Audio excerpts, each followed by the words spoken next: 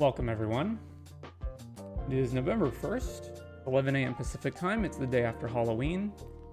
So yet again, I've done, as you can see here, a lot of off-stream brewing in my determination to go through every single worthwhile deck and build it. So to just get those out of the way pretty quickly.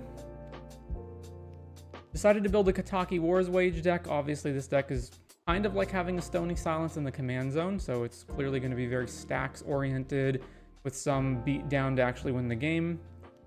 Not really too much to talk about here, just obviously we're highly reducing the amount of artifacts that we're going to run. I didn't even bother to run Chrome Mox or Mox Diamond in this deck because obviously the moment that you cast Kataki, they become irrelevant. Sol Ring I decided could still stay because sometimes you won't want to necessarily cast Kataki immediately and you can use cast some of your other cards. This might be wrong though. And then I guess the only other card really to make note of is, so obviously there's not too many artifacts, but there are a few. And the main reason for that is if we come down here to the artifacts, Winter Moon, because it obviously affects other decks a lot more than this one. And Uba Mask is here, despite being problematic with our taxing effects, because it is a combo with Drannith Magistrate. Since if you have both in play, it means your opponents basically don't get to draw cards anymore until they deal with one or the other of these. And then aside from that, it's the only real conflict in the deck after that is basically just there's some taxing effects like Thalia, and then there's like occasionally some non-creatures that are kind of expensive like Cathar's Crusade, but for the most part, that's not the case. Yeah, this deck is mainly trying to win through stacks and beatdown, and really heavy stacks actually. There's even some cards that I don't normally play, even in the stacks packages. So there's Alms Collector, Aura of Silence, Blind Obedience, Charitable Levy is here because it's decent enough as a taxing effect, and this deck obviously doesn't really have any way to ramp for the most part. Containment Priest, Dauntless Dismantler, and Hakori here as a Winter Orb that's not an artifact. And then lastly, there's Sanctum Prelate, and then Spelltithe Enforcer, which you might not be familiar with. It's essentially 5 mana Thalia, kind of. Or I guess the more accurate way of describing it would be like it's 5 mana White Rhystic Study. Opponents have to pay 1 or they have to sack a permanent, so they're probably going to pay the 1 most of the time. Also Suppression Field, which mainly just shuts off fetch lands, but it will also shut off... it's mainly like fetch lands and Monodorks are the big things that this hinders. So anyway, that is Kataki. Then Medomai the Ageless, so this is... whenever it deals combat damage to a player, take an extra turn after this one. Medomai can't attack during extra turns. So, two main combos with this. The first is to give it double strike, since its ability triggers on combat damage. You can take 2 extra turns in a row. The other combo is you essentially have to figure out how do you attack with this on the extra turns when it says you can't attack with it. And that basically involves combos where you're essentially creating like copies of Medomai that aren't actually named Medomai. Most of these revolve around Identity Thief, but there's a whole bunch of other ones in here. So yeah, it's mainly about like making token copies of stuff. So, like Phantom Steed's is another big one. When it enters, exile another creature you control until it leaves, and when it attacks, you create a tapped and attacking token that's a copy of the exiled creature. Blah blah blah. So you put the token into play already attacking, so it doesn't matter that Medomai can't attack on extra turns because you just make an attacking token anyway. And then the rest of the deck is basically just blue-white stuff, mainly to make sure that Medomai doesn't get killed, so there's all this like protection down here. Then, Errant and Giada. You may look at the top card of your library and you may cast spells with flash or flying, so obviously we want to move into cards with flash or flying as much as possible. That leads us to play cards like Ascendant, Counter-Strike Force, Safara, Fairy Mastermind, Enduring Curiosity, Archivist of Ogma. Just get as much of that stuff as possible. There's also stuff like Vega. Since we're casting spells off the top of our deck, we can draw cards. Siren Storm Tamer, again for flying, Selfless Spirit, Linvala, Kira, Goldforged Thopterisk, and Essior. And I've actually taken a look at some other decks and realized that Goldforged Thopterist and Essior, and especially Essior, are actually pretty good ways of protecting your commander. Now, the reason that these normally don't show up, like especially the Goldforged Thopterix, is because if you're in white, You already have access to the 3 moms, Mother of Runes, Giver of Runes, Skrelv. But in this deck, obviously, they're better than those because they have flying, so you can cast them off the top later in the game. But the Ward 2 and 3 does matter. So, you know, cards like Kira, etc. There's like Kitesail Larcenist added to the removal. There's other removal like Utter Insignificance, which is a flash. One of those strips all the abilities off a card. Same thing with like Mystic Subdual. And of course, Gilded Drake and Volatile Stormtrake are better here than they normally are. There's the main combo here with Valley Floodcaller and Banishing Knack. And then there's Hullbreaker or Loops. But mainly this is just to like accrue a bunch of value, and then you probably win the game by just like beating down with Sky Under Strike Force and your other flyers. Like that's the main thing here. Then Kurkesh. Whenever you activate an ability of an artifact, if it isn't a mana ability, you can pay red to copy the ability. So that obviously leads to a bajillion combos, which a bunch of other cards should be here basically listed in the combos, but it's mainly about taking infinite turns with Magistrate Scepter, or you can turn everything into an artifact, and then you can like blow up the artifacts with other cards that you've got. There's also like Millennium Calendar. I don't know why these are untagged. This should really be tagged.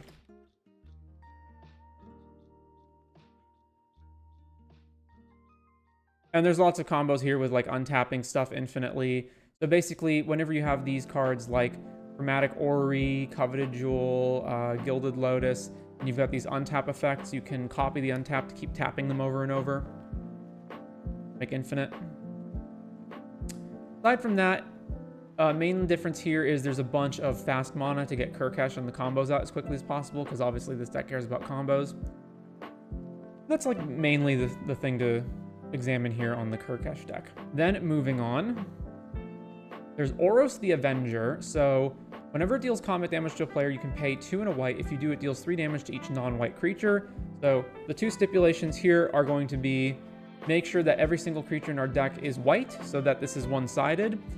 Except, I think I have one exception to that, which is Ragavan. Yeah, just Ragavan, but every other creature is white. And then the second thing is to increase the amount of damage this deals. So we've got things like Gratuitous Violence, Uncivil Unrest, and Roller Crusher Ride that we deal, 6 to all opposing creatures. So this basically becomes Plague Wind most of the time. Obviously, we have a 6 mana commander, so we need lots of ramp, and we also need to protect this. Very, very unlikely that we're going to be able to attack, but like play this, immediately attack if we give it haste, and then also pay the additional 3. We probably will have to pass the turn, so here's our protection. And then we've got all of our ramp here to get him out. We can also play some amount of stacks in our Mardu deck. So we don't have that many cards that actually draw extra cards. So Chains and Spirit of the Labyrinth are going to be helpful to slow down the opponent. We've, of course, got all of our Rule of Laws. We don't have any ETBs, so Torpor Orb can help. And then there's also a Basilisk Collar here and Vorpal Sword. So if we equip our guy with Death Touch or Lifelink, that means that the damage that it deals is either always lethal, or in the case of Lifelink, we gain all of that life. So that is also some additional ways of doing this. Vorpal Sword, there's a couple of other equipment that give Death Touch that are perhaps a little bit easier. So like Vorpal Sword's black and it's double black to equip, and there's other equipment that are colorless instead, like Gorgon's Head. You could quibble about that. It's possible. So I basically liked this because of the +2 is marginal, and then there's also the other, like, lose the game on the spot ability, which is also pretty expensive. So it's possible that this is just wrong, and this should be Gorgon's Head or, one of the other Death Touch enchantments, or equipment rather. But I liked it. I thought it was pretty nice. So we move on from there. I don't think there's much else to talk about. I had Mass Calcified, Sterile non-white creatures, even though this is obviously very inefficient at 7 mana, and then also Ruinous Ultimatum. But yeah, that's basically this deck. Then moving on, built Elesh Norn. So I've obviously had Elesh Norn in decks before, but I hadn't actually built an Elesh Norn commander deck. And the main combo here is you can run, where are my lands? You can run Urborg, because technically Urborg, while being a swamp, it doesn't actually have the black mana symbol in its text. So you can run Urborg, and you can run Cormuspell, which turns all swamps into 1/1s. So if you have Elesh Norn, Cormuspell, Urborg, all of your opponent's lands are swamps. All of your opponent's lands are 1/1s, and then they all get -2 and die. So you kill all of your opponent's lands, and probably all of their Monodorks too, which means that the only thing they'll have left is Mono Rocks. So this is a pretty good way of just cutting them off of mana. And the rest of the deck, of course, is we need a bajillion ramp pieces to get to Elesh Norn really quick. We also want ways of searching up Korma spells. So we've got things like Inventor's Fair, Monumental Henge to try to get to Korma spell. We also need ways of finding Urborg. So we've got Urza's Cave. We've got, I believe Expedition Map is in here. Yes, it is. Oswald Fiddlebender also to go grab Korma spell. Weathered Wayfarer to grab Urborg. So stuff like that. Some card draw. One Kozilek so that we can replenish our graveyard. So like what happens if, say, Korma spell gets countered or whatever? Well, we need a way to get it back. Kozilek is just a way to, okay, just shuffle our graveyard back into our deck so that we have the ability to go again. And then obviously here's a bunch of stacks cards. Next up, Jin-Gitaxias Core Augur, 10 mana. At the beginning of your end step, you draw 7 cards, and each opponent's maximum hand size is reduced by 7. So a couple of things here. First of all, drawing 7 means that we're probably going to go over our hand limit because it's unlikely that we'll be empty-handed when this triggers. So we do actually want infinite hand size effects, and this is one of the few decks that I actually put Reliquary Tower in for that reason. Secondly, our win con can't really be Thoracle, and actually Labman is better here because we don't know exactly how many cards are going to be left in our deck. So it's better to have Labman and then Jin, and then we can just draw into the empty library and win off of Labman. It's also possible we could use Jace, Wielder of Mysteries, but I felt like it was probably going to be kind of hard to protect Jace. It's up for consideration. And then the other thing is obviously you're stripping your opponent's hands to 0, and then they have to go empty-handed every turn. So our commander's 10 mana, so we're going to have all the ramp possible in order to get there. So we've got 26 pieces of ramp, including lots of cards that produce a lot more mana, so things like Thran Dynamo. There's like Apprentice Wizard over here as a 3-mana creature that produces 2, or produces 3, but it costs 1 to activate. Palladium Myrrh, Worn Power Stone, Throne of Eldraine, etc. in order to get Jin out. Plenty of removal. We need to be able to interact with our opponent. We also got some stacks over here because we're mono blue. Another way to win is hypothetically Psychic Corrosion. So there's cards like Psychosis Crawler, which are 5 mana. Your opponents all lose 1 life every time you draw a card. So I did the math averages of like how many times do you have to trigger Jin-Gitaxias before you win with Psychic Crawler or Psychosis Crawler versus Psychic Corrosion. Psychic Corrosion, on average, it depends on how many like how late into the game you are, obviously.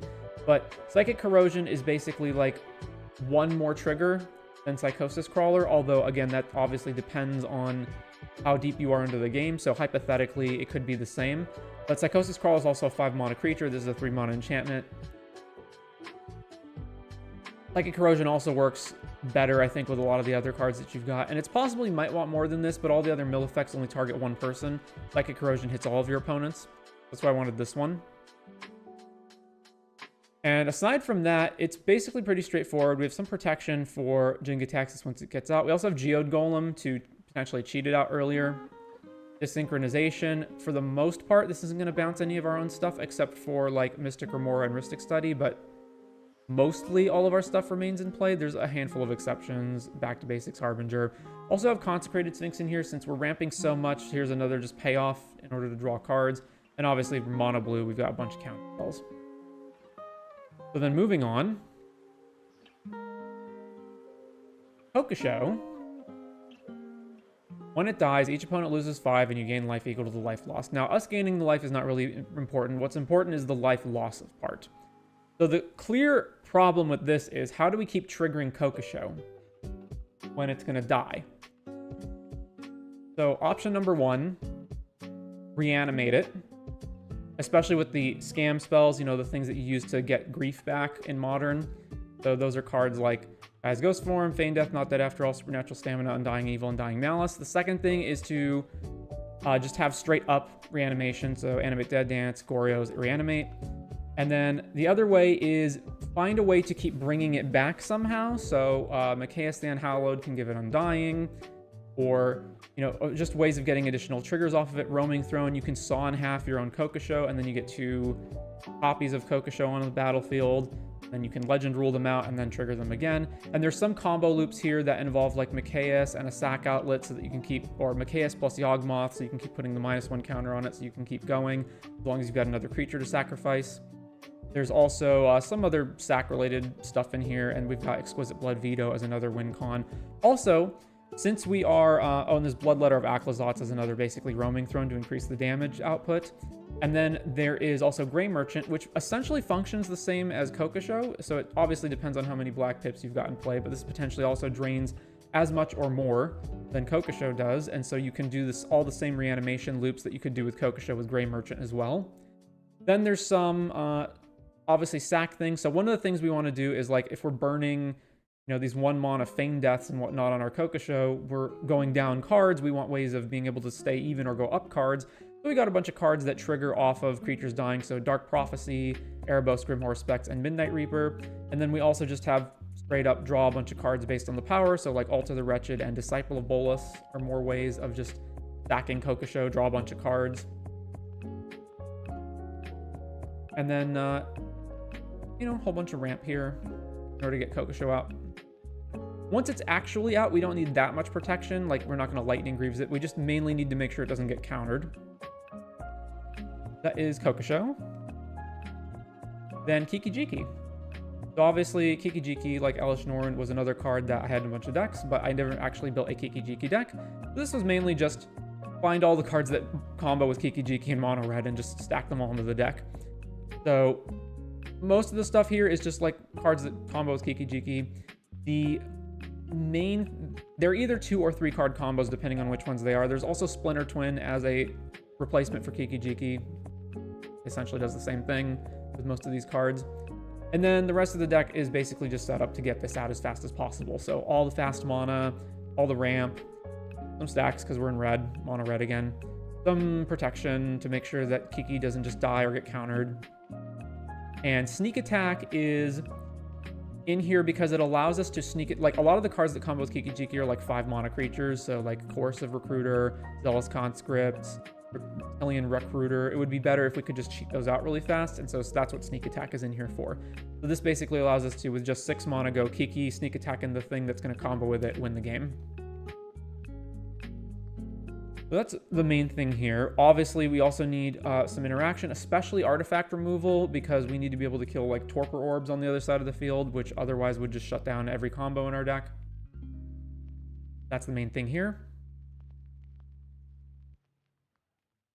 And we have Balmor, Battle Mage, Captain. So this is it whenever you cast an instant or sorcery, creatures you control get +1/0 and gain trample until end of turn. So clearly the goal here is to make a bunch of creatures so that we get the maximum amount of pump and also have a bunch of cheap cantrips that we can potentially just keep going through. So main payoffs here, aside from Balmor, are Fire Inscription, Gutter Snipe as ways of turning all of our spells into 2 damage to everybody. We've also got Saheeli, Third Path Iconoclast, and Young Pyromancer as ways of making tokens. And additionally over here, there are some other ways of making tokens. So Emrakul's Messenger makes a token on the second draw. Mischievous Mystic does the same thing. And then Loyal Apprentice makes an additional token every time, every combat when you've got your commander out. Gale Waterdeep Prodigy is a way to recycle our spells from the graveyard. So when you cast an instant, you can cast a sorcery from your graveyard and vice versa. That's ways of churning through more of this. We don't really have the necessary output to do Underworld Breach stuff, so that's what Gale is going to be here for. Harmonic Prodigy doubles the triggers on Balmor. And then there's just a bajillion cantrips, most of which are 1 mana, some of which are more. Mainly just Expressive Iteration, Highway Robbery. I wound up cutting a lot in order to get this because you can't just play all the cantrips in the world. Also, protection for Balmor, especially protection that's in the form of a creature. So Spellskite, Kira, and Essior being of particular note here. Very little ramp because our commander is only 2 mana and we've got 10 million cantrips. That did make me want to go a little bit higher on the land count just to make sure that we could always, you know, get to like 2 or 3 lands. And then there's a bunch of things that are card related drawing abilities. So things like Archmage Emeritus, since we've got all these spells. All the curiosity effects, Combat Research, Curiosity, and Curious Obsession, because we always know we're going to have a 2 mana flyer on the battlefield, and so this can help that. Levitation is in here so that, you know, obviously we're making all of these tokens, most of which, I don't think any of which have flying. No, Mischievous Mystic makes a flyer, and Loyal Apprentice does, but all the other ones don't have flying. So it doesn't help, like, it depends on how many tokens you have, obviously, but it doesn't really help if you've got, like, you know, 4 tokens, and then you cast all these cantrips, and then all your tokens just get blocked. So I wanted a way to make all of the tokens have evasion. And there's cards like Enduring Curiosity as well.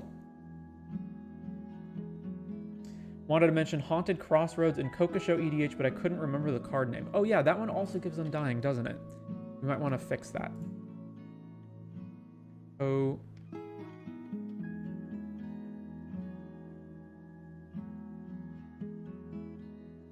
Haunted Crossroads. Yeah, so this is, oh, this is not the one I was thinking of. Put target creature from your graveyard on top of your library. Oh, no. This is not the card I was thinking of. There's another card that is a 3-mana background. Background. Color equals black. Where is it? Haunted one. Whenever this creature becomes tapped, it and other creatures you control that share a creature type with it each get... Oh, okay, so the creature has to become tapped. Never mind. That was a good suggestion, though, but I'm not going to run the thing that puts it back on top. I just want it to come into play immediately. I also don't want to have to wait a turn or have to pay an additional 6 mana every time I want to get it again. Combos with Phyrexian Altar and Bolas' Citadel. Do I have Citadel in here? I do. But you have to have all 3 of those cards. You've got to have Citadel and Altar and Haunted Crossroads. I'll pass, but it was an interesting suggestion. Why are we at 101? I took it out, right? Yeah. Why are we at 101 cards? I guess I got to fix something here. What does my piece history say? Minus. Was I just accidentally at 101?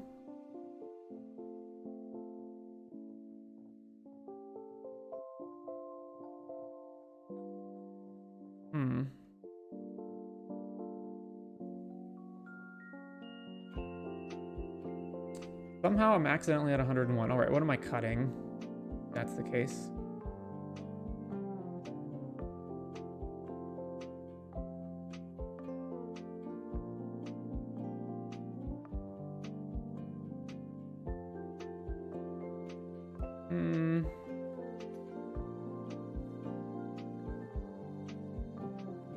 Maybe Cryptghast? Oh no. 21 ramp spells. We can maybe cut one of these.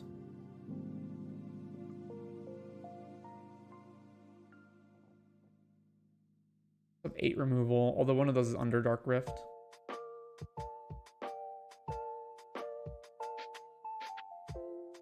And one of those is Yawgmoth. Kind of not the thing.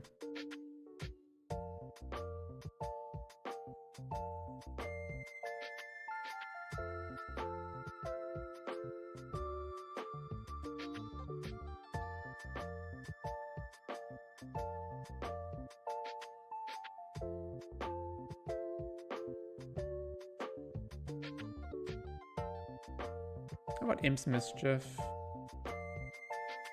Nah, that's fine.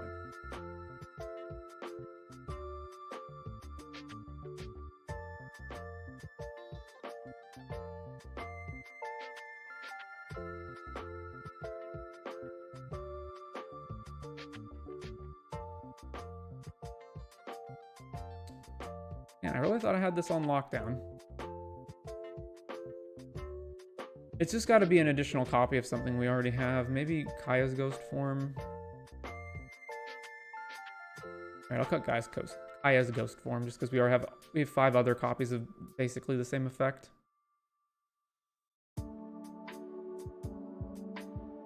That's possibly wrong. Like, maybe it should be Goryo's, but some other card. But I think that's okay.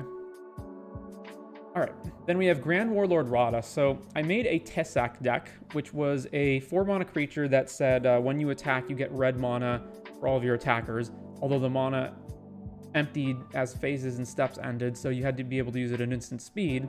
And I didn't realize Grand Warlord Radha is basically the same card, except the mana doesn't empty, and it's also green. So basically just a better Tessak. So Grand Warlord Radha kind of wound up going down roughly the same path, although obviously we didn't have to have a bunch of cards that have like instant speed activated abilities or just straight up instants, even though I did wind up playing a bunch of them.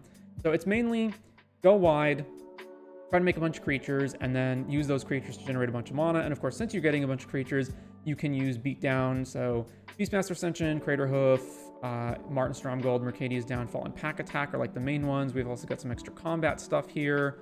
And Aggravated Assault, which did not work in Taysak because this can only be activated at sorcery speed, now works here as a way to gain infinite combats, assuming that you can get in with your whole team every single turn. And then there's some other, like, you know, tokens on in here. Sometimes this will be more tokens. A bunch of ramp to get to Warlord Radha. A bunch of cards that just put tokens onto the battlefield. Mostly these are 2 for 2. Also, Hellkite Charger's another combo where if you've got 7 mana off of it, you can take infinite combats. Dolmen Gate, so you can attack without your creatures being blocked being a problem. Same thing with Bedlam, nothing can block. That's pretty straightforward on what this is doing.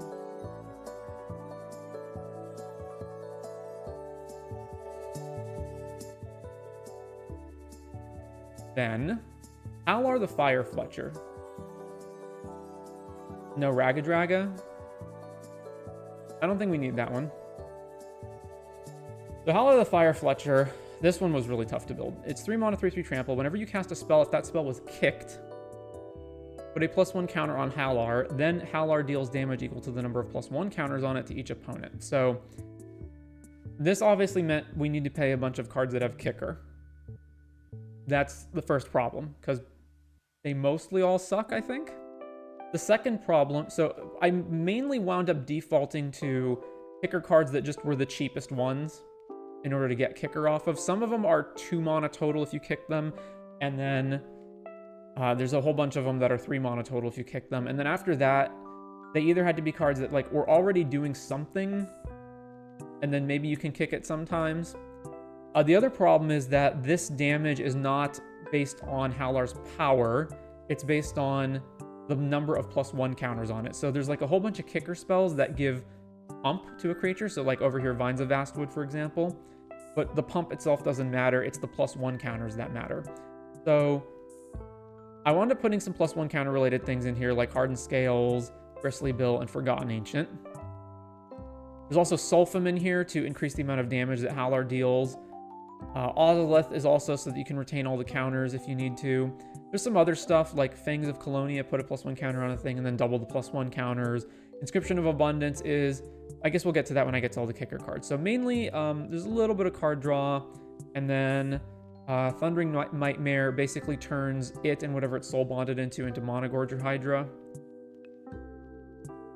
And then there are all the kicker cards. So let's mainly talk about this. Oh, another thing that I learned when I was building these decks is Steely Resolve. I'd been previously limiting this to just tribal decks for obvious reasons. ETB, or as it enters, choose a creature type. Creatures of the chosen type have Shroud. And I was relegating them to tribal decks. And then I thought, why am I doing it just that? There's plenty of decks where I want protection for my commander. And even if this card just says 2 mana, your commander has Shroud, that's good enough. In fact, that's better than Guardian Augmenter in a lot of decks. Okay, so the main thing here is there's a combo with Slippery Bogbonder and one other card I forget. Where's the combos? It is Slippery Bogbonder and Phyrexian Devourer. So Devourer, you can put a bunch of counters on it, and then Bogbonder can move the counters from it to Hallar, and then you can trigger Hallar to deal a bajillion damage. That's the main thing. So then the second thing over here is there's all the kicker cards. So there's more than 20. And you can see over here in considerations, I moved a bunch of them over. Mainly the reason I moved these over was if they cost more than 3 when you kick them. So like Strength of Tajuru initially seems like a card that would be perfect for the deck. It's a kicker card that also puts counters on something, but it also costs 4 mana minimum to cast it while getting 1 counter and multi-kicking it. This is the one that I thought was the most promising in terms of the ones I cut, but I ultimately did cut it. There's other stuff like Comet Storm and like all these cards that cost 4 or more when you kick them. Anyway, coming back over here. So the kicker cards, a lot of these are not exciting. They're things like Yavimaya Iconoclast, where making a 4/3 with haste and trample is basically irrelevant. It's just in here to be a cheap kicker card. Some of these do have some utility though, so Flametongue Yearling can kill stuff. Everflowing Chalice can just be a mana ramp spell, which I normally would never play in a red-green deck where I've got access to mana dorks. But in this deck, was pretty good, because it's a card that I could be willing to play otherwise that also has kicker. Goblin Bushwhacker as another card that only costs 2 mana to kick, even though the deck isn't really set up to have a go wide type thing going on here.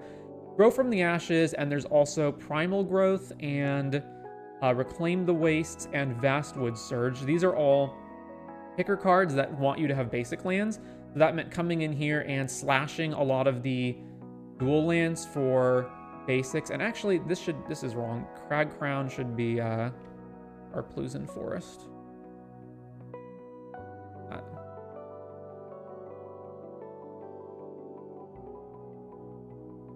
But yeah, that required me to move around a bunch of the lands into being more basics so that we had basics to fetch up.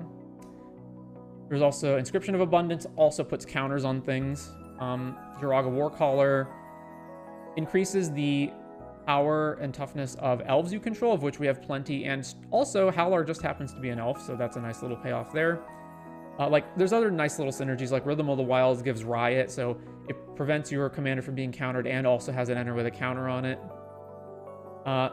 Overload, there's a couple of burn spells in here or other like destruction effects. So like Overload is a shock, or it's 5 damage if you kick it. Rather, it's not 5 damage, it's a blow up an art. This is blow up an artifact. There's Scorching Lava, here's the burn spell. And then there's some other things like Skyclave Relic. Is 3 mana for a ramp spell is not great, but it has kicker on it, so we have that in here. Stowing Micah Spawn and go grab a land. That's fine. And then Vines of Vastwood is like a protection spell, and then you can also just kick it for only 2 mana. And then the most interesting out of all of these was Wicker Picker. Creature spells that you cast have Sticker Kicker 1. So this meant every single creature in the deck could have a kicker on it when you have Wicker Picker. So this enables you to have a lot more kicker than just the kicker cards that are in the deck, because every single creature becomes kicker. What can you actually do with the stickers? Not much. However, there are some relevance to the stickers. So first of all, you get a ticket, and then you can spend those tickets on the stickers. However, none of the stickers you can't do anything with them unless you have at least 2 tickets. So you will need to cast 2 creatures. Secondly, the sticker only goes on the creature that you actually kicked. So you can't stick these stickers onto Hallar, for example. Now, there's a whole bunch of stickers. The way the sticker deck works, for anybody who doesn't remember, and I had to look this up too, is you've got access to a sticker sheet. You have 10, and you pick 3 at random at the beginning of the game. And those are the ones that you have access to. So technically, you only have 3 of these, but you can still sticker on anything from here, in which case it's all 3 names, all 3 art stickers, the 2 ability stickers that you see on the left, and then the 2 power and toughness stickers that are on the bottom. So 3 is plenty. The main things in here I tried to look for were, if I did happen to sticker something, would they have an ability on the 2-cost sticker ability in the middle that was actually worthwhile. And so there's like sack this permanent, draw 2 cards, exile this permanent, you may cast target non-land from your graveyard. So there's a bunch of value stuff like that. And there was also some of them that are infinite mana outlets. So like this one, 5 mana creatures you control get +1/+1 until end of turn. We do have an infinite mana combo with Devoted Druid and Luxior, so it's possible that we can do that as well. So like Devoted Druid, Luxior plus Wicker Picker, play 2 creatures, kick the second one, it comes in, and if this happens to be one of the sticker sheets that you got at random at the beginning of the game, then you can activate that infinite times and your whole team becomes infinitely powerful. And there was also this one, which is 2 mana. This creature gets +2/0 until end of turn. So it only applies to the 1 creature, so it's obviously less good, but there's some like that. So this was mainly just whittling it down to what were the best sticker sheets out of all of them.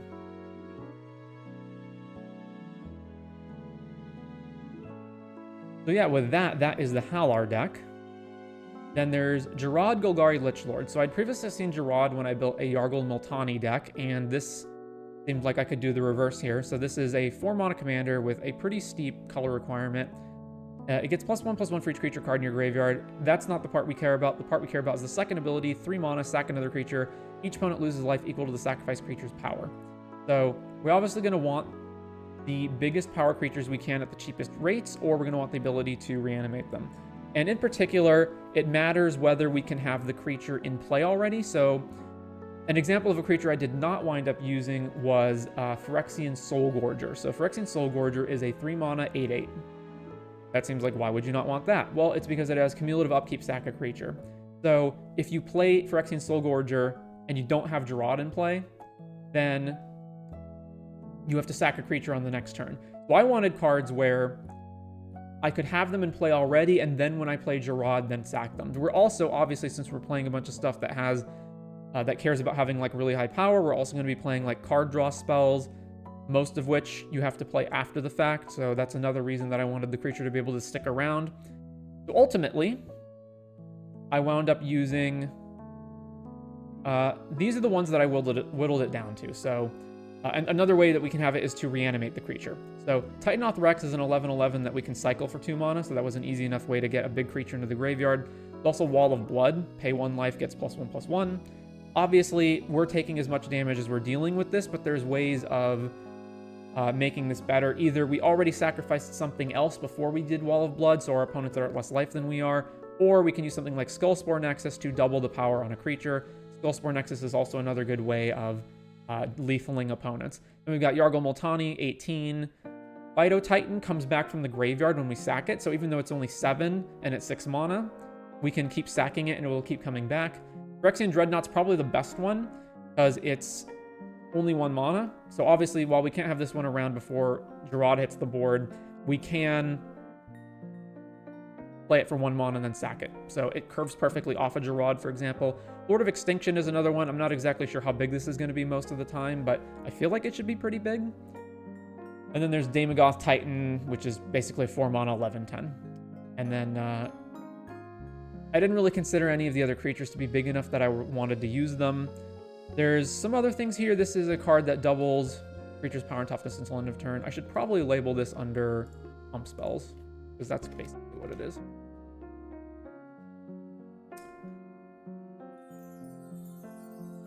Steely Resolve here again. There's also a bunch of reanimation, including Metamorphosis Fanatic.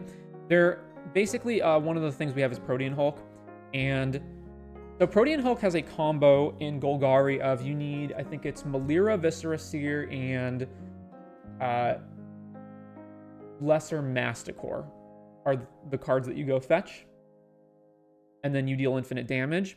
That was one option. It felt kind of boring because that's what you always do with Protean Hulk in your Golgari deck. And I also, that combo has the downside of, aside from Viscera Seer, which we still have in the deck, obviously, Melira and Lesser Masticore are completely useless when you don't have the entire combo assembled.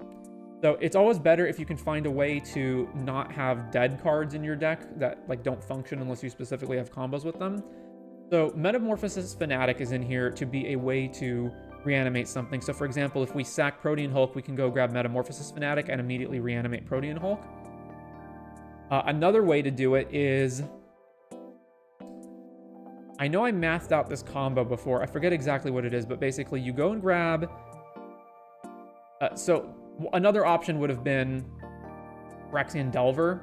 And it's possible that one's better because Phyrexian Delver is only 5 mana, but you take damage equal to the value of the card that you're reanimating. So hypothetically, we could have done Protean Hulk and then go grab Delver, Viscera Seer, and then Protean Hulk comes back and then sack Protean Hulk again. But at that point, why am I not just playing the Masticore Melira thing? So that's maybe some stuff that you could, you know, futz around with. I'm trying to remember what was the exact combo I had in here before. Probably add those to considerations. So let's add Lesser Masticore, just so that people looking at this deck will be like, oh, okay, yeah, add this one. Lesser Masticore, Melira, Golvok Outcast, and Phyrexian Delver. There's also Survival of the Fittest, so we can just put stuff into the graveyard. Galt is in here so that you have a card that you can entomb/survival into your graveyard, and then you can just reanimate this and put all the big creatures from your hand onto the battlefield. 6 is another card that's going to be relevant for graveyard-related stuff. And, oh yeah, God Eternal Ronus, that was what I wanted. So, if you Protean Hulk and you grab... it depends on how much mana you have, but if you grab Ronus plus Dreadnought, you can stack the triggers and you can have a 24 power Dreadnought, or you can go Ronus plus, yeah, it was Ronus plus Dreadnought. That was the main one, which 24 is not a lethal kill on your opponents, but it's pretty good. It's basically 24 plus you already had to sack Protean Hulk, so if you sacked it to Jarad, then you dealt 6. That's pretty close. Physical Dreadnought must have dropped in price. Would it have? Doesn't seem like it. Seems like it's pretty expensive. It's on the reserve list, and it's very unique.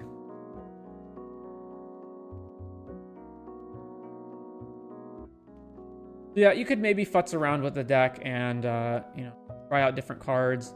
What did I cut from the considerations? Yeah, it was mainly like I had some of the bigger creatures in the deck before as just things that you could go grab. That if you reanimate it, like let's say you reanimated a Void Winnower, but you didn't necessarily want to sack it, it could still be a pretty good creature. Also, like Imperious Great Worm was the next like biggest creature that you could go grab. Actually, I think it's the biggest creature, period. Oh no, it's outside from Yargle Multani. But like, if you're going to do that, just go grab Yargle Multani. A bunch of other stuff was just cut for space. So play testing with the deck would probably determine in the end whether you wanted to switch out any of this stuff or actually just go for the Masticore Melira combo. And that's another thing that I have learned, which is that I really need to play test these decks. So a lot of the decks I had just built with like, well, it's got, you know, 30 lands and 20 ramp spells, like that's good enough.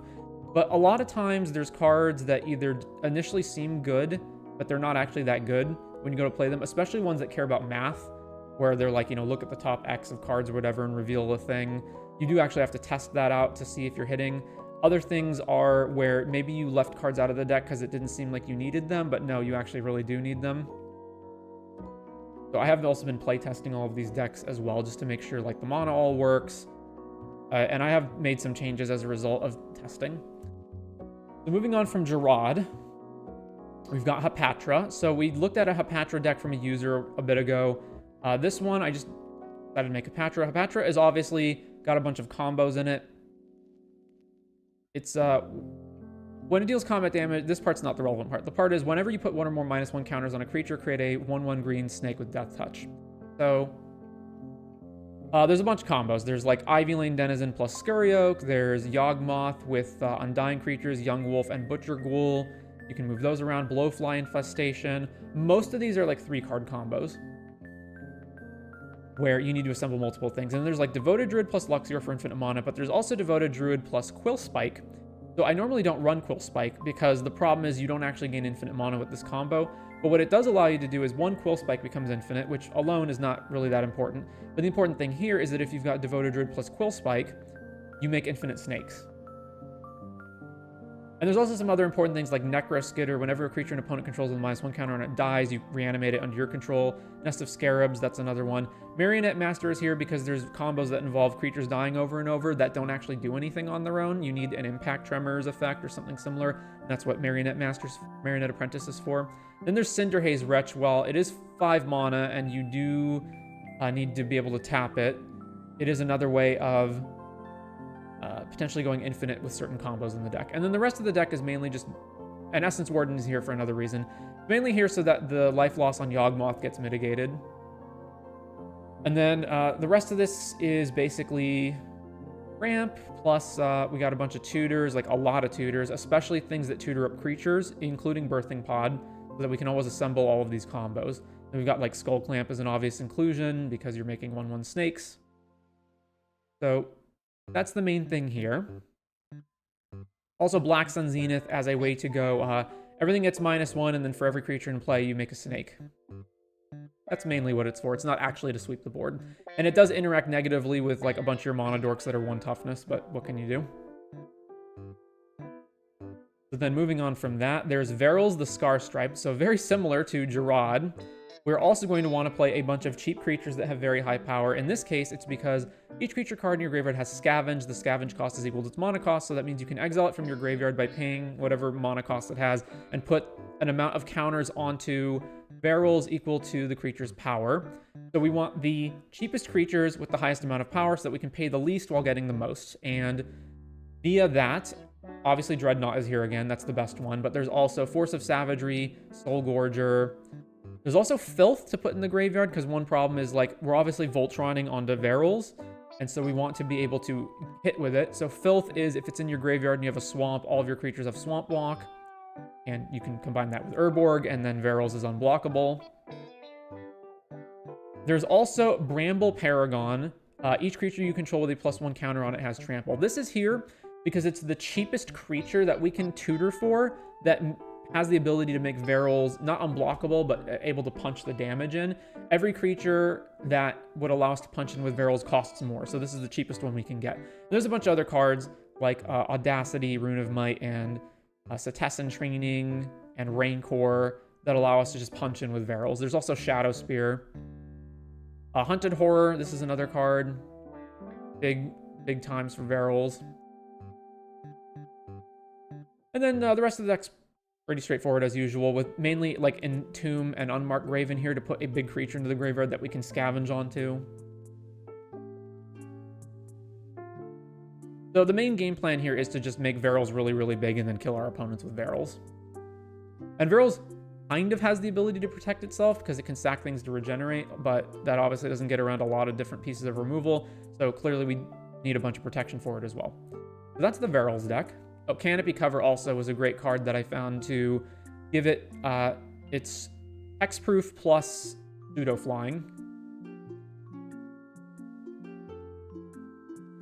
Then next up was Virtus and Gorm. So Virtus is the main thing here, not Gorm. So Virtus is whenever this deals combat damage to a player, the player loses half their life rounded up. So it's basically unstoppable slasher in the command zone.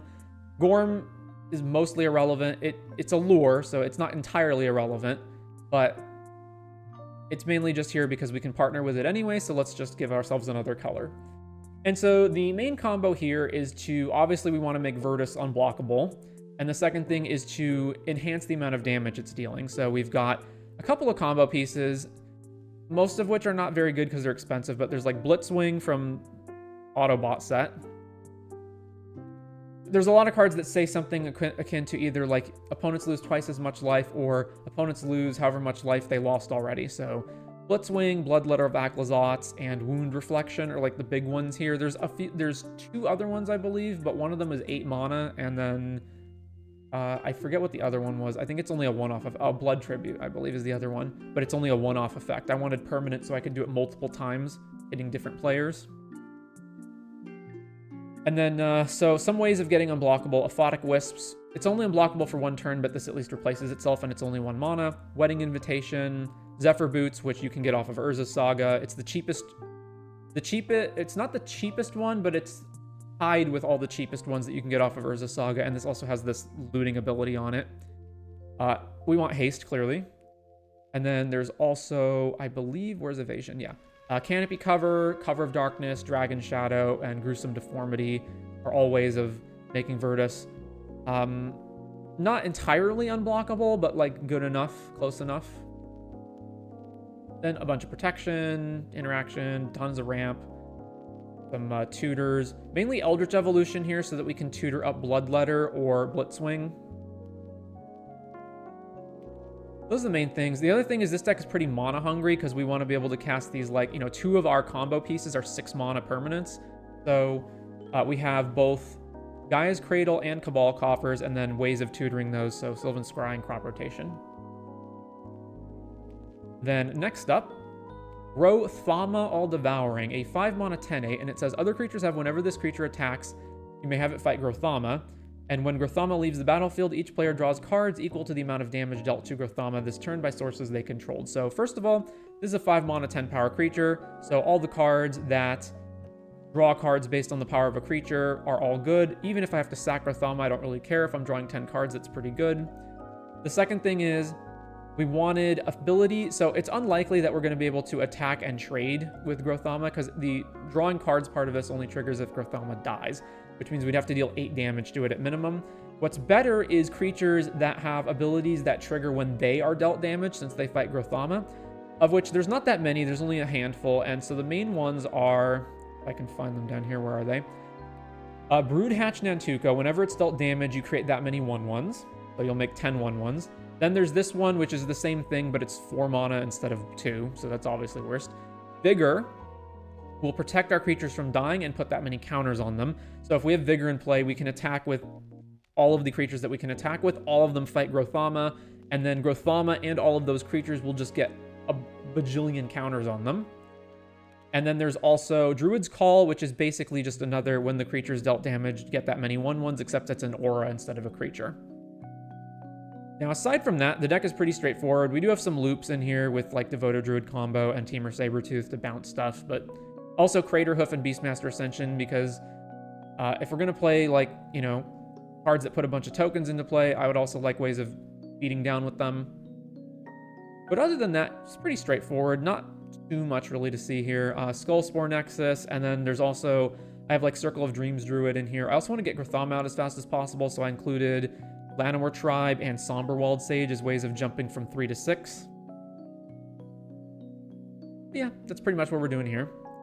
Then Nicol Bolas the Ravager, which I'd brought up as a deck to build on a previous stream. This one is mainly just Grixis discard, so we've had a number of discard decks.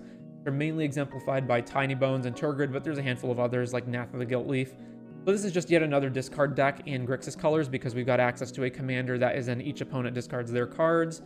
And then this deck actually made me add a new category of discarding cards, because previously I'd only had those in the other discard decks, and I realized there's enough decks now that I'm just going to make this a broad category. So yeah, this is just like all the cards that force our opponents to discard. Mainly, the most of them are like 2 mana creatures that ETB all opponents discard cards, but there's like a whole bunch of other ones, and there's also some better ones at 1 mana, like Hopeless Nightmare, Vicious Rumors, and Tiny Bones joins up. And we also get access to some other stuff like Kroxa. Disinformation Campaign is all your opponents discard and you draw. And it also bounces back to your hand when you surveil. So this made me specifically go out of my way to add a surveil card to the deck. And if I remember which one it is, I think it's a land. I don't remember exactly which one it is. I remember I added a surveil card to the deck specifically so that I could get this back, but I don't recall what that was now. I'll find it somewhere in here.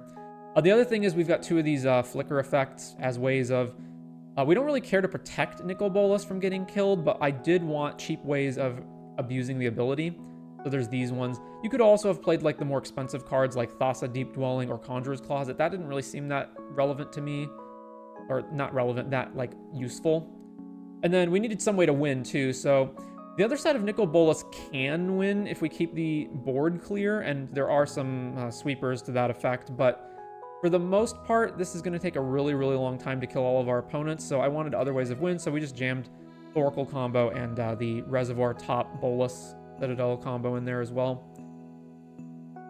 And then if you're not familiar with like discard decks, there's also like Oppression. Whenever a player casts a spell, they discard. So this also applies to us, which is unfortunate, but this seems like another good way of keeping opponents' hands empty. There is also, if I can find it, where is it? A Painful Quandary is another good one, and then I don't think and then there's Waste Not in the deck. So if we're making our opponents discard, let's benefit from that as well. Also, obviously, if we're making our opponents discard, we should try to make them not draw cards as well. So there's also Narset, which further has problems the same way that the Bolas Planeswalker does, in that how are we not just having these get killed, and so we also got to keep the board clear. Also, bounce effects like Desynchronization and Cyclonic Rift get a lot better when we can force our opponents to discard their cards. So that's basically what we're doing here.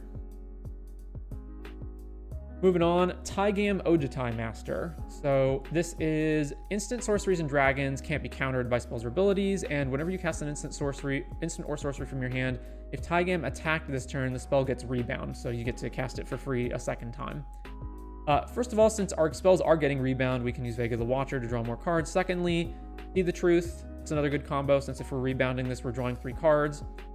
And then mainly after that, it was just about getting the most value possible. So one of the things is that we want Taigam to be unblockable, but there's not a lot of ways to do that. However, there was Leap to give it flying and Shadow Rift to draw a card, or to give Shadow.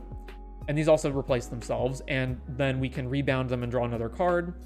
These were the only 1 mana instants that both drew a card and made this unblockable to some extent.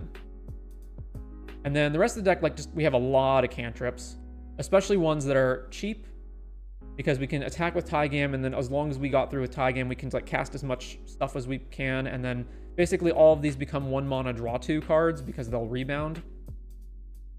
Obviously, we need some counter spells and whatnot and protection so that Taigam doesn't get killed. I also found this card in the Autobots which I had not seen before, which is Goldbug, Humanity's Ally. So the front face is not actually the important part. It's the more than meets the eye, cast it converted. So if we look at the back side of this, it's human spells you control can't be countered. So obviously only applies to humans, but Taigam is a human. And I wound up going through a bunch of older decks that had human commanders and figuring out whether I wanted this. So it's also a card that's already white and blue. So you're already going to have access to Grand Abolisher, but if you wanted another 2-mana card that would prevent your creatures from getting countered, this is a pretty good addition. And this also has some other relevant abilities as well, like whenever Goldbug and at least one human attack, draw a card and convert it into this side, prevent all combat damage to be dealt to attacking humans you control, which is very relevant here because we want to be able to attack with Taigam without it getting killed. So there's stuff like that. Reconnaissance, another way to make sure that Taigam can attack without getting killed. And then the main question here was going to be, well, okay, sure, we've got Taigam and we can get all this value out of all these cheap spells we have, but like, how are we actually going to win the game? So, and you know, hypothetically, you could do some like extra turn loops maybe, but you know, that would require what? Like you'd have to have Nexus of Fate and then ways of drawing it again. You'd basically have to go through your whole deck in order to do that. Or I could just like try to slap some kind of Thoracle win in here. That all seemed boring or just overly cumbersome. So we have Monastery Mentor as one way of just like filling the board full of tokens, and then Rise from the Tides as I wanted a spell that I could rebound that would be a way to win the game. So this is create a tap 2/2 for every instant sorcery in your graveyard. The other thing is like what happens, so like Rise from the Tides is the big win here, right? But what happens if Rise from the Tides gets like countered and then it's in our graveyard? How do we get it back? So the first thought was Archaeomancer. Okay, sure, but then we only have it one more time. So what we can actually do is Call to Mind and Relearn. So these are just 3 mana, get an instant or sorcery back from your graveyard. But if we've got Taigam, we can rebound them. So if we get both of these, we can basically cast one and we can get the other one back. And then when it rebounds, we'll get a second spell back. So we can always keep recurring other spells back from our graveyard, and we can keep looping both of these back and forth. And then the other one was Amiria's Call, as just, this was an easy fit into the deck because we can just play this as a land, and then later in the game, we can just go 7 mana, make 2 4/4 flyers, and then rebound it, make another 2 4/4 flyers. That was just another like easy way to beat down in order to win. I'm not sure if this deck has the ability to really take control of the board that well because it doesn't have that many cards that put the tokens out. So it's possible, and like, the main thing I'm worried about with this deck is that Taigam won't have the ability to actually punch through opponents consistently. But I figured like there should probably be someone that you can attack most of the time, and we do have some ways of making Taigam unblockable. And then the other thing was he makes dragons uncounterable. So I looked at the dragons to see, was there like a really awesome dragon that can win the game? And no, there isn't. Not in blue-white.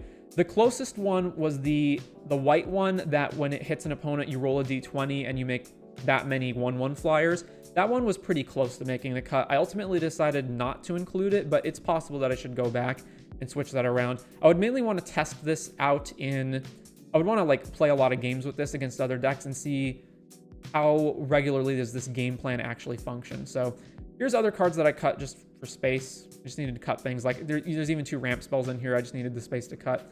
So we should probably also add to the considerations board Ancient, and then I don't remember which one it is. Ancient Gold Dragon, is that it? Yeah, the one that makes the fairies. Okay. Anyway, so that is the Taigam deck. Then there was Bruno Light of Alabaster. Flying Vigilance, whenever it attacks or blocks, you may attach any number of auras on the battlefield, and you may put onto the battlefield attached to it any number of aura cards that could enchant it from your graveyard or hand. So the main thing here was to just try to loot as much as possible and then like loot all of expensive auras into our graveyard. And then we can just Bruna suck them all back up onto herself and make this a Voltron commander. The biggest problem here is that the trigger is not on entering, it's on attacking. So we needed a way to, 1, protect Bruna when she hits the board, and 2, try to give haste, which is fairly limited in blue-white. So we wound up with Lightning Greaves, Lava Spur Boots, Hall the Bandit Lord, and Crashing Drawbridge as our ways of giving haste. Because all the other ways of giving haste were either like horrible or they're like Akroma's Memorial, which is 7 mana, right? So, and then, you know, most of the deck is just about like trying to get there. So we've got our looting, like Careful Study, Frantic Search, Faithful Mending, Cephalid Colosseum in the deck, Ledger Shredder. And then the other question is, okay, well, what actual auras do we wind up getting on Bruna? I even played Myril in here, even though I normally wouldn't, because I just really want to make sure Bruna doesn't get countered. So the auras are All That Glitters, +1 for every artifact and enchantment. Auramancer's Guise, +2 for every aura. Battle Mastery, Double Strike. Eldrazi Conscription, just get +10 and Trample. Ethereal Armor, +1 for every enchantment. Mantle the Ancient is +1 for every aura and equipment on it, and it also reanimates all auras and equipment. So you might say, well, like, why do we need this if we already have Bruna? And the answer is, what happens if we, like, get Bruna and then Bruna gets killed and, like, all of our stuff gets put back in the graveyard? I wanted a way of basically having a second copy of Bruna that could suck up all the auras onto something and be able to put it on just some other creature, whatever that creature is. Pariah. So another problem is going to be, well, sure, we've got Bruna, but, like, how are we winning in combat? Like, what if our opponent just has, like, a really big board, or, like Crater Hoof us? Well, one option you can say is, well, like, Bruna already has Vigilance. Like, just put something on it that gives it lifelink, right? Isn't that good enough? And possibly, but it's also possible that we just take so much damage that we die anyway, or it's also possible that, let's say, like, we've got Bruna and she's got a bajillion auras on her and she's got lifelink, right? And then our opponent is like, Crater Hoof, attack you with everything, and we block one of their guys, and they go, okay, before damage, removal spell, kill the guy that Bruna's blocking so you don't gain any life. So I just wanted a way to, no, let's absolutely make this that we will not die in combat. So Pariah will put all of the damage dealt to you onto Bruna, and then Bruna should probably be big enough that that's not going to kill it, but it doesn't matter because we also are going to have other auras further on that just make it so the damage is negated. So Sage's Reverie is ETB, draw a card for each aura that's attached to a creature, and it also gets +1. So this is another way of just, like, recouping a bunch of cards. Shielded by Faith is Indestructible. I did want a way to get Indestructible to not die from sweepers, and I could have picked one of the cards that gives Totem Armor, but that's only a one-shot protection, so if opponent casts a second sweeper, Bruna would die. So I wanted one that would give Indestructible. This was the best one out of them because hypothetically you could play this earlier on some other creature and then just move it to Bruna. But there's a number of different 3-mana auras that give Indestructible, so that's something.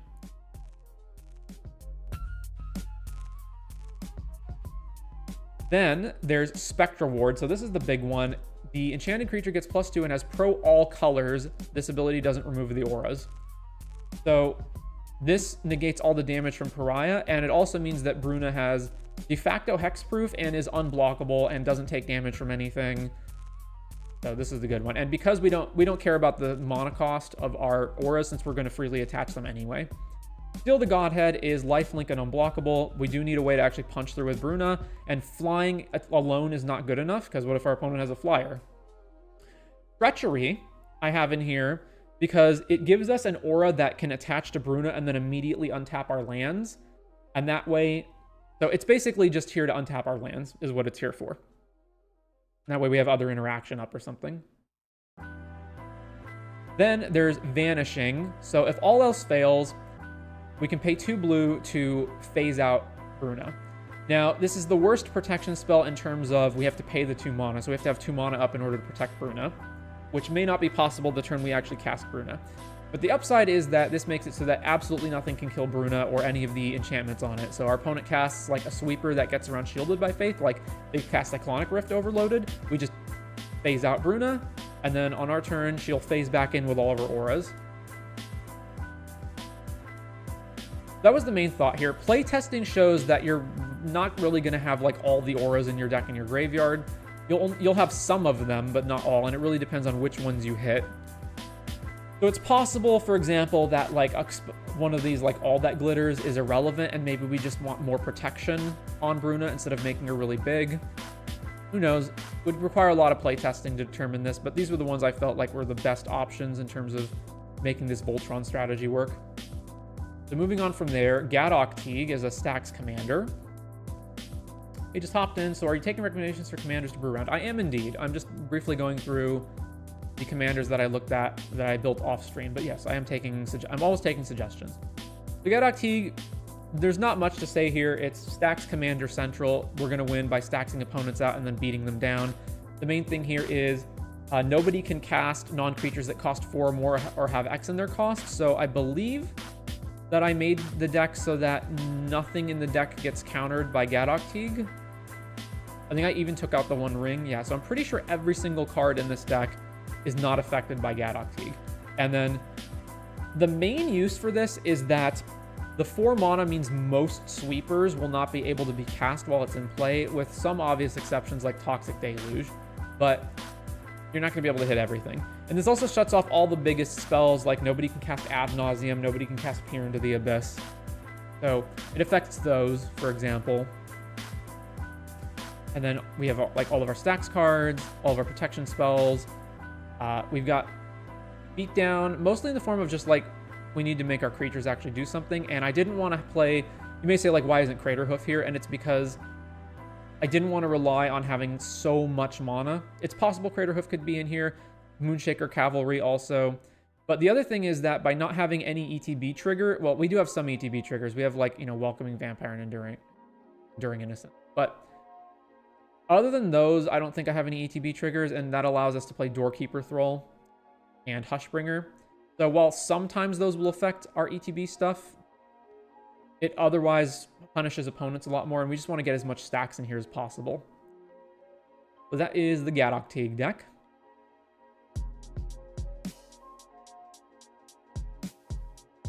Nikia of the Old Ways. 5 mana, you can't cast non-creature spells, and whenever you tap a land for mana, add 1 mana of any type that land produced. So there's a number of things going on here. So it's doubling our mana, but it's only doubling our mana from lands. So we want our ramp to put lands into play, but we also want our ramp to not be non-creature spells. So there's a bit of a awkward overlap there. Now, you could say it's fine if we have a non-creature spell in our deck if it's something that we want to have in play before Nikia hits the board, right? So, for example, I have like Steely Resolve.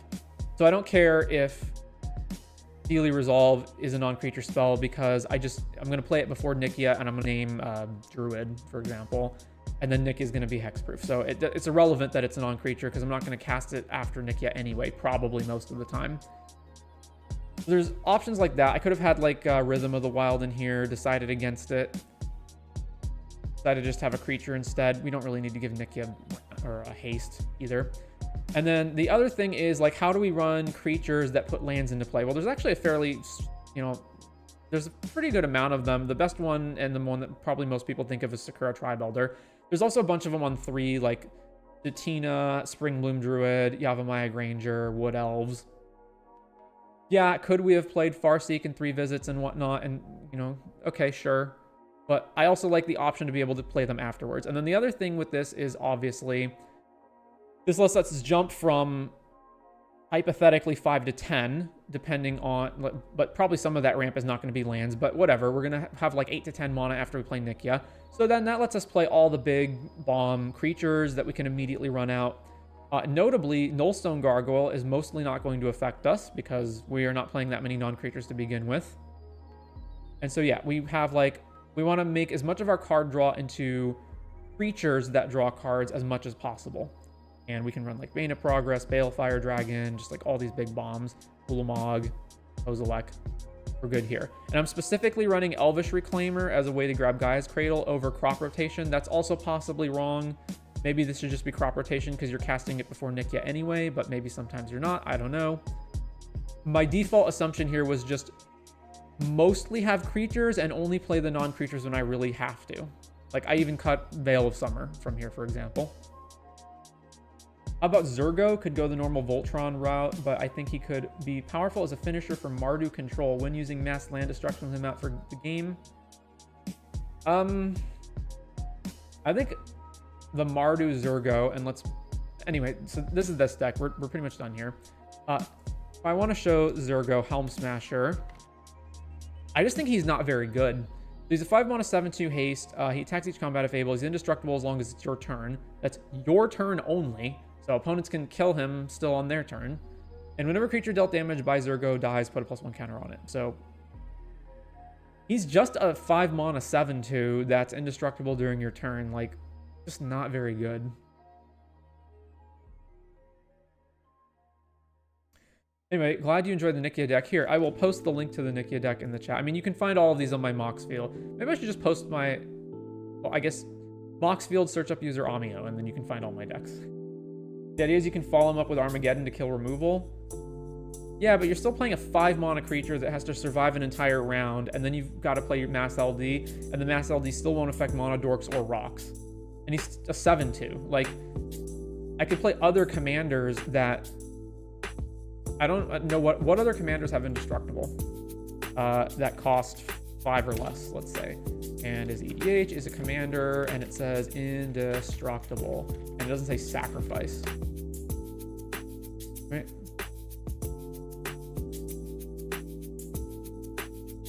Like, you know, there's the enchantment commanders that aren't creatures. There's like the Praetors from 1 that can do some kind of ability that lets them become indestructible. There's like, you know, some of these other gods. I guess let's say, you know, minimum is white.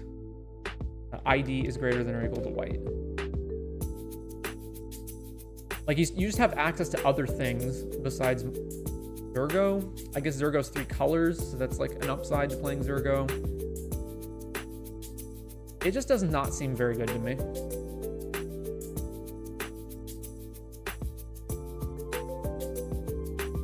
Anyway.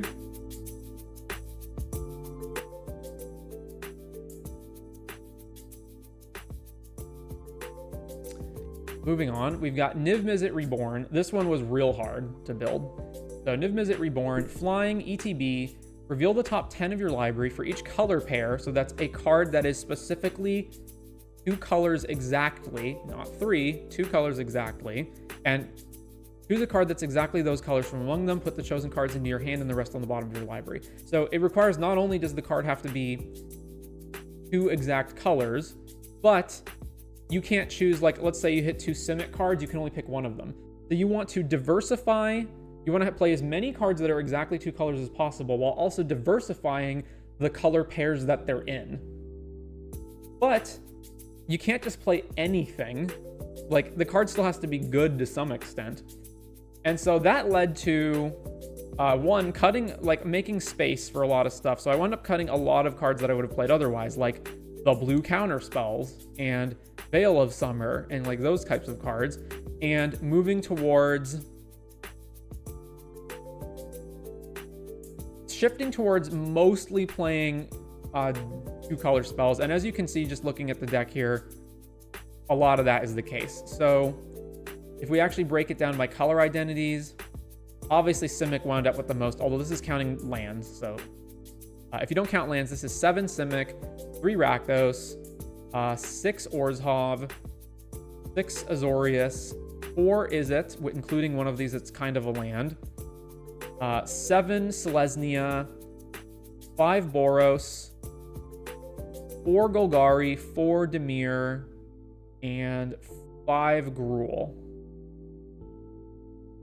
Now, testing this a whole bunch, it seems like on average, you tend to hit between 3 and 4 cards off of Niv-Mizzet. That you're only hitting your top 10. Sometimes you hit more, sometimes you hit less. Mostly that seems to be what you hit. And this was mainly just figuring out, like, what cards could I actually run.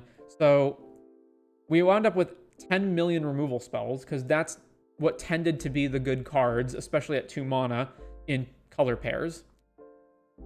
I'm not going to go through all of this. It's mainly just a lot of, like, generic value stuff, especially where we could find ramp spells, like ramp creatures that produced multiple colors or something. Or, you know, Ferrus Rokerrick is in here because we're casting a million multicolor spells anyway, so let's get 4/4s off of them. Nahiri's Resolve and Soul Hoarder are blink cards that allow us to blink Niv-Mizzet and then get the trigger again. Lila plots all of your multicolor spells and then you can cast them again. So that was something. There's stuff like Ren and 6 in here, can get fetch lands back, you know. Most of it wound up being removal spells, though. And then there's, like, a bunch of protection in the multicolors. And in some cases, I did just have to run monocolor cards like Birds, the Lighted Halfling, Ignoble Hierarch, Noble Hierarch. Like, I'm not going to cut those cards. And then this deck was almost able to run Gigantha as a companion. Almost. But I believe there was 2 spells that made it so that I couldn't. One was Fracturing Gust, and then the other one is Vexing Shusher, and then Rush of Inspiration. Those are the only 3 cards in the deck that make us not able to play Gigantha. And we could cut them all, but I think the value of those cards is higher than the value of having Gigantha as a companion, but that could be wrong. I'm not sure. This also made me wonder if any of the other decks that I'd built were Gigantha enabled, and none of them are. And none of them are. I also looked to see, like, did I have a Gruul plus color deck that were, like, maybe I only had 1 card in the whole deck that's preventing the deck from being a Gigantha companion. And I think in basically every single case, there was more than 1 card that prevented Gigantha.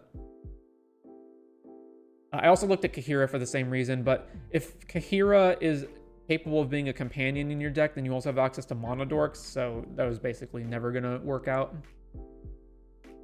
Then moving on from Niv, Anji Falkenwrath, and I must confess, so let's just show what Anji says. So she's haste, tap, discard a card, draw a card, and whenever you discard a card, if it has madness, untap Anji. So I must confess, I just copy-pasted this deck from EC900, who has their own primer on it, so I have that linked over here. But mainly the idea with, like, because I did not know how to build Anji other than that you just want a bunch of madness cards. So the main idea here is that you have enough madness cards that basically you can use Anji to just keep turning through your deck as much as possible. So tap, discard a madness card, untap, tap, discard a madness card, untap. You're mostly not casting your madness cards. You're just using them as essentially air in the deck. Like, these are basically the equivalent of just having a million Street Wraiths, essentially, or Monomorphoses in your deck. And so you're just using these to turbo through your deck until you find your combo. And then there's like multiple different combos, but the main one is using World Gorger Dragon to blink everything. So you discard World Gorger Dragon with Anji, and then you reanimate it with Animate Dead, Dance of the Dead, or Necromancy. It comes back, and you do the World Gorger loop. You make infinite mana, and also because you're blinking Anji out, and Anji has haste, you can keep activating Anji to churn through the rest of your deck to find the combo that's actually going to win. And the main one is... it's going to be in the madness section, is Avacyn's Judgment. So this, you can madness this, and then it's deal 2 damage divided as you choose among any number of targets. If the madness cost was pays, deals X damage divided as you choose among those permanents and players instead. So infinite mana with World Gorger, churn through your deck until you hit Avacyn's Judgment, and then madness, infinite damage to every opponent. Well, what happens if Avacyn's Judgment was a card that already went to the graveyard? You also have access to Revolutionist, which is a madness card that can get a spell back from your graveyard. So if it's already in your graveyard, you can just use Revolutionist. You get it back. And then I know there was like a couple of other weird loops that you could do in the deck with like Merchant of the Veil. Like Merchant of the Veil is another creature that can act like Anji if you don't have Anji in play, I think. Or maybe not. I know there was some kind of loop with that as well, but the point is, like, most of these madness cards are not chosen for your ability to actually cast them.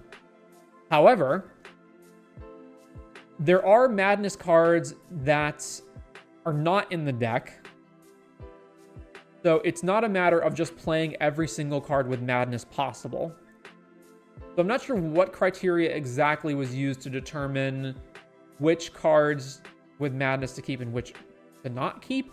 I'm guessing it was a matter of they just needed to hit a certain number of madness cards, and then after that they didn't need any more, so they just picked the best ones out of that. Similar to how, like, when I built the sticker sheets, I just picked the best sticker sheets even if they're not likely to actually be relevant in most games. Anyway, that is Anji Falkenwrath. Then there's Greven, Predator Captain. So this is a Rakdos commander, and it says Menace. It gets plus XO, where X is the amount of life you've lost this turn. And when it attacks, you may sacrifice another creature. If you do, you draw cards equal to the creature's power, and you lose life equal to the creature's toughness. So, like multiple other decks that we've already looked at, this is a deck where we're going to want to play low mana, high power creatures so that we can sack them to Greven and draw a bunch of cards. Obviously, I also want haste because I don't want to play Greven and have to pass the turn. So here's some haste stuff. And then hypothetically, I want Greven to be able to one-shot people. So we just play, like, you know, all the... We don't have access to that much good stuff in Rakdos, but we do have, like, Hunted Horror is a decent enough one. Then there's also... There's a number of other ones in here that range between 3 and 4 mana, but the main big one is, like, Wall of Blood. And especially it's because Greven, you gain life, or no, sorry, you lose life equal to the creature's toughness. And Wall of Blood itself also paying the life can be another way of just making Greven really big. And then there's some other cards in here that weren't really chosen because they had high power necessarily, but like, so there's like Combat Celebrant, for example, to get an extra combat step. It's 4 power instead of 5 power, which is the baseline for the 3 mana cards, but that's fine because it at least does something. And then we actually do need to win the game in a way that's not just based on Greven, so we've got dual caster combo, and since Combat Celebrant's in the deck already, let's just play Kiki-Jiki so we can have infinite combo there. There's also Tentative Connection. Cost 3 less if you control a creature with Menace, which Commander has Menace. It's 1 mana threaten, so we can steal something and sack that card instead. Other than that, I don't think any of the other threaten cards are worth it, because they generally cost 3 or more. But yeah, that was pretty straightforward here. Oh, also Cover of Darkness to give fear to Greven, so it's more unblockable. And Shadow Spear gives it trample, so kind of similar. Then, last but not least, Kalamax the Stormsire. So this is, whenever you cast your first instant spell each turn, if Kalamax is tapped, copy the spell. You may choose new targets for the copy, and whenever you copy an instant spell, put a +1 counter on Kalamax. So obviously, we want lots of instants, and we want instants that are good when we copy them. And we need ways of tapping Kalamax. We could just give Kalamax haste and attack with it, which we do have to some extent. Rhythm of the Wild and Lightning Greaves give haste, but we can't count on that. Like, what if there's nobody that we can attack for free? So we got a bunch of other things that allow us to tap this for just some ability. So we've got Holdout Settlement amongst our lands, and then there's also Springleaf Drum, Relic of Legends, Moonsnare Prototype, there's Earthcraft. There's like a number of cards that allow us to just tap Kalamax. And we've also got Wilderness Reclamation, because it noticed that it's the first one each turn gets copied, so we can cast instants during our opponent's turn. In order to do that, we obviously need mana during our opponent's turn, so that's where Wilderness Reclamation comes in. Seedborn Muse gives us mana during opponent's turns, but it also untaps Kalamax, so we will need, in addition to Seedborn Muse, one of the other cards that taps Kalamax, so that we can tap it again and then get copies of. So, with that said, we've got a number of cards that work well with Kalamax. So like Veyrin doubles the trigger on it. Twinning Staff also doubles the trigger on it, so we get more copies. Grand Architect is in here just because it's another way to tap Kalamax, even though we're probably not going to spend the mana on something most of the time, but it's just another way to get Kalamax. And then we got some combos. So if we've got Dual Caster, Double Major, and Kalamax, we can go infinite. Make infinite dual casters. Chandra's Ignition plus Fork spells allow us to copy this and deal infinite damage to our opponents. And the main thing is with Reverberate and Twin Cast, or any spell that copies a spell on the stack. So basically, if we have Kalamax and then we cast any spell and hold priority and then cast Twin Cast, right? Instant and Sorcery specifically would have to be, but let's just say we do that. Let's say we go Kalamax and then some instant, doesn't matter what it is, and then Twin Cast, right? I guess. Oh no, it's only the first one each turn. I guess I did not fully think this through. I know there is a combo using this though. What is it exactly? Kalamax.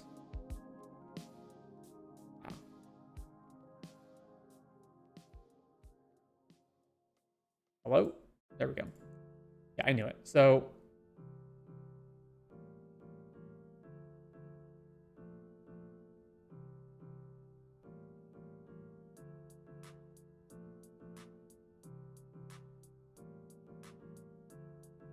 okay, so the steps here are Kalamax is here and it's tapped. You cast Chandra's Ignition. Hold priority, cast Reverberate, target the Chandra's Ignition. You create a copy of Chandra's Ignition. Kalamax first second ability is Resolve. Yeah, okay, so whenever you cast your first instant each turn, if Kalamax is tapped, copy that spell. Resolve the first ability, creating a copy of Reverberate. That doesn't work. At least not the way they're describing it here, unless I'm missing something. All right, either I and the and the combo steps are wrong, or this somehow works and I'm not seeing it. But if I understand things correctly, it's basically you keep copying a copy spell on the stack over and over and over. You keep copying, like Twin Cast, the copy of Twin Cast copies Twin Cast, so you make another copy of Twin Cast. You do this over and over and over and over. Calamax becomes infinitely huge. So if you've got anything that's based on the power of Calamax, like Chandra's Ignition, you do infinite damage to everybody. Otherwise, hypothetically, you could like untap Calamax and attack your opponent. Or if you're doing all this at instant speed, you could attack with Calamax and then do the copy loop and hit somebody in one shot. Then there's just mainly like, what are the best instants that we can use to gain value off of? So here's all of our instants. We've got 28 of them. So obviously removal spells become double removal, especially cards like Force of Vigor become double Force of Vigors. Counter spells also become harder for your opponent to counter back because you get copies of them. Nexus of Fate is our instant speed, take an extra turn spell. And we've also got some like ramp. So Planar Genesis, Growth Spiral, can use those. Return of the Wild Speaker I wanted in here as a way to draw cards off of Calamax. And then, so let's say Calamax is tapped, we go Return of the Wild Speaker, Calamax triggers, we make a copy of Return of the Wild Speaker, Calamax becomes a 5/5, and then we draw 10 cards, right? Seems pretty good. Also, like Tribute to the Wild, each opponent sacks an artifact or enchantment, double that. Cryptolith right in here is also another way to tap down Calamax. Because if Calamax doesn't have summoning sixes, we can just tap it for mana, and that's another way to do that. Anyway, that is Calamax. So with all of that out of the way, we're basically at this point here. This is where I am in terms of release order. So I'm on Commanders numbers 541 through 600 out of 22 and change 100. So we're right here. Where are we exactly? Right here. Writes about. But anyways, I have a request from somebody, right? Yeah. Are you taking recommendations? Yeah. So if you want to recommend something, go ahead and post it, and I'll consider making a deck out of that. In the meantime, I do not have a Wart the Raid Mother deck, which is a very fun commander. So let's go ahead and build that. We've got Wart the Raid Mother.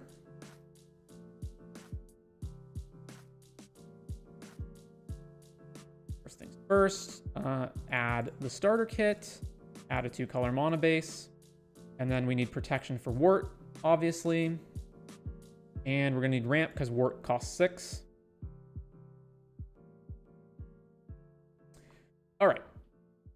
And then before we look at this, we just need to fix up some of this stuff. So there's going to be 3 fetch lands that we can't run. So Flooded, White and Black, Marsh Flats. And then Blue and Black is Polluted Delta. That, and then we have 32 lands. Let's get rid of Reflecting Pool. Reflecting Pool often gets cut. And then I think the rest of this is fine. A Burnout. And then this is a lot of protection. Generally, we don't need Defense Grid if we have green and can make stuff uncounterable, but it's also kind of a colorless Grand Abolisher. I also don't need to give Wart Mother haste, so we can take Greaves out. And then Bolt Bend, our guy's a 3/3, so that's not applicable. I'll generally cut Ricochet Trap if I'm in green and I've got the anti-counter stuff, because it's better if our guy can just not get countered and we don't have to pay extra mana. However, Veil of Summer draws a card, so it's really good. And then Untimely Malfunction, I'll take that out. And then Xantid Swarm, I will keep because it's it does kind of what we want, and it's also a creature, which is relevant for Wart. And then if we're in green, we don't need Chaos Warp or Wild Magic Surge. Chaos Warp and Wild Magic Surge are basically if you're in either Mono Red or you're in Rakdos. But if you're in any other combination, you usually don't need them. I guess if you're in Izzet, you might need them. Anyway, we're going to want as much of this stuff to be creatures as possible. So I normally wouldn't add in Haywire Might, but let's do that here. Oh, wait, no, it's color-based. Never mind. Reclamation Stage. And then for ramp, we're going to cut most of the 2-mana stuff again. So Cold Steel. Rid of Medallions when you're in a 2-color deck. This one. Cut all of this stuff. Mox Amber, not good when you have a 6-mana commander. Opal, we won't have sufficient artifacts for that. Cut this, cut this, cut this, cut this, cut this. This. I don't know if we're a Facebreaker deck, we might be. And then cut this, cut this. Somberwald stage can stick around. This one, this one, this one. Okay, so we have 24 ramp. We can probably cut that down some more, but we'll reevaluate that later. So oh, and Urborg can go. We're at 30 lands. Okay. Monovault I'll stick with. All right. The Wart is, when it enters, you create 2 1/1s that are red and green, and then each red or green instant or sorcery spell you cast has Conspire. So Conspire is you can tap 2 creatures that share a color with the spell to copy the spell. So obviously we're going to want expensive, or not necessarily expensive, but we want valuable instants and sorceries that are red or green, and then we're going to want creatures that can tap down for them. So the most obvious choice is to play instant and sorcery spells that create tokens. That way, those spells both create the tokens that we can use to tap for the other spells, and our spells themselves that we can produce even more tokens for. So I don't know if you even want those, or if you do, how many, but let's just quickly go through it. So advanced search, or actually no, let's say I can do this here. So format is EDH, ID is red or green, mana value is none of them ones that cost 1 make more than 1 token. So let's say mana value equals 2, and then it must be type instant or type sorcery, and then it must say create, and it must say creature token. So let's search. All right, so artifact mutation will most of the artifacts we blow up will probably cost 2 mana because they're going to be mono rock. So artifact mutation seems perfect. Chatterstorm, I don't know how much storming we're going to do, so let's bypass that. This is 3 mana minimum in order to get anything, so I don't really want this one either. Let's see. Dragon Fodder, Forbidden Friendship, Franco's Command, Rally at the Hornburg, Rouse Reinforcements. This one's 3 mana to make 2. Sapperling Migration, Sprout Swarm we don't want, and Verdant Command makes 2 squirrels. All right, I think that's all of the 2 mana make 2 token cards or more. So back to the deck. So now we have access to all of these. And then after that, I don't think I want any of the ones that cost 3, like Hordling Outburst, because the 2's fine. I just want my cards to be cheaper. We have a lot of Monodorks, so I don't think I want Brazen Collector. Although the thing is, we do want red creatures in order to tap for the red stuff, but maybe the spells are good enough on their own. Okay, so yeah, I don't like the fact that I have to attack with this in order to generate mana. It's also a 2 mana creature that only produces 1. This here is mostly for when you're like in mono red and you need your ramp to be only creatures for whatever reason. So let's get rid of that. And then do I want Devoted Druid nonsense? Like, it's just so easy to put Luxior into decks for it. I guess so. Luxior. And Fanatic of Ronus. Also, our guy doesn't have 4 power, so let's get rid of Fanatic. Then the rest of this is probably decent enough. We're going to want ways of beating down with our token army. So Beastmaster Ascension. And let's see, there's a whole bunch of overrun effects. This number is wrong, so let's refresh the page and see what we're actually at. We're at 83 right now, so that's plenty of slots available to add in some additional cool stuff to the deck. All right. So we're probably going to get too many results if I do the search here, so let's do the search here so that I can sort it in EDH rec rank order. So I don't want to cap on the mana values, but what I do want is ID is red and green. It must be an instant or sorcery. And apart from that, I guess I don't care. I guess that's fine because we're just looking for stuff that we can copy, right? Oh, Bloom Tender. I also want to get rid of Bloom Tender because, well, we are going to have some red permanents, but it's like not consistent. I don't like the lack of consistency. Yeah, I'll cut that. And then Kenra's Transformation isn't doing anything we want. It's not an instant or sorcery, and it's not a creature, so let's get rid of that.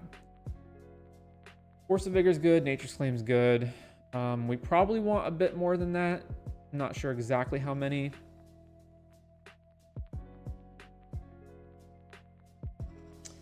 All right, so we have 2,200 results. We're not going to go through every single page, though. Oh, I can copy Farseek. The thing is, we can only copy stuff once we actually get Wart into play. So all this like cheapo stuff is not really very good. So the main thing we want is... Oh, we can Jeska's Will into this. Okay, that's actually pretty good. Jeska's Will.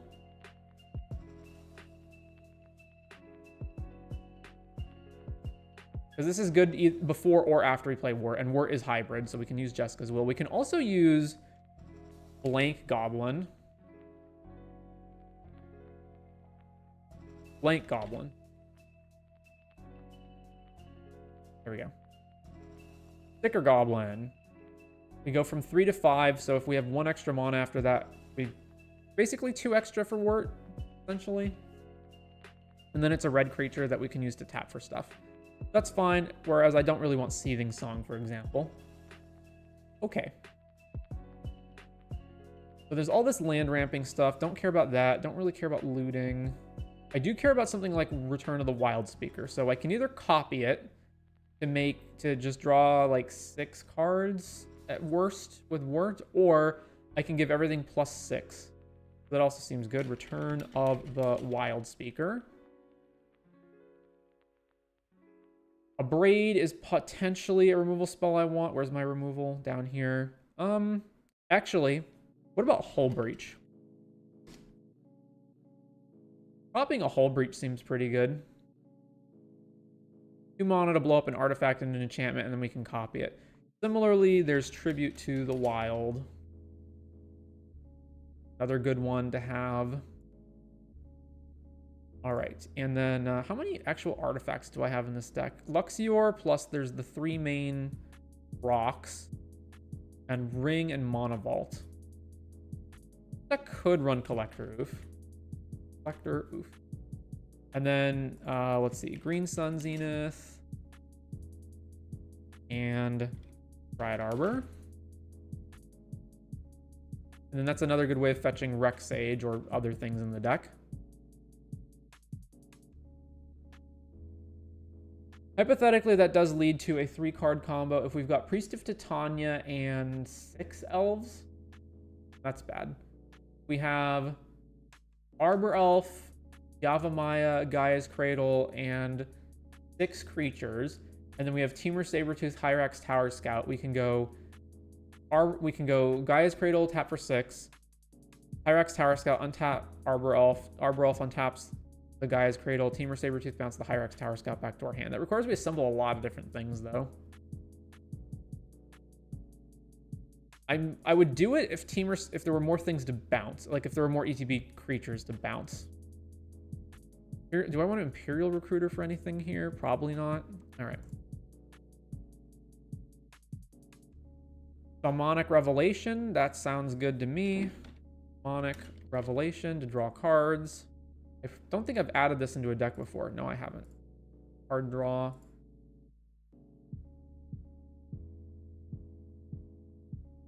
And what else? There's like, yeah, the ones that make treasures. So hypothetically, they're free if you copy them. I don't know how good that is.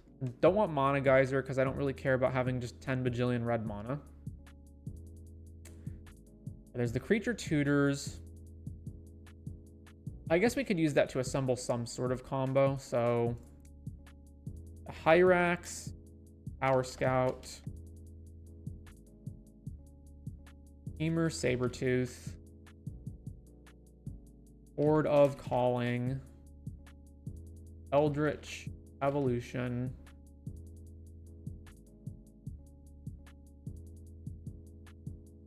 Does the payment on Eldritch and Conspire go off before you actually sack the token? I think you can pay the costs in any order, so I think you can tap the card that you're sacking before you sack it. I'm not sure, though.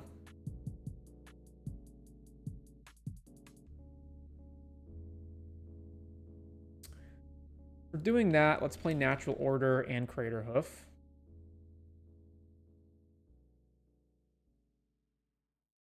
And then What else? I don't want to double our tokens. I don't want Chandra's Ignition, which kills all of our guys. And I don't want, like, expensive removal like Decimate. Triumph of the Hordes, which is doubled up. That could potentially work too. Triumph of the Hordes. I think that's going to be most of the good stuff here, though.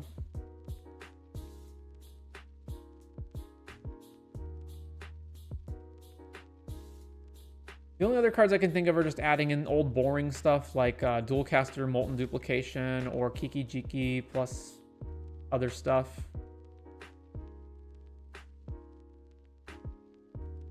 We've got 3 cards left. What does Rec say about Wart the Raid Mother? Oh yeah, Enduring Vitality to make all these extra tokens that we're generating. Have ability to tap for mana.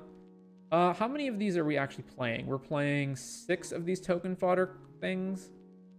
Not that much, and most, like, all of our other guys actually just tap for mana anyway. I don't know about that one. Let's see. Yeah, there's all this. Pyromancer. Warrens. Battle Hymn. Yeah, don't really care about much of that. Beast Within is a way of, like, hitting anything. I don't think I need it, though. I guess I need... I don't have anything that just straight up kills a creature. But yeah, I guess we do need Beast Within.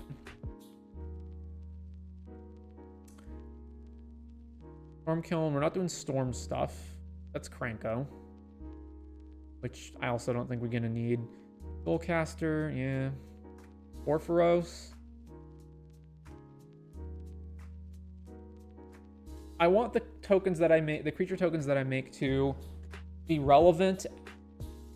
Or rather, I want the cards that care about having a bunch of tokens to be relevant even after the tokens are already in play. Arasta, nah. Whenever an opponent casts an instant or sorcery spell, make a 1. Eh. Burgi. Burgi's okay. Burgi's also okay on the other side where it's potentially a draw spell.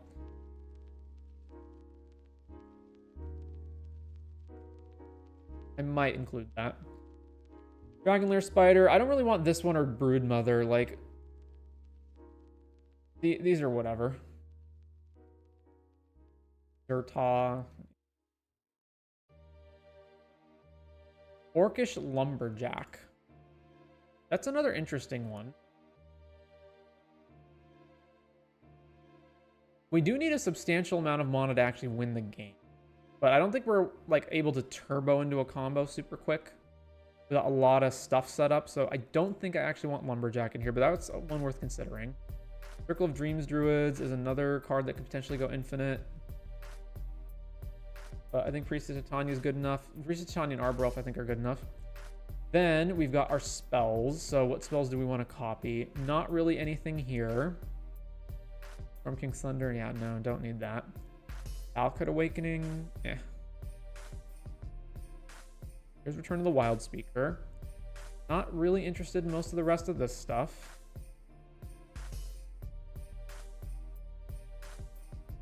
And Sorcery. Mana Geyser, yeah, there's Jessica's Will. Deal X to each of up to X targets. Escape to the Wilds. Escape to the Wilds is pretty good. Escape the Wild. So exile the top 10. 2 extra land drops. Where's Escape? Play an additional land this turn, and then we have access to 8 cards. Because we're probably going to hit 2 lands at least. I guess the only question is, can we cast everything? But we get access to a lot of stuff. That seems pretty good. Aston Flames, and copying it is not relevant either. Here's Hull Breach. Crackle of Power is too expensive. Grass's Bounty is also not something I want. Fire Tinkering, so we exile the top 6. We impulse draw the top 6 and make 6 treasures. That also sounds decent. Inspired Tinkering. That puts us at 100 cards. So unless there's anything else I want to look at, I think that's good enough. Reap the Past, get X cards at random from your graveyard. Well, if you're paying X, I guess it depends on how many there are. I would like a way to recoup some of our cards in the graveyard later. So Reap the Past. So hypothetically, you could, depends on how many cards are in your graveyard, but you could go like X is 3 or 4, copy it, get back, you know, 6 to 8 cards, like basically refill your entire hand. Orienting choice for each opponent, choose, no, not that one. Oh, Skull Clamp. Obviously, we're making tokens. So Skull Clamp. And the rest of this, probably not so much. Back Tremors, yeah, that's expected. And then the Planeswalkers, and then here's all of our lands. Oh, and we should have Sokens on in our deck. Gone, Crucible. All right, that's all good. But now the main thing is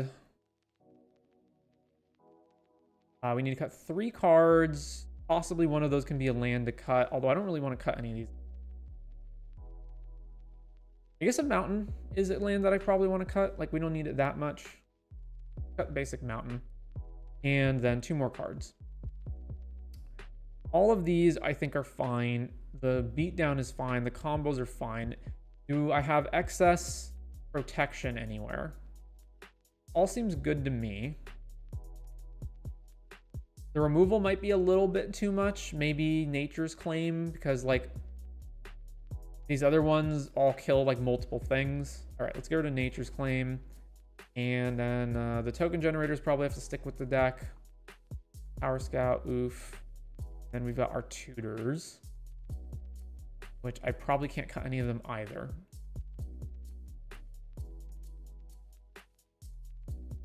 I'm not going to cut another land.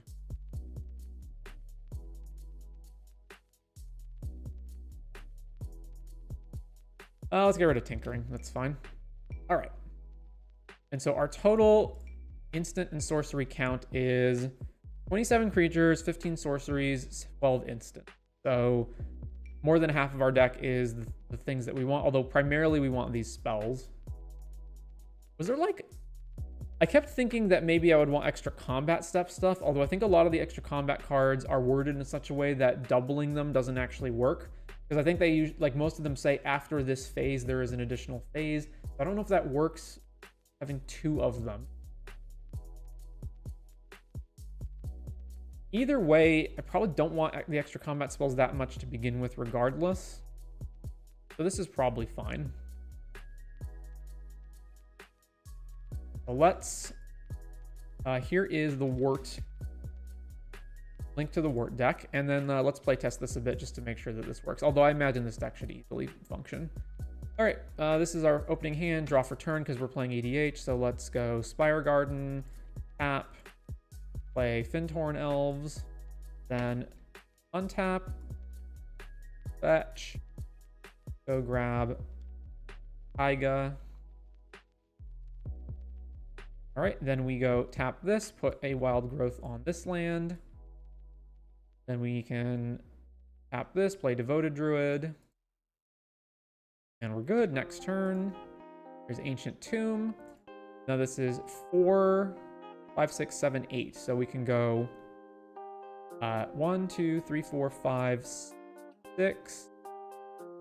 Play Wart. And if our opponent tries to counter this, we can Veil of Summer in response, draw a card. And then we have 2 mana left over. Oh, I would have played this ahead of time. So tap, add a counter, untap, tap, play Steely Resolve, name Sean, I guess. So this is now Hexproof, or Shrouded rather. Okay, and then we take our next turn. We've got land, we can fetch, go grab Stomping Ground. Then I could play Crater Hoof here, but we don't have, oh, I make 2 tokens off of Wart. Goblin, not this goblin. Where is Goblin Warriors? Here we go. So yeah, 2 of these guys. Is there a hotkey for copy this?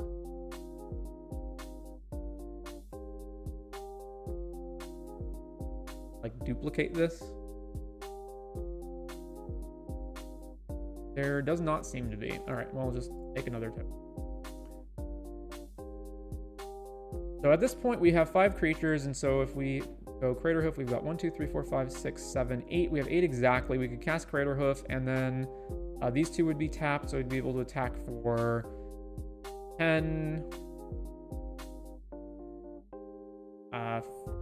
16, 22, like a good amount, but not a lethal amount. So at this point, you would probably just escape to the wilds. So 1, 2, 3, 4, 5. Escape to the wilds, tap down the tokens. So now we get double escape to the wilds. So now we get to view the top. Whoops, not that. View the top 10 cards.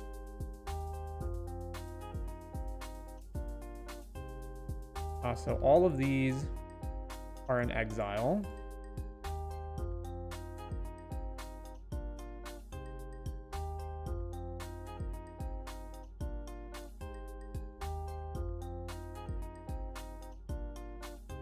So now we have an extra land drop, so we can play, well, this is exiled, so this is, play this. And then we still have 1, 2, 3, 4 mana left. So we'll play Boreal Druid. And we still have access to 3 mana, so we'd play something else here, probably Skull Clamp. And now we've got Cord plus Eldritch Evolution, so we can either just deploy a bunch of creatures and cast Greater Hoof and overrun for a whole amount, or we can Eldritch plus Cord to go grab the combo pieces that we need, although we don't have all of them, right? We've got, I guess we have 1, 2, 3 elves, so we can go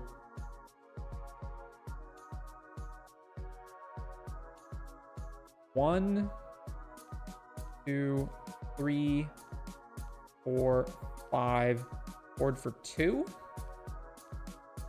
Oh, but then I don't get to copy it.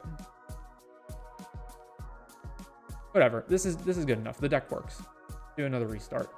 All right, this seems fine. Draw for turn, play land, tap, cast Boreal Druid. Next. Cradle. And I don't know from here. Guardian Augmenter. Turn. All right. This. Graveyard. Go grab. Stomping Ground. Tap. Put Utopia Sprawl here. Tap this. So 2, 3, 4.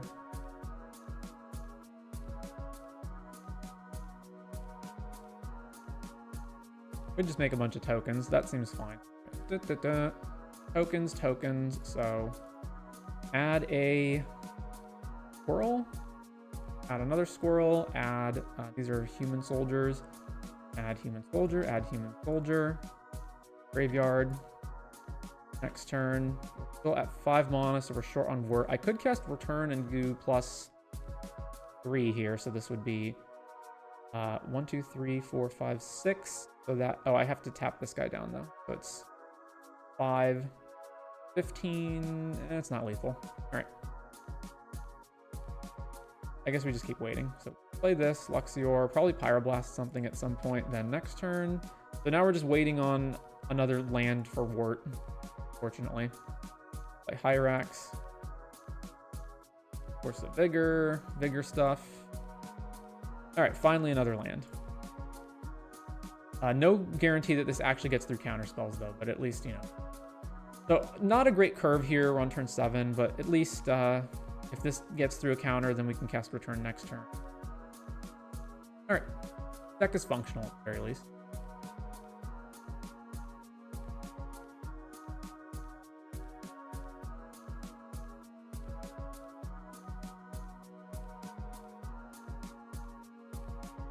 Seems good enough. All right, I need to go check on something, so let's take a short break and then we'll...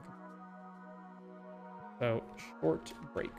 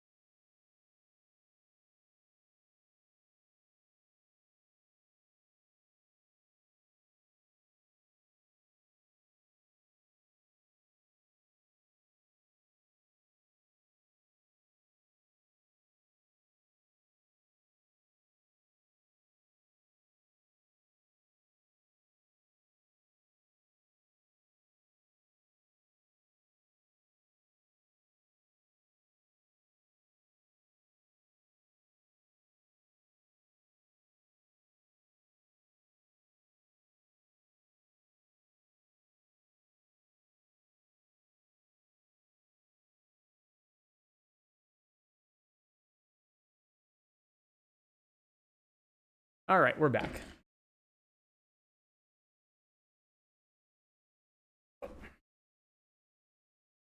I am determined we are going to get through all the commanders. It shall be done.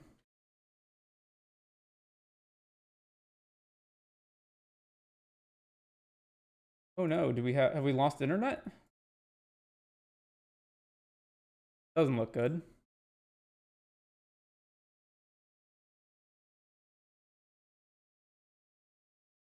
Well, YouTube says I'm still streaming.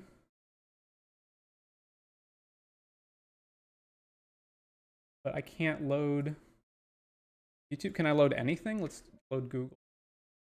No.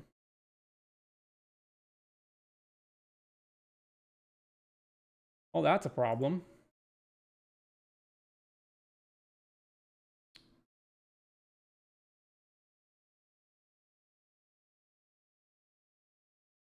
Gotta restart Fire.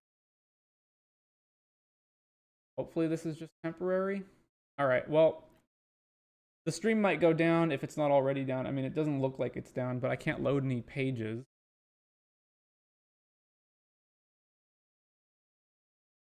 I'm gonna copy this so I can get this back up.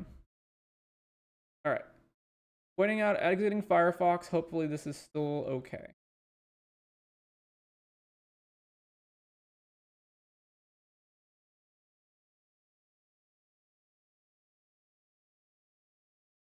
All right. Full Firefox back up. All right, we have internet.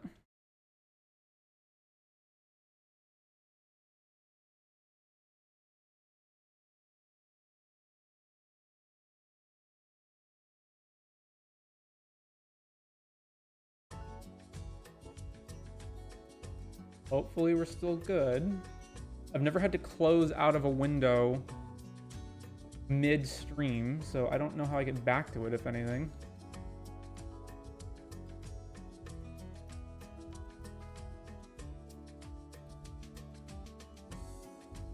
All right, we still up? Okay.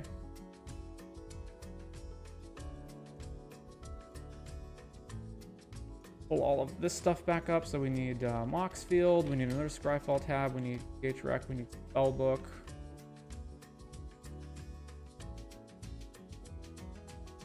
Okay. We good, everybody? I think we're good.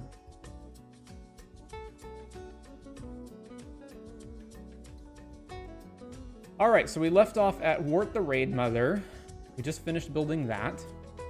Now, we can move on to the next one. So what else do we have? Pay 1 life, bounce this back to your hand. I don't think I can do any kind of loop with that. Yadaro, just a big creature if you can't cycle it, which we can't if it's in the command zone, so moving on. Kogla, I know Kogla is part of combos because it's kind of similar to Temur Sabertooth. I don't know if that means we want this in like, Hyrax Tower Scout a human? Hang on. Or is it an elf? It is a human. Okay, yeah. So there's combos with you use Kogla plus Hyrax Tower Scout plus some mana thing, and then you generate infinite mana. Is that interesting enough to build around? Like, I feel like that's kind of boring, but maybe it's all right. Here, let me look up EDH legal. ID is green and type human, and then we want humans with ETB triggers. So when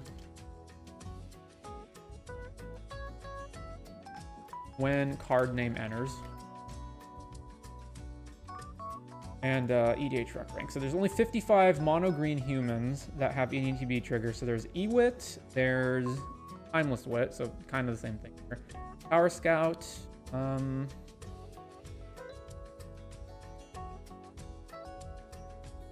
mainly just those, right?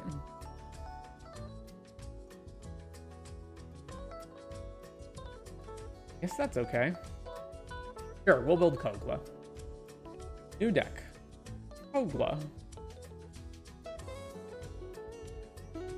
Kogla the Titan Ape. Alright. Tags, EDH starter kit, 1 color mana base, lots and lots and lots of ramp. The only stacks card, let's add stacks, whatever. Stacks. And protection for Kogla and all other stuff. All right, we're good here. We do not need Lightning Greaves. The rest of this is probably fine. Do we need defense grid? Probably, yeah, it's probably fine. Okay. Also, our commander is a 7-power commander, so we could possibly have some card draw related to that. Luxior Devoted Druid is another really easy one to have. Let's get rid of most of the ramp here.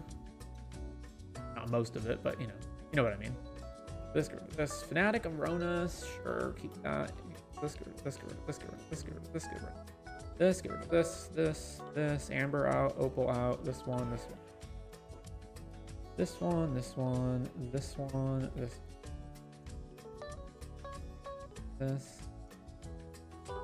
This. And obviously these rainbow lands can go along with fetches.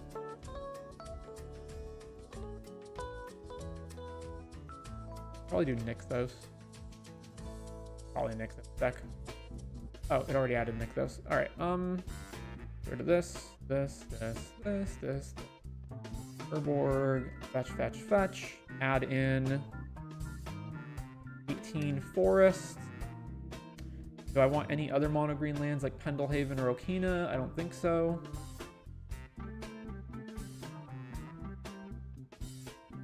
Actually, that's not true. I may actually want those. Well, not Pendelhaven, but Okina.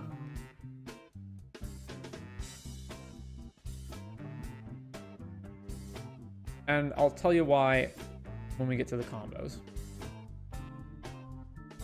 Yeah, okay. Then we're going to want all the tutoring that we can get to tutor up all this stuff. So let's add tutors to the deck, and let's add removal. Remove. All right, so this one, this is all fine. That's all good. Then Birthing Pod is a no, but Cord and Eldritch are good. Expedition Map, that's fine. Finale's good. Invasion of Ikoria, we can get rid of that. We can get rid of Fair, Moon Silver Key, Shared Summons? No, let's keep Shared Summons. And Summoner's Pact, Survival, Sylvan, Urza's Cave is fine, I guess. So if we have Urza's Cave and Saga, that's 2 colorless lands. Nixthos is colorless. Cavern is sometimes colorless. Ancient Tomb is also colorless. That's a lot of colorless. I think it's worth it. Okay, and then stacks. Mainly, we just want Collector Oof. And do I want Winter Moon here? Maybe. Definitely cutting Orb, Trinisphere, Torpor, Thorn, Tabernacle, Null Rod, and Totem. Seems good to me. And then for our combo pieces, we're going to want Hyrax, Tower Scout. We're going to want Femur, Sabertooth. We're going to want Eternal Witness.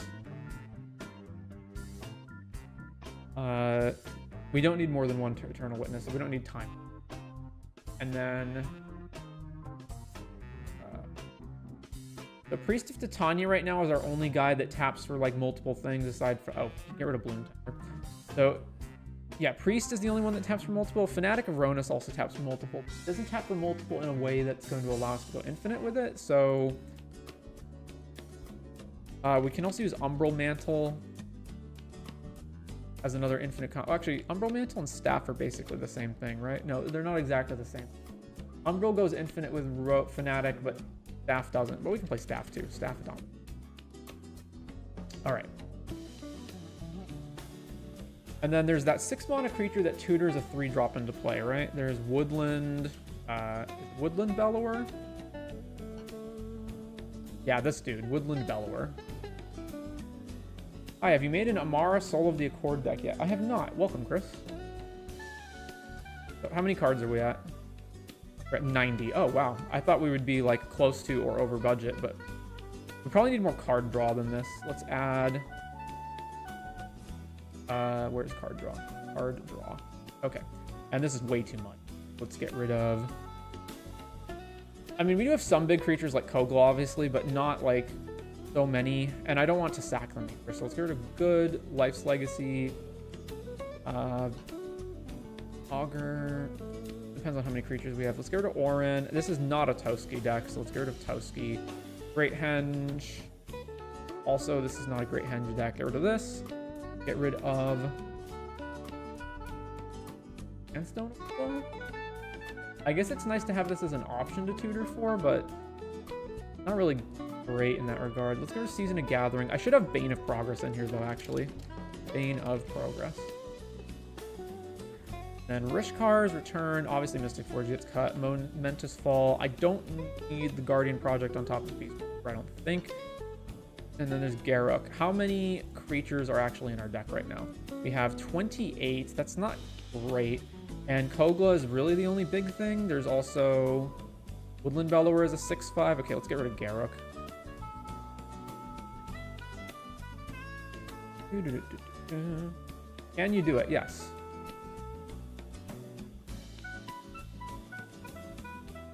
Why are we reset again? Customize. The background is black. Okay. Amara. Soul of Accord, requested by Chris. Hi all, I normally watch on my TV, so I can't easily comment, but I'm on the laptop, so I thought I'd say hi. Welcome, Dalfort. We enjoy that you are here. Let's finish up Kogla. How many lands do I have that aren't basics? So, 1, 2, 3, 4, 5, 6, 7, 8. That's a lot for Winter Moon to affect. Maybe I don't want Winter Moon in this deck. All right, so we're not even done yet, and I already know... Oh, we should use Selvala. Okay. Oh, and is Finale Devastation in here? Yes, it is. Okay, so right now, there's a lot of combos. So, Infinite Mana, combo number 1. Selvala, and we have a big creature in play of some kind, like our commander, let's say. Or Woodland Bellower, which tutors up Selvala. You know, in that regard, maybe Concordant Crossroads would help to be able to instantly go off when we have combos like that. Yeah, let's add Concordant. Okay, so basically, Selvala plus something that's big, and then you can either use Umbral Mantle or Staff of Domination. So as long as Selvala produces 4 mana with Umbral Mantle, or 5 mana with Staff of Domination, then you generate... I guess net 4 and 5 because it costs screen to activate it. So you have to have a creature that has 5 power and up for Umbral Mantle and 6 power and up for Staff of Domination, which luckily Kogla and Woodland Bellower both meet those criteria. So you make infinite mana. Another infinite mana is same deal, Staff of Domination or Umbral Mantle plus Priest of Titania, and Priest of Titania taps for whatever the X amount we need is, and we have a bunch of elves. And then another way is Fanatic of Ronus. Fanatic of Ronus only taps for 4, so the only one that it goes infinite with is Umbral Mantle. It will not go infinite with Staff of Domination. The next one is if we have... where is our combo pieces? So Temur Sabertooth plus Concordant Crossroads to give haste plus Selvala or Priest of Titania. If we have enough mana that we can... cast this spell, bounce it with Temur Sabertooth. So in the case of Priest of Titania, it's 4 mana. So if we have Concordant and we've got 4 mana, or we have Priest of Titania taps for 5 rather, and we've got Temur Sabertooth, we can Priest, tap for 5, bounce it back to our hand with Sabertooth, cast it again, immediately activate it for 5. So that's infinite. Selvala, similarly. So what's the math on Selvala? So we have 2 for Sabertooth, and 3 to recast Selvala, and we need to activate it for 1. So if Kogla's in play, it can go infinite in that regard. So that's another infinite mana.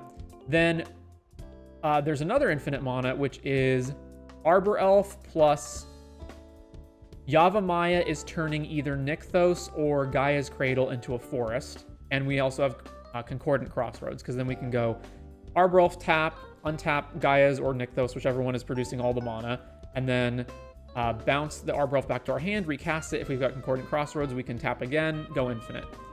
And then another one is if we've got Hyrax Tower Scout, and then either Temur Sabertooth or Kogla. So Hyrax ETB untap a creature. So Kogla or Temur Sabertooth can bounce Hyrax back to our hand, and then Hyrax can untap any of those other creatures we mentioned, Selvala, Priest, or Arbor Elf. It will not work with Fanatic of Ronus because Fanatic only produces 4, and it's 5 mana total to bounce and recast Hyrax. Can Ishi Aki Crackshot even be a deck? Let's see. How was your guys' Halloweens, by the way? So, Ishi, requested by Ulick.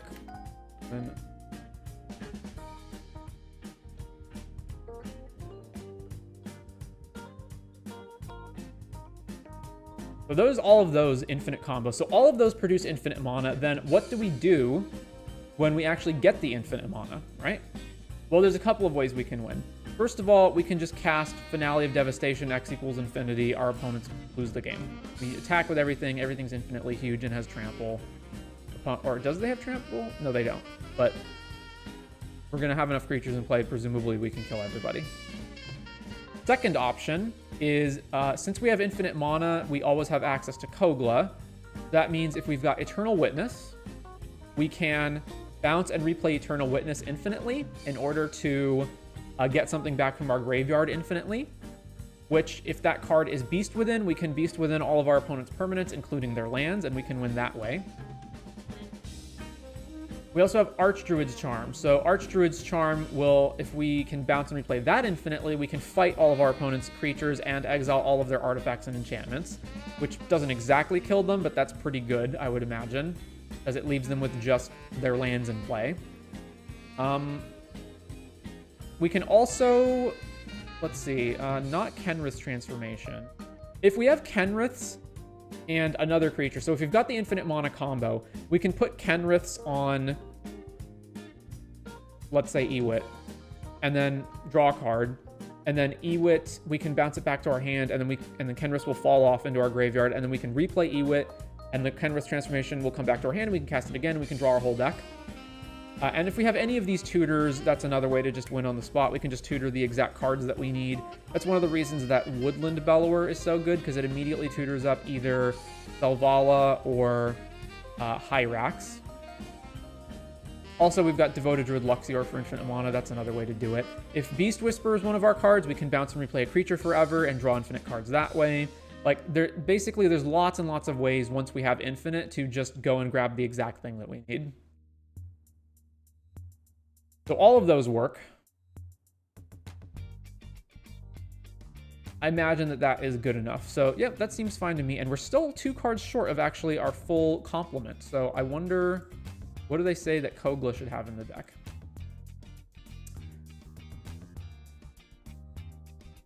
Oh yeah, I could play Marwyn, I guess, is another card that can produce hypothetically infinite mana, but it takes more setup than all of our other guys. Iron Blade Elite. Whenever another human enters the battlefield, put a +1 counter on Iron Blade Elite. It adds X of any one color where X is its power. Yeah, so that's similar to Marwyn. It takes more setup, though. Oh, and that's also the reason I wanted to highlight Okina, which is that if we've got an infinite bounce or untap, we can potentially use Arbor Elf to, when Niv-Mizzet is in play, untap Okina infinitely, and then that can give infinite power to Kogla and all of our other legends. So that's another option. Like, if we have nothing else going on, but we have an infinite mana combo, Okina can give infinite power to these other creatures. Also, Kogla, fight something when it comes in, although it can't bounce itself. But Temur Sabertooth can bounce it, and then we can replay it and fight all of our opponent's creatures. That's nice. All right, what else do they have? Timeless. I don't think we need redundant E-Witnesses. I think just E-Witness is good enough. Karametra's Acolyte is another way to produce infinite, although it's 4 mana. I think Selvala and Priestess Tanya are good enough. Then what else we got? Ronus's Monument as a way to give infinite power to everything, and it reduces the cost of green creatures, although if I sort by green creatures, let's see, some of it's cheaper, but like, I don't think enough to warrant Ronus's Monument.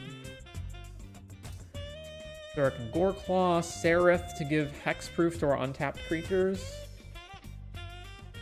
Do I want Sereth? I already have access to, where's our protection? Defense Grid, Guardian Augmenter, Destiny Spinner, Allosaurus Shepherd, Steely Resolve, Sylvan Safekeeper, Veil, and Xantid Swarm. Xantid Swarm protects us completely, although it means we can't win through combat, so we can't... Oh, I have Natural Order in here, right? I should also have Crater Hoof as an option to go tutor for.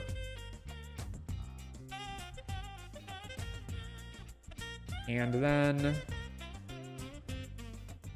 I don't like our lack of card draw, right? Where's our card? We got 7 pieces. That's good enough. Order of Autumn, we have that already. Silverback Elder is... Look at the top 5. You may put a land from among them. Yeah, okay, not that one. There's Hyrax. Monodork that has an infinite mana outlet, maybe. Not really. Okay, moving on from that one. Oh, also Destiny Spinner's another one where if we make infinite mana, we can just turn all our lands into infinitely huge tramplers and then kill our opponent that way as well. I always forget that this has that.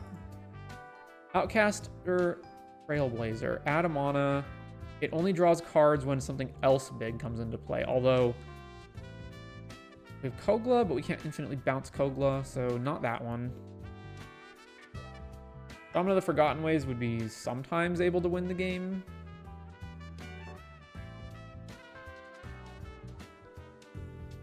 Iraq. Soul the Harvest. If I'm going to play Soul the Harvest at that point... Nah, we already got Beast Whisperer and Guardian Project. Those are good enough. All Den Protector. There's Teamer Sabertooth.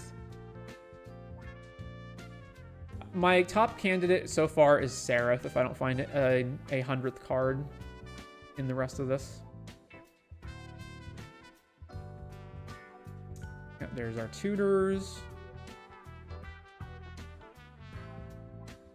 Sorceries, also probably don't want most of this stuff. Huh. Alright, artifacts. I don't know why liquid metal coating's in here. Is it just so that we can turn everything into an... How do we even untap this? Hyrax Tower Scout untaps creatures only. I don't know why this is here. Wanderer's Closet, Shadow Spear, and Harmonicon.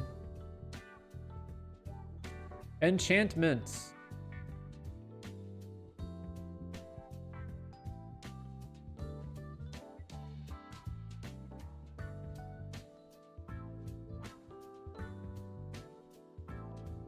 Whenever a human dies, draw. Whenever a human with a counter dies, gain 2 life. Meh.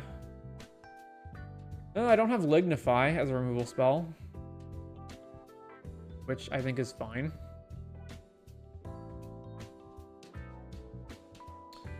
There's their Planeswalkers. Okay, let's run on each green creature that entered this turn. Hypothetically, you could infinitely untap Oran Reef, but Oran Reef enters tapped and Okina doesn't, so I don't want to switch those. All right, so let's put Seraph in the deck as another protection spell.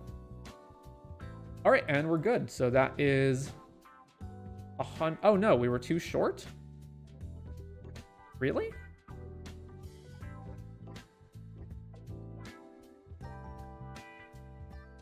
Huh.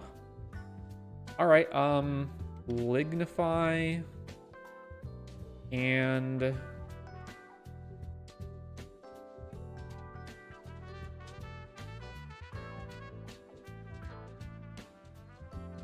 what does Spellbook say that we have like, is there another combo that we haven't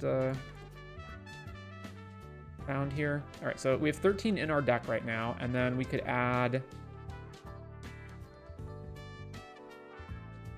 Whoa? Bighorn Rancher. Oh god. Bighorn Rancher plus Concordant. What is Bighorn Rancher? Bighorn. Add an amount of green equal to the greatest power among creatures. Sack it to gain life equal to the greatest toughness.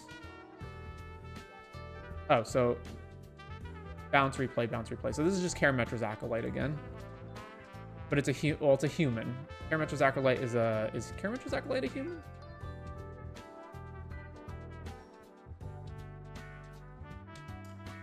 It is a human. All right. Karametra's Acolyte.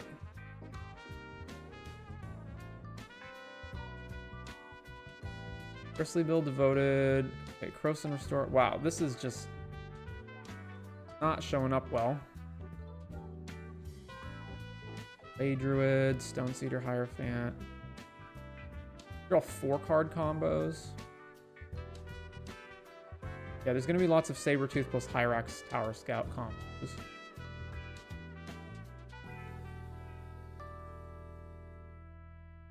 I think we're good at this point. So many combos. Wow. Oh. We can run Voyaging Satyr as another Arbor Elf, essentially, for all of our untapped shenanigans with Cradle and whatnot. So that means I can take out probably Karametras. I guess Karametras is the only human that combos with Kogla, because Priest and Selvala don't. So let's get rid of Song of the Dryads, maybe?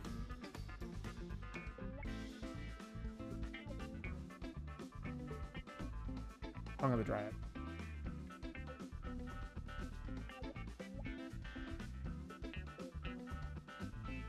Do you ever rebelled Pop or EDH decks? I do not. So many infinite. Wow, so many infinites. Meanwhile, I'm here trying to 1-for-1 trade in EDH. Yeah, you're not going to make it very far if you 1-for-1 trade in EDH. Although, you could do that with kind of control deck to some extent. Anyway, I'm pretty sure... Oh, whoops. Voyaging Satyr down here? Yeah, let's... I've never added Voyaging Satyr to a deck before. Well, there's the first time. So, I mean, do we need to play test this? Like, it's gonna work. It's 31 lands and 22 ramp. Fine. So, request from Chris to make Amara. Just make sure I haven't made Amara yet already. Oh, I need to actually copy, paste this into chat. Kogla. Here's the link to the Kogla deck. Alright. Forward. Amara. No Amara deck. Okay, so is Amara the one that makes tokens? Because there's two Amaras. I assume the one that you're picking is the one that makes tokens. New deck. Amara. Soul of the Accord. Yeah, okay. Whenever it becomes tapped, create a 1/1 with lifelink. So I assume there's some sort of like infinite untapped shenanigans that we can do here to make infinite tokens.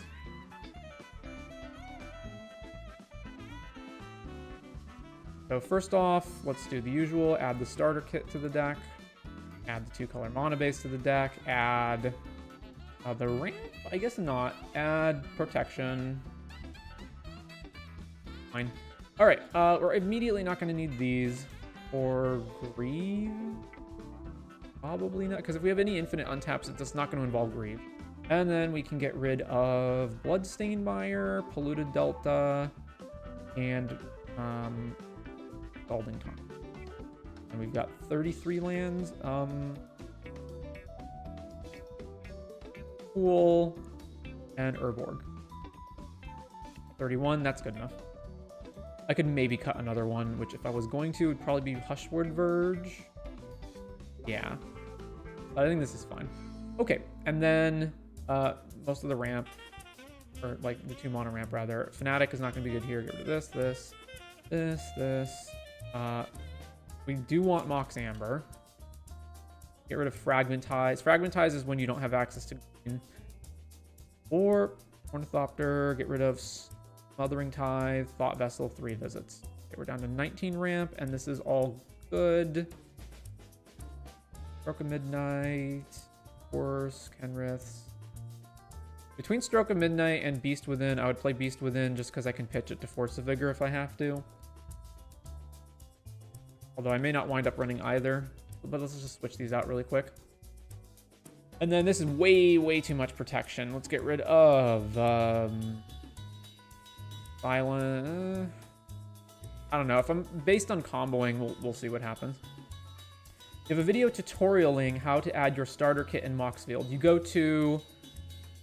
Well, I don't know how you add it, but basically, if you're in Moxfield, you go over here to this lightning bolt symbol, add packages, and then if you have any packages you can add them from here.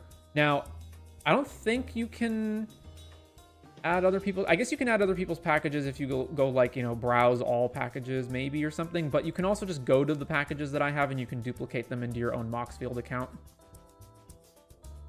All right, so there's got to be combos here, right? So what are they? So Amara, Soul of the Board. It's got to be a way to infinitely untap, and it has to be in its own identity. So green, white. All right, so we've got Thornbite. Is Amara a shaman? I guess you have to attach it. Wow, that looks incredibly overly cumbersome. Yikes, that's pretty rough. All right, so combo number 1 is Amara plus, let me just tab all these open. There are how many? There's 16 combos in green white. Tab this open, tab open. Doing it on another screen because I'm going to need to flip back and forth between these. So combo number 1 is Amara plus Thornbite Staff plus Ashnod's Altar. And the combo is you pay 2 mana and tap Amara using, where's Thornbite? So this is 2 tap this creature, tap the creature basically.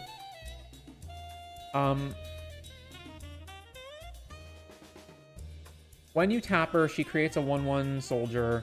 Then you sack the soldier with Ashnod's Altar. This will create will create 2 colorless mana as well as trigger the Thornbite to untap because it's whenever a creature dies untap. Yeah, so Ashnod's Thornbite, Amara, infinite damage, kills all opponents. All right, so that's number 1. Number 2, Amara plus Ashnod's plus Earthcraft plus Umbral Mantle. Jesus Christ. Earthcraft, Umbral Mantle.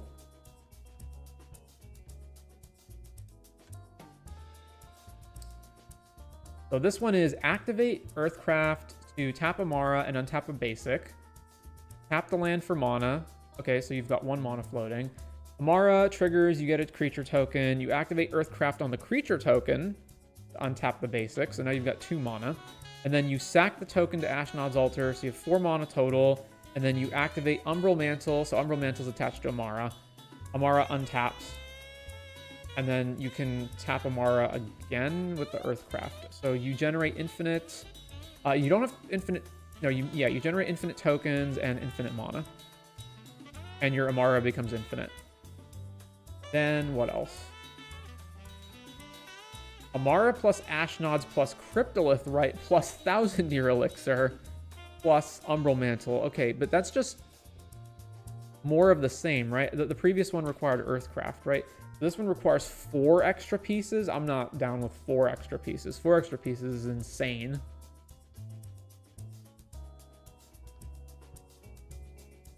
Same thing, but Concordant Crossroads instead of 1,000-year Elixir. Jesus. I'm okay with having Concordant in the deck. And I'm also okay with having Cryptolith Rite in the deck because that's another way to tap Amara initially. Then Ashnod's Cryptorite, Sword of the Parunes, 1,000-year Elixir. Well, it's 1,000-year Elixirs, just give it haste somehow, right? So, Sword of the Parunes. This should be... Okay, so... Where's comp? The Sword of the Parunes is also 3 to untap or tap it. I guess 1,000-year Elixir, sure. 1,000-year Elixir. If we have all of these artifacts that we have to go tutor up, then let's make sure that we've got Oswald in the deck. And then, so every single artifact that we have that combos is... Okay, so Sword is 4, Ashnod's is 3, Umbral is 3, Thornbite is 2, 1,000-year Elixir is 3. So it's different amounts. So we probably want some fodder if that's the case. I don't know. We don't have a 1-mana artifact that we can use. I guess we can do Devoted Druid Luxior, right? Yeah, so Luxior. Yikes. All right, and then we've got what else? Same thing, but it's Concordant or 1,000-year. Either one works. Then there's Umbral Mantle, Lightning Greaves. Yeah, okay. Well, Lightning Greaves back in the deck. As we need haste. I guess Lava Spur Boots would also work. hypothetically, but not as well if we've got to move stuff around, or whatever. Lava Spur Boots. We need the mana to move stuff around, but sure. This is Saga-able way to get Find Haste. Then there's Earthcraft plus Sword of the Paw runes, then Cryptolith Sword, Lightning Greaves. Okay, so these are all, a lot of these are just different ways of doing the same thing. Emil the Blessed plus Earthcraft plus Ash Nods. Very well. So none of these combos involve only creatures though, so we can't just use creature too. So Emil's the first one out of all of these that's actually a creature that we want to use. Finish the combo, I suppose. Then there's the same thing with different pieces. Mycosynth Lattice plus Clock of Omens. That sounds awful. Yeah, that sounds truly terrible. And then Emil plus a Concordant plus Cryptolith, right? Okay, so we've got all those cards already. Wirewood Symbiote, Maskwood Nexus, and Cryptolith, right?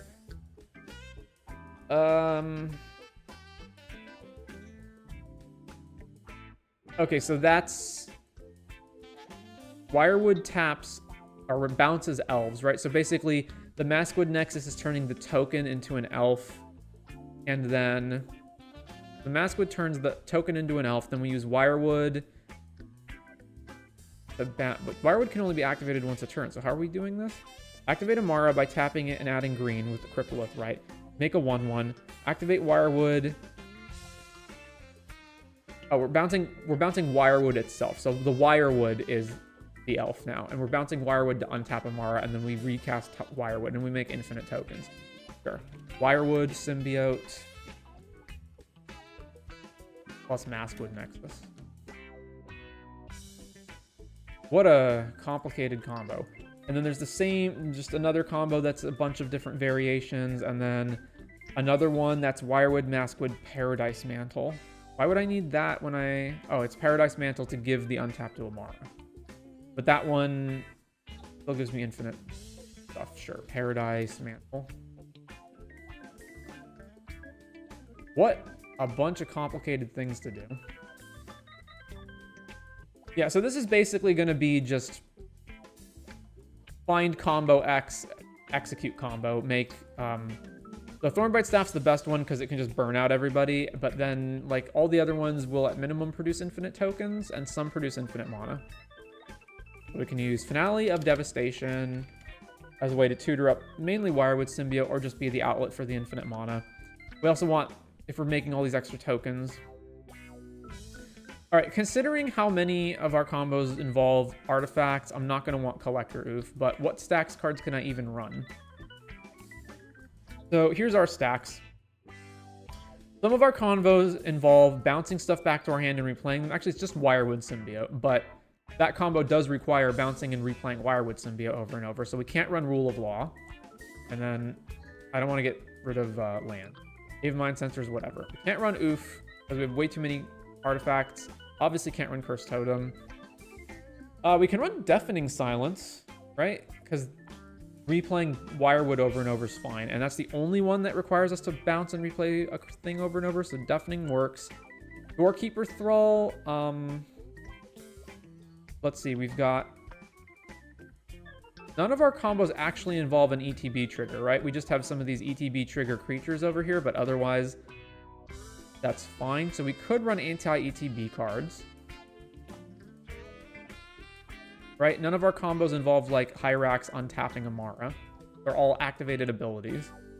Okay, that's fine. We can keep Doorkeeper Thrall, Granith, and then we got to get rid of this Rule of Law, Elesh Norn. I mean, technically it doesn't stop anything, but I don't want to play 5 mana Elesh Norn just to shut off ETBs on our opponents when we can just play Doorkeeper. Canonist, that's out. Glow Rider, Taxing Effects. We have a lot of, like, 3 mana artifacts that are part of combos, so nope. Hushbringer, that stays. Kataki, that goes. Leonine Arbiter, we definitely have to get rid of that. Linvala can stay. Nullrod goes. Phyrexian Sensor, that's out. Ravage is out. Rule of Law out. Spirit of the Labyrinth technically doesn't stop any of our combos, but we're going to have card draw. Stony, that has to go. Thalia, let's get rid of Taxing Effects. And then Winter Orb and Moon, those are gone. Trinisphere, definitely. Torpor Orb can technically stay. Do I want this? I guess I like to diversify in terms of, like, I don't need 3 different Torpor Orb effects, and I can play one as Deafening Silence and one as Hushbringer.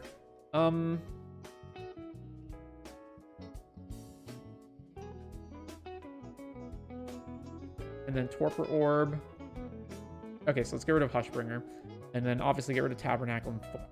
And then we're making 1/1 tokens, so hypothetically stuff like Welcoming Vampire and whatnot could be good, but at the same time, that means that we got to then cut the anti-trigger stuff. And we don't have a lot of good ways of interacting with our opponent, so I would like to keep these stacks pieces if possible.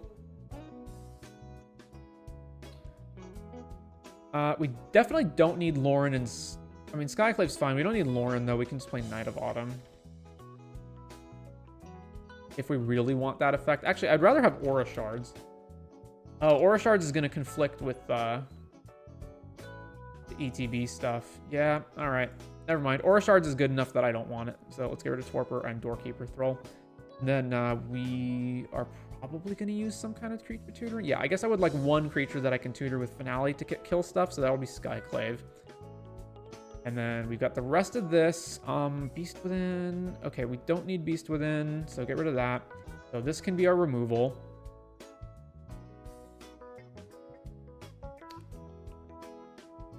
Presumably I would want stuff that interacts with Amara, so ID green and white, and the card says whenever a creature enters.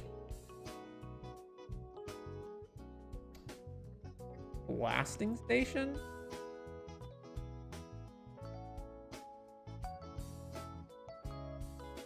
I mean, I guess that's a way to kill all of our opponents.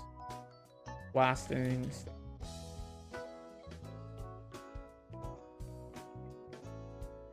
How about whenever another creature enters? Obala, Soul Warden. That's just the gain life part? Alright. What's our actual card count right now? I imagine we're pretty high. 99. Alter the Brood? Oh yeah, Alter the Brood. Why do I always forget about that one? That's better than Blasting Station. Fuck Blasting Station. Okay. Oh, Mox Opal's still in here. How many actual artifacts do we have? Not cheap ones. We got 18. And of those, how many cost 2 or less? 1, 2, 3, 4, 5, 6, 7, 8, 9, 10, 11 of the cards. Yeah, it's probably not good enough for Opal. So let's get rid of Opal. All right. I think the main thing is like lack of access to tutoring this stuff up. So yes, 2 of our combos involve Emiel, or some of our combos involve Emiel or Wirewood Symbiote, but they also require multiple other things that aren't creatures. So I don't really want to run like Chord of Calling or Eldritch Evolution to grab these. But we're in green and white, which means we have no way of actually tutoring up all these artifacts. So we can't do that, so we got to just draw cards. So in green and white, the main, aside from these, which we already have, the main ways to draw cards are small creatures entering the battlefield, which would obviously be great with Amara. And yeah, I guess we can do that. So Enduring, Innocence, Welcoming, Vampire. We're at 100 now. Is there any card here that I want to cut to include Tokasia's Welcome in the deck as well?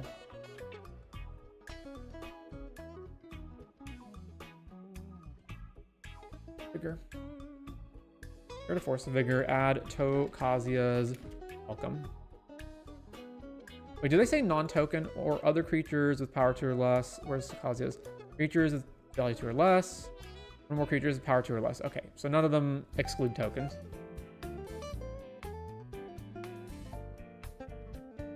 Seems good enough. What does EDH Rec say? Amara.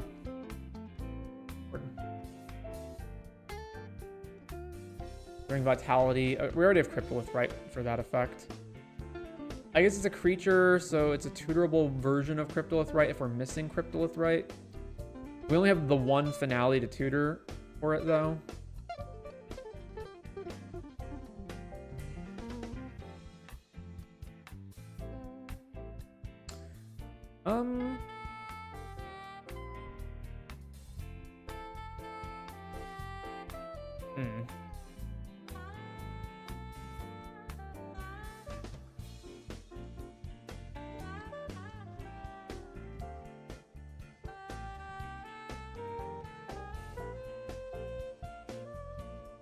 I don't think I particularly need that.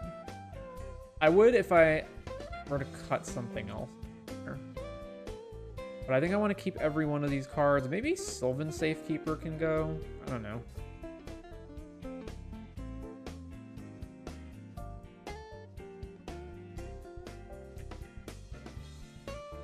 Yeah, that's fine. All right, what else is over here? Mentor the Meek.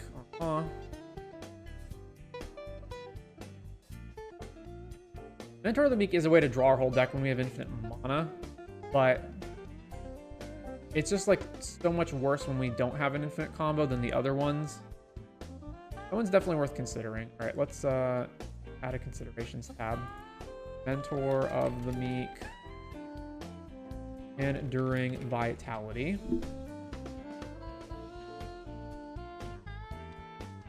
Let's see. Gain X and draw X for X's number of creatures. Yeah, and there's also going to be Shamanic Revelation somewhere. I don't think we're usually making that many tokens unless we're actually comboing. So I don't think I want things that care about stuff like that. By the way, how do we actually win once we have it all, right? We make infinite tokens. And so if we've got Concordant, sometimes we can just bash in with all the tokens. If not, then we can... Like, let's say we don't have haste, right? We either have to have a way to draw into the Concordant, or infinite mana into Finale, we still have to attack. But that at least doesn't require infinite tokens, although if we can go infinite, presumably we're also making infinite tokens. And then, let's see. I think that's basically it. It's just make infinite tokens, attack our opponents to death, right?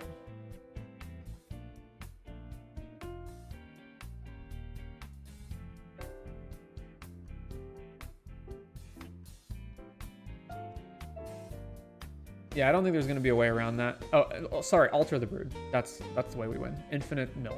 Yeah, okay, so we're good. Let's see what else. Leslie Evangel, tap into tap creature, create 1/1. Yeah, I thought about Springleaf Drum and that stuff too, but I think we mainly just want to go infinite, not just make a token a turn. Caretaker's Talent. Ewit.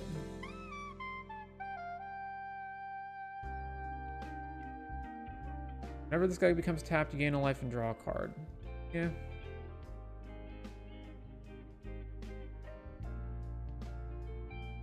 This is like Seedboard Muse and Drum Bellower. I think this deck mainly just wants to be all in on just assemble a combo, right? And not really care about any of this other stuff like Moonshaker or Crater Hoof. Flush Norn, like I don't think we want that. Delny, because technically we can make 2 tokens per loop. I think all of our combos require, like, I don't think any of them change as a result of making 2 tokens per loop though.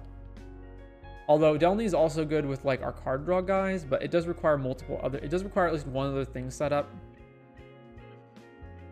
But sure, I'll consider Delny, but not actually at it. And there's also like Toski, but again, I don't think we're doing that. All right, Myral, also no. All right, Instance, Devouring Light. Oh, so it's just giving us Convoke stuff. This is all fine, not doing this, not this. Skull Clamp, we have Skull Clamp, right? We don't have Skull Clamp? We absolutely should have Skull Clamp.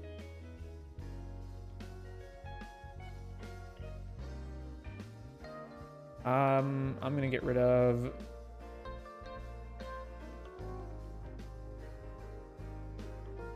What's redundant here?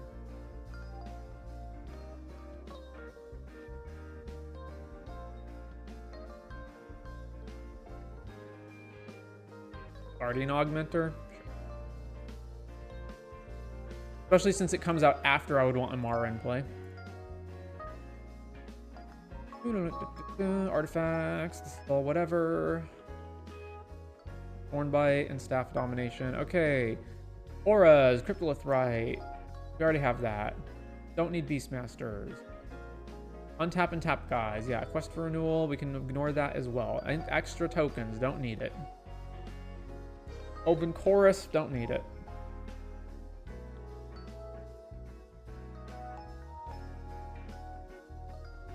Obviously, this is better than Cryptolithrite in terms of what it does, but it's also more...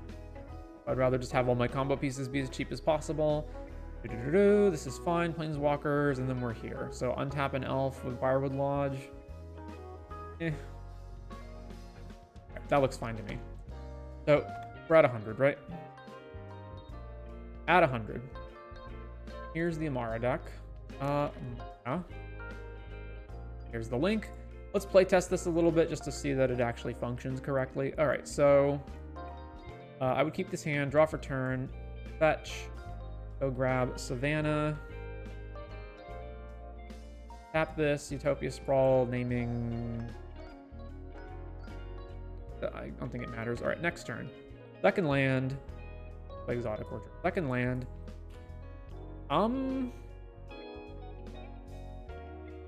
Spend as most as possible, so Umbral Mantle, and then next turn, Gemstone.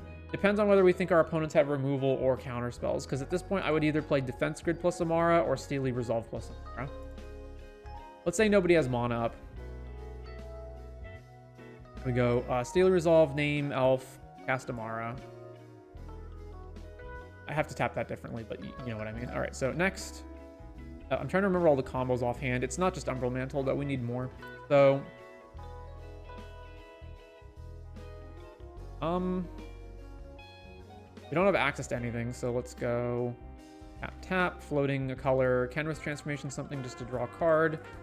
Yeah, all right, well, floating mana into defense, into Drannith. Next. I guess we could have hypothetically attacked someone to make a token, but probably not. I don't know. I forget all the combo iterations, but at this point, it'd basically just be try to find a combo. Ineos and Tear of Meletus would be a nice brew to see. I don't think those are particularly good, but sure, I'll add Ineos and Tiro. Requested by Bryce T.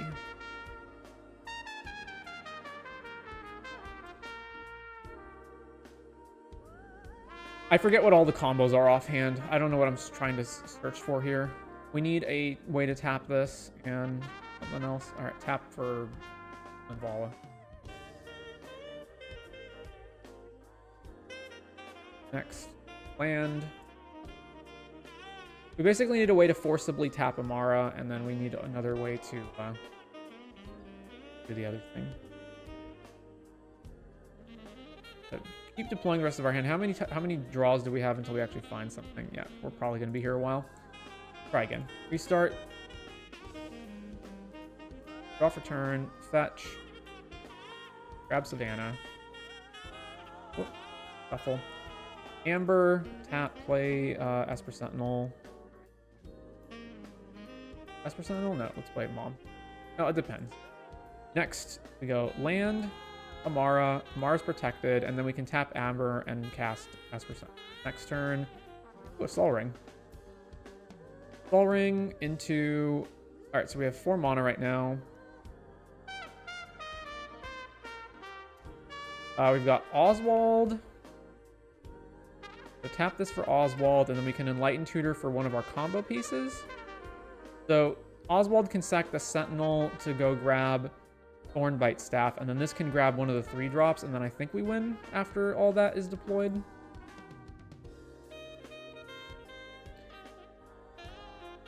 All right, it basically functions. It's just a matter of how consistent is it. Probably not that much.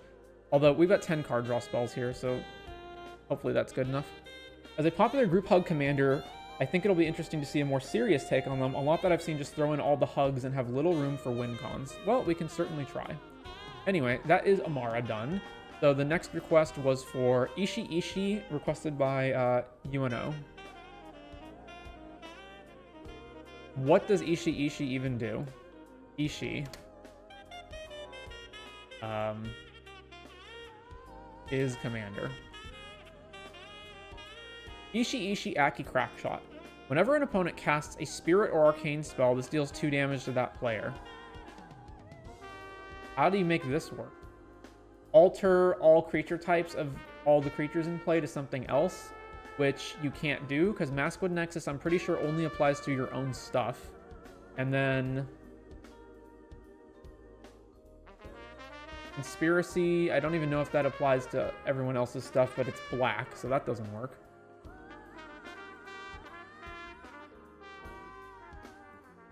Basically, we need to make it so that our opponent's stuff is all changed to either spirits, or we get to choose the creature type, or their spells become arcane, I guess?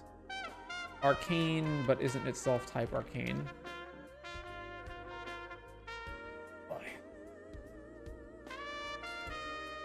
spell.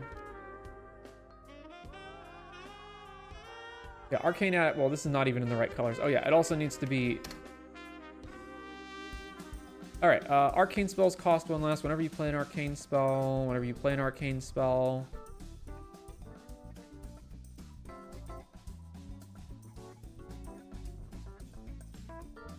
are or become. Whenever you play spirit, yeah, I don't think there's any way of actually doing that. Right?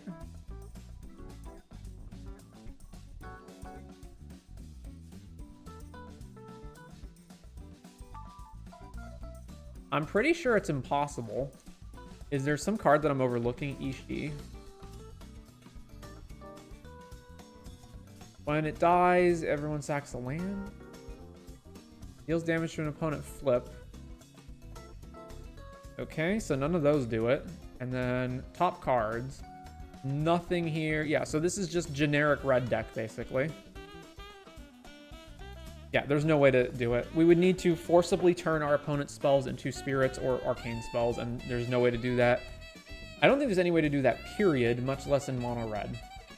So, unfortunately, yeah, we gotta strike that from the list. So, Kineos and Tiro. How do you spell that? Kineos? Kineos and Tiro of Miletus is a 4-color commander, sans black, and it says at the beginning of your end step, draw a card. Each player may put a land card from their hand onto the battlefield, then each opponent who didn't draws a card. So basically you get to draw and put a land onto the battlefield, and then your opponents get to decide whether they want to draw or put a land onto the battlefield. This is, once again, it's like bad right off the bat because it's got that Howling Mine problem of, one, it's bad to give your opponents cards, especially in EDH where you have to approach card advantage differently, where sure, you're getting a card, but your opponents collectively are getting 3 cards. So you're actually drawing your opponents 3 times more cards than what you're getting. Yes, every individual opponent is only getting 1 card, but you still have to beat them all. So now your 1 card is competing against their collective 3 cards. Secondly, it has the Howling Mine problem of they get, so you've presumably cast your commander and then passed the turn, right? And now, yeah, you draw a card immediately, but you probably can't use it. Your opponents get to untap and have access to the extra card before you get to untap and have access to the extra card. So they get their cards first. So immediately that's bad. So this card winds up being essentially just a group hug commander. It winds up just being a, oh, let's just, you know, everyone group hugs. And I already have the Chaos deck, which I think if you're trying to do something like this is the better version of that. Chaos deck gives access to black, which admittedly is the color that you need the least when you're doing things like this, but there are still a few black cards that are nice to have.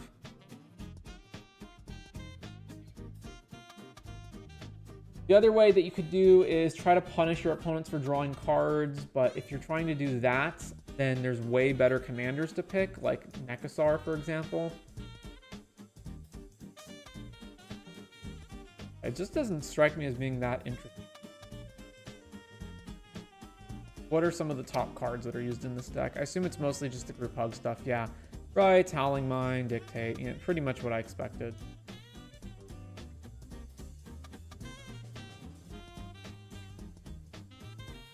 Yeah. Not really for me, but thank you for the request. So let us return to our release date order. We just finished Kogla here. So what else can we do? Brokos, you can cast from the graveyard using its mutate ability. I don't really see much of a use for that. Basically, we would have to have a way to sack. Actually, I can't think of a way to do it at all. Because even if you had infinite mana and a sack outlet, you still have to mutate this onto the battlefield. So you've got to sack the thing that you're mutating onto. So you will lose creatures over time unless you also have like a Genesis Chamber in play or something. And then you also need another combo piece that's like Alter the Brood, something that's going to trigger when you replay Brokos. So this just seems horrible. Double, beginning of our upkeep, if your opponent controls no permanents with bounty counters on them, put a bounty counter on creature or planeswalker. Whenever a permanent opponent controls with a bounty counter on it dies, you gain 3 and draw a card. So it's a specific type of counter, and it only triggers on the upkeep. This seems pretty bad. General Kudro. Anthem. Whenever it or another human enters, exile a card from the graveyard. Sack 2 humans to destroy a creature with power 4 or greater. That's also pretty bad. What about Hilda of the Icy Crown as a brew?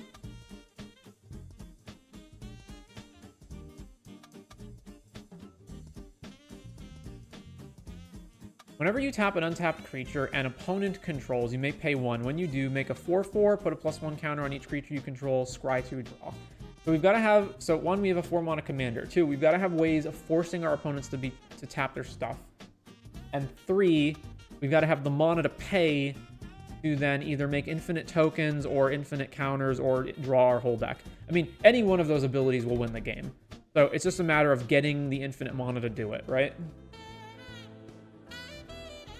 I've seen lists that are pretty stacksy, but I'm wondering if there's other ways to use her. Well, let's see. I feel like I can build around this. Whenever you tap an untapped creature an opponent controls. Alright. Hilda.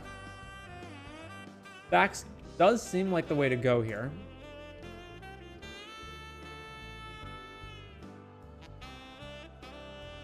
Alright, quickly add in the starter kit, add in the 2-color mana base. Our commander has to survive, so add the protection. And then,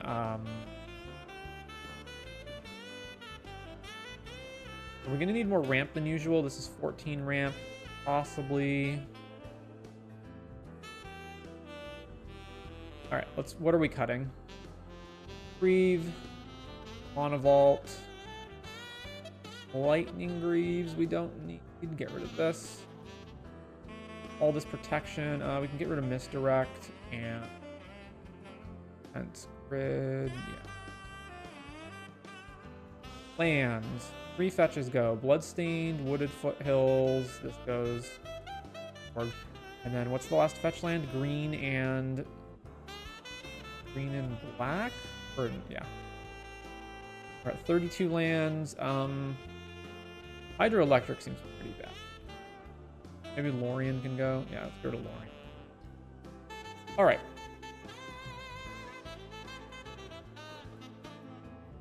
I want more ramp than this. Not 14. Let's play more than that. So ramp.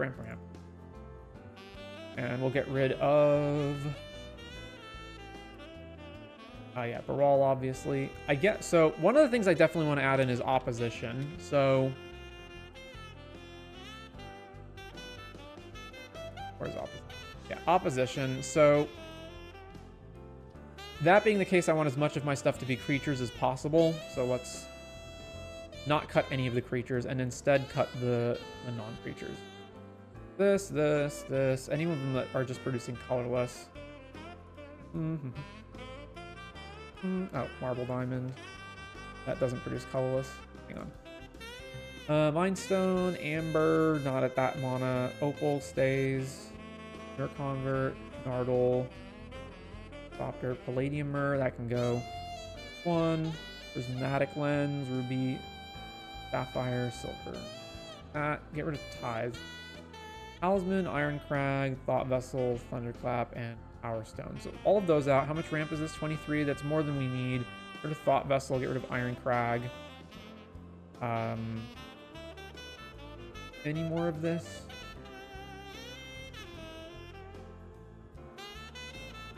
$21.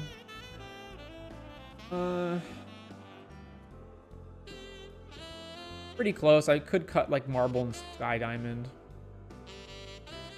Mind Over Matter is an all-star. Sure, but we still need a way to recoup the cards that we're discarding to this. Alright, so we're going to need ways of forcibly tapping down opponent's stuff. And then how much removal do we have? Because this is too much. Into the Flood Maw, get rid of that. And... Broke. Magnet, Swords. Submerge. We're in Skyclave. That's fine.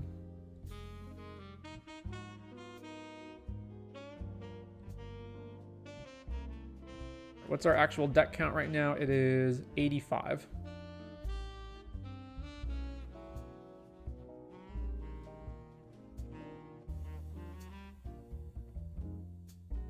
How about building with shitty commanders like Shisato? I will try that out. Sure. Shisato? Question mark? I think I actually know what one that is, but I'm not sure.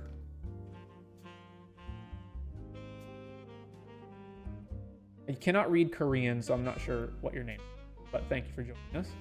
Verity Circle should do it to combo with opposition slash MOM?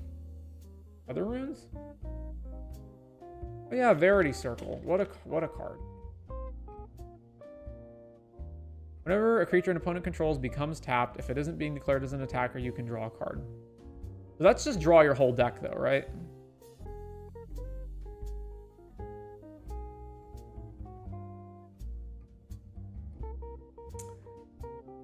Alright, so what are we looking up? ID, blue and white. Whenever... How is Verity Circle worded? Becomes tapped. Yeah, I figured that would happen. Whenever becomes tapped. And it has to probably say opponent on it too, right? Either a creature you don't control or opponent. So opponent or don't control. Creature you don't control.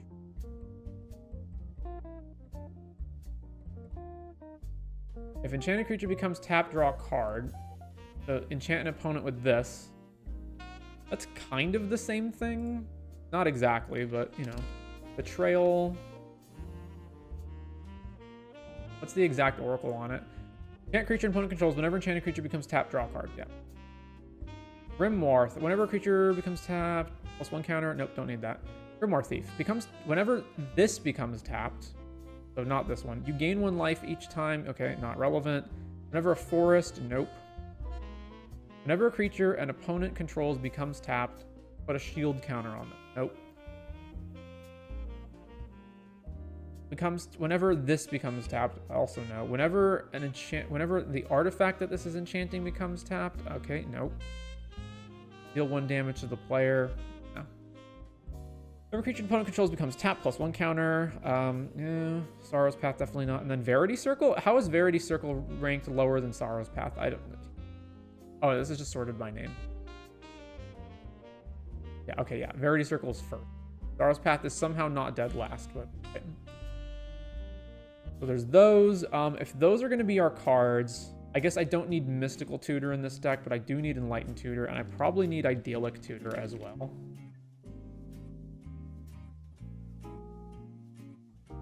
Okay, and then we're just going to want effects that tap our opponent's stuff, so tap.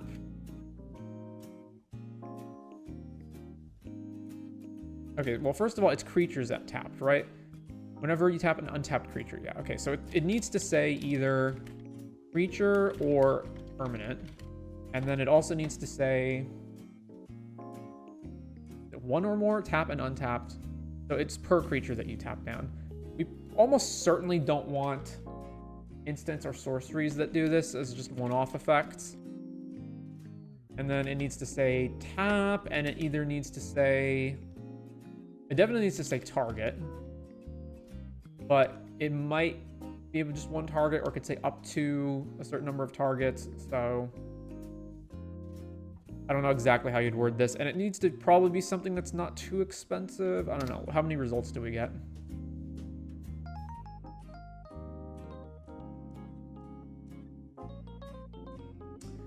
$488. Okay, so that's... So let's refine this further. So :tap. So I want it to be a card that has an activated ability that taps the thing. Or actually, no, that's not true. It doesn't necessarily have to be that. It could be... Okay, either it has a : or it says whenever. 396 results. Well, Staff and Abomination technically does it, but if you're If you've got the infinite mana for staff, then you can just draw your whole deck anyway, so what's the point? Oh yeah, tap is going to also say untap. So there, that should get rid of all the ones that say untap. 300 results. This just blink stuff. Tap another target creature for 4 mana is way too much. Oh, let's refine this to 4 or less.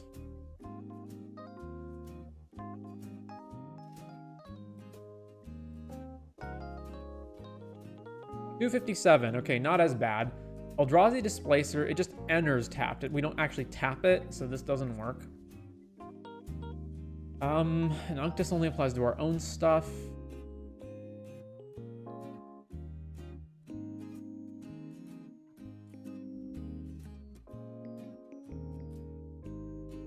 Tap or untap target creature with retreat to Coral Helm. It doesn't let us keep doing it, but it is per land, and we can technically do it without having to pay for it, so sure.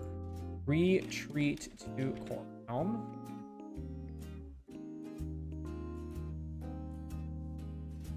I have a feeling the way that I have this worded is actually just not going to apply to a lot of things, so let's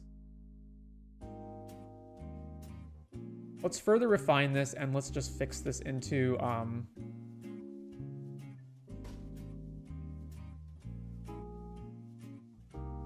target creature, or target permanent, or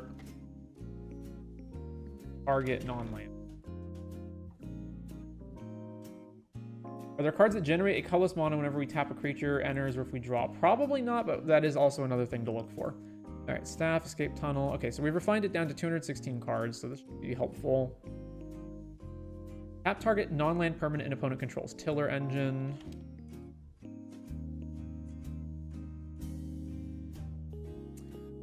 Fairy, technically, but Teferi's 4 mana, and we have to protect it. Yeah. I also don't want things that conflict on the curve with Hilda. There's Verity Circle. This is Merfolk specific. Or another human enters under your control. What is the token that we make? We make a white and blue elemental. Okay. One target creature gains indestructible. Attack. Create that many. Blah, blah, blah. I could play... Oh, what's the card called? Hammer of... The card with Myriad. Hammers of Moradin. It myriads and then it taps 1 creature per opponent. So that's another good one to have. Yeah, and then there's all the blue creatures that tap something. So I probably don't want the ones that cost 3, but those technically can be ramp-ish cards. So Kelpie Guide. Activate only if you control 8 or more lands. Okay, never mind. Gadwick is whenever you cast a blue spell, tap a non-land permanent opponent controls. Okay, yeah, so Gadwick. Sanctum of Tranquil Light. Yeah, Shrines cost less. Fate Stitcher's too expensive. Hilda's Crown of Winter. Tap target creature. This ability costs 1 less to activate during your turn. So it's free. Sack it. Draw a card for each tapped creature your opponent's control. Sure. That's Hilda's Crown of Winter. Intruder Alarm. Untap creatures that generate mana. Yes. That works too. Thank you. Intruder Alarm. Merchant Raiders. Whenever it enter or another pirate enters. Okay, no. Put creature attacks. Let's get rid of let's just get rid of equipment. I'm pretty sure every single piece of equipment is gonna be too expensive. There's hammers. Elvish Mariner. Whenever you scry, tap up to X target non-land permanents, where X is the number of cards looked at while scrying. So you attack, scry 1, tap a thing, and opponent controls. I mean, technically it does what I want, but it's just not very efficient.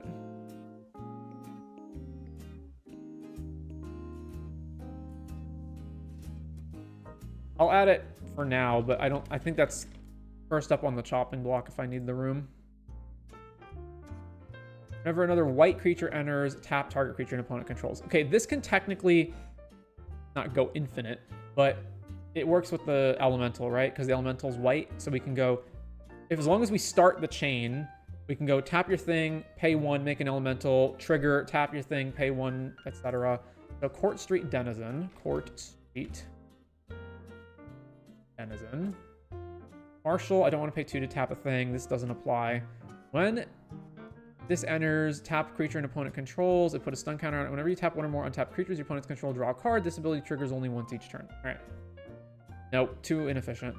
Comes tapped, pay 2 mana. Nope, absolutely not. What does Invasion of Phyrexia do? Make XX. I assume the tapping part comes from the other side of this. Tap target artifact. Nope. Enters the battlefield, tap a thing. Whenever you tap an untapped creature, put a +1 counter. Nope. Speed, no. All right, spirits enter, also no. Tap 2 untap spirits, nope. Whenever this attacks alone, tap a creature, also no. Shackles, gotta pay 2 mana, absolutely not. I don't want to pay 1 with the Lawkeeper to do it either, so we're gonna pass on that one. Whenever you cast a creature spell during an opponent's turn, tap up to 1 target creature. Is this, one of these said only during our turn, right? That was just the crown. It's still 4 mana and requires us to flash stuff in, so that's absolutely not going to happen. Tap to tap target creature. Well, technically it works. Minister of Impediments. Minister of Impediments. I would really like a card that's either more efficient or does multiple creatures at a time. Tide Force Elemental. Like, this one has the same problem if it costs us mana to activate it, so not that one. Untap another thing, tap target creature you don't control, but we have to collect evidence to do it, so no. ETB, tap it, also no. I'm not going to play a tap land that does it. Oh, this doesn't even do it.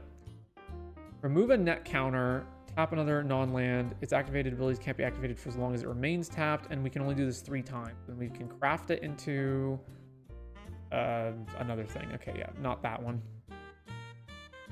Ujitai Exemplars. Whenever you cast a non-creature, tap a creature. All right. I guess it depends on how many we have, but sure. Ujitai Exemplars. It's really, really awkward on curve, but fine.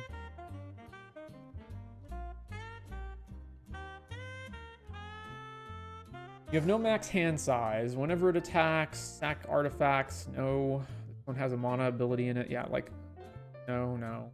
Costs even 1 mana. I'm not using it. Whenever this attacks, you may tap target creature. Okay, this is 2 mana. Excellent. Niblis of the Urn.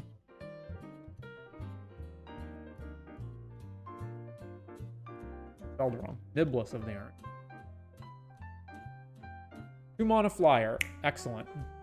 Whenever a player attacks enchanted player with 1 or more creatures, that attacking player may tap or untap target permanent of their choice. Okay.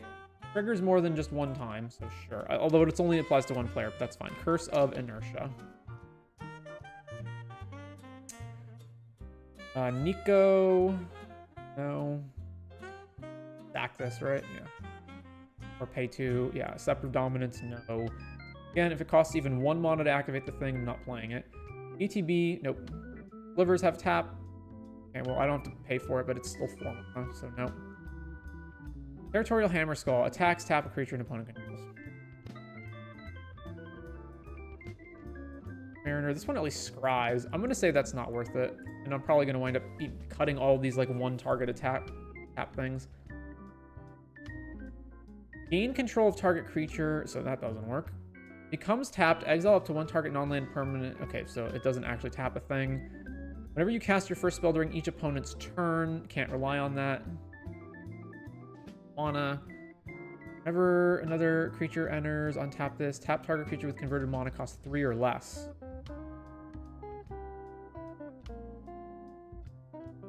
So it's 2 mana, and it can't target everything.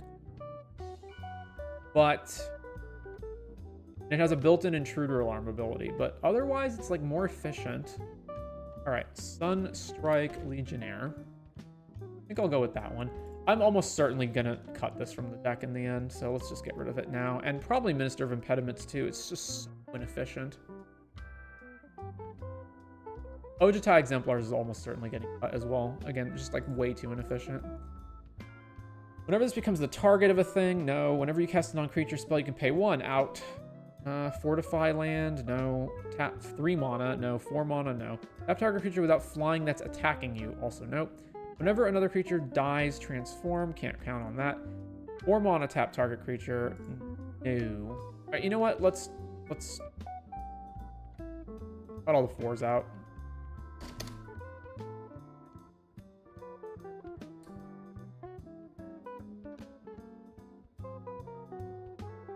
Where were we? Rime, Wind, Task Mage costs mana. Costs mana, only activate a certain number of times. Whenever this attacks, tap something. It doesn't even fly. This at least has Disturb, but this is bad.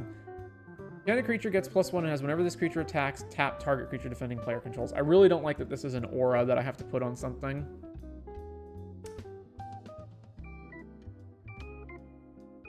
Yeah. Mage, no. Stack it. Costs mana. Mana. Aura. Doesn't work. Nope. An ETB trigger, so it only happens once. Whenever you cast your second spell each turn, choose target creature an opponent controls. If it's tapped, put a stun counter in it. Otherwise, tap it. Sure. Jackal Slinger. Whenever an artifact enters, you may tap target permanent. Oh, that's even better. Whenever an artifact enters under your control, what's it called? Lumen Grid Sentinel? Lumen Grid.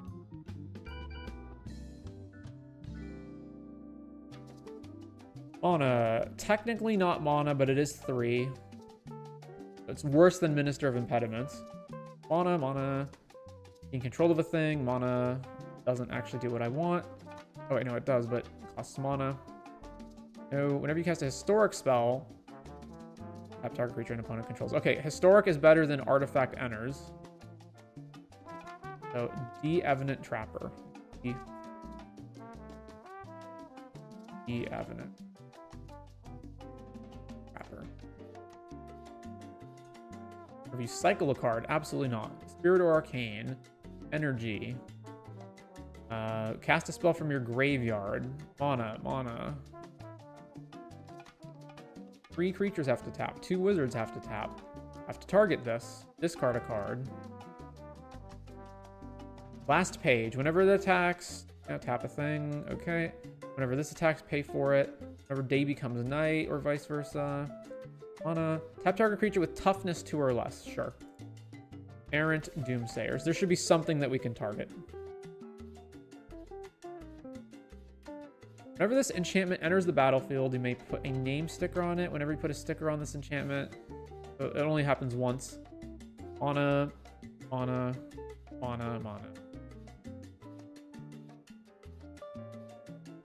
Has to hit someone to trigger. Although it is shadow, but still, that's irrelevant. 3 mana attacks. Whenever you cast a spell targets this. Nope. Tap target creature. Activate this ability only if you had a creature enter the battlefield under your control this turn. Don't like that. Or tap target creature with power 2 or less. Aeson Bureaucrats.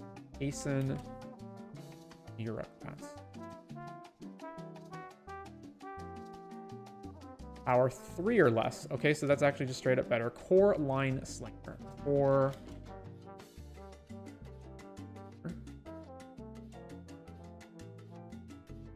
Did I cut Lightning Greaves? I did cut Lightning Greaves.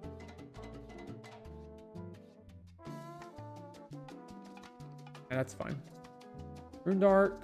Mana. Whenever you clash, nope.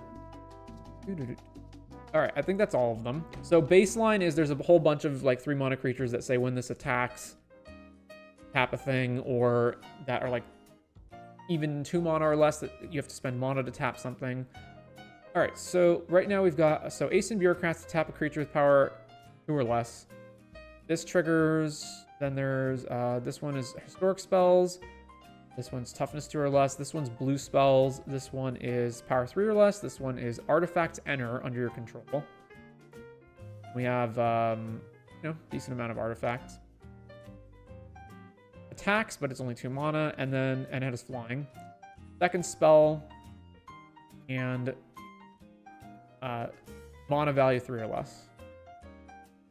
All that seems good, and then we've also got Curse of Inertia, Betrayal, and Verity Circle, so that gives us a total of 13 cards, plus Opposition and Mind Over Matter, so 15 cards total that have some sort of forcible tap ability. I don't think any of those actually... Oh, and Hilda and the Crown, so 16. I don't think any of these cards, though, actually result... Oh, and we have Tiller Engine and Retreat to Coral Helm, so that's even more.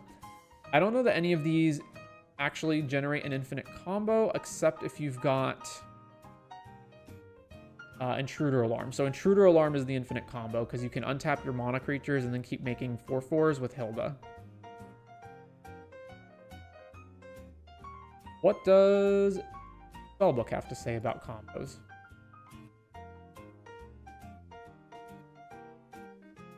Alright, so Opposition, Verity Circle, Mind Over Matter, One Ring, Mind Over... And then, well, I guess technically yes. And then Lauren, Mind Over Matter, and something else. Okay, sure. So Chromatic Orrery, Mind Over Matter. Let's not play any of these that are just like bullshit that has nothing to do with Hilda. Ashnods plus Court Street. So this requires a lot. So it requires Hilda, Intruder Alarm, Ashnods, Court Street Denizen. Yikes. And there's File. If you would draw a card while you have no cards in hand, draw 2 instead. So you use Mind Over Matter to basically net 2 cards. So yeah, you basically... Well, you go through your whole deck, right? Yeah. Crying. Alright, so multiple of these combos involve Ashnod's Altar. But the result is just you tap all of your opponent's stuff, so who cares about that? Ocular Hero. Tap, draw, enchanted creature gains... No. A bunch of these are also Mind Over Matter comp. I don't care about it. And then there's Intruder Alarm, force your opponents to not untap ability things, and then what do we got? Kitten. So not so much. So we do have some infinite combos, but not really that much, and it's mostly just about getting value out of Hilda.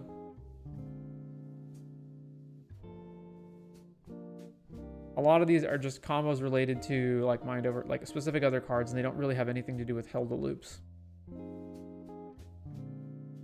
Yeah, all right, I think that's good. So we actually do have a 103 card deck right now, but before I start cutting things, let me just make sure I haven't overlooked anything. Oh, I guess there are stacks too. I didn't bother adding any stacks at all.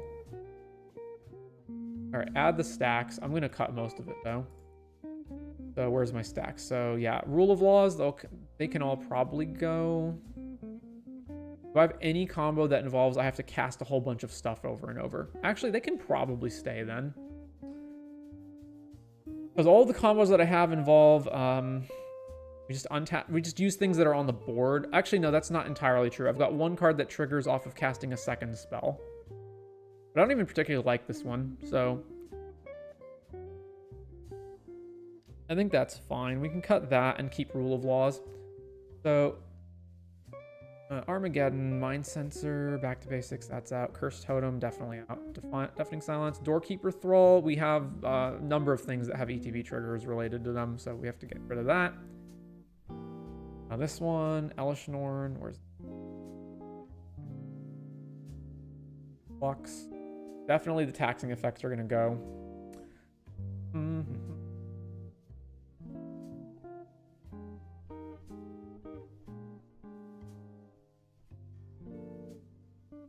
Sensor, sure, keep that. Ravages, Rule, Spirit, Stony, Thalia, Tabernacle, Thorn, Torpor Orb, Trinisphere, Vryn. Okay. And now we're above budget as well. So, Hilda of the Icy Crown. Anything else here? Oh yeah, Split Up, because you can forcibly tap down your opponent's stuff, although your stuff's going to be tapped a lot of the time as well, so not really. Beginning of combat, put 2/+1 counters on target creature. At the beginning of combat, on each opponent's turn, tap target creature that player controls. Nope. Enters, tap a creature. Whenever you tap an untapped creature. Yeah, we looked at that one already. Then I guess I wouldn't have seen anything that costs 5 and up, right? Beginning of combat, tap target creature. or target creature doesn't untap. So it's another 3 mana card that for free taps something. And it doesn't even have to attack to do it. What are the ones that I have right now? I mostly don't want ones that are on 3, though. I guess I would prefer the ones that can do stuff for free that don't necessarily require me to cast something. So... it's just that some of these do multiples. Oh, yeah, you know what? Let's get rid of all the rule of laws, because there's the potential that we're going to get multiple triggers a turn. Yeah, let's just get rid of all of these. Archon. I don't even really need Aven Mind Sensor in the deck. Let's get rid of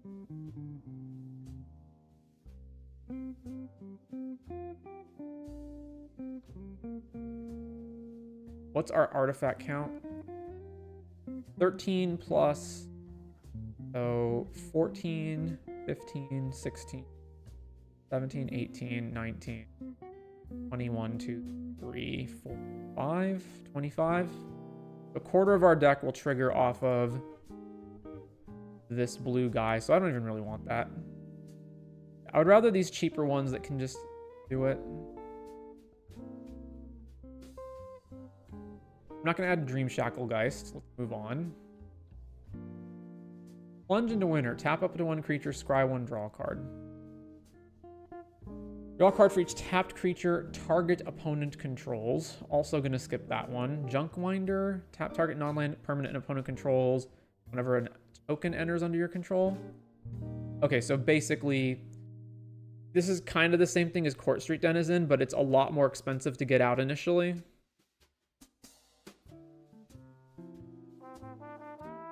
Affinity for tokens. I don't think anything in our deck makes tokens other than Hilda. So most of the time, this is just going to be way too expensive. So not that. Sleep to tap all your opponent's stuff, but then you've just spent 4 mana. How much are you going to have left over in order to cast things? Or in order to keep triggering Hilda, rather. This basically just says 4 mana for however much extra mana you have left over. You can draw cards, but I don't want that either. Mjolnir has to equip. I guess it equips when it hammers. Whenever equipped creature attacks, tap target creature defending player controls, stun it. Then this deals damage to each opponent equal to the number of tapped creatures the opponent controls. That's also bad. Sunblast, no. Alright, creatures. Let's see. Most of this is probably not going to be good. Whenever you tap an untapped creature and opponent controls, this gets pumped or whatever. Topplegeist. Topplegeist is a good one. It does require that we have Delirium, but it also taps something when it enters, and then it keeps tapping things for free. Topplegeist is an excellent card to have in this deck.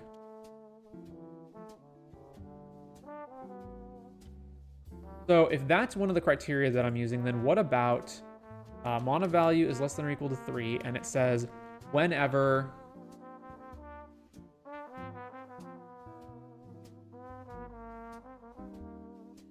tap or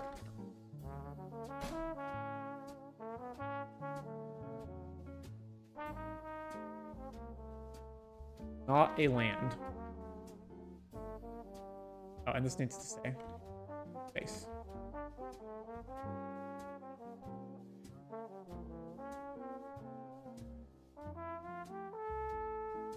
Authority, these enter taps, so that's not what we want. Color engine we've got already.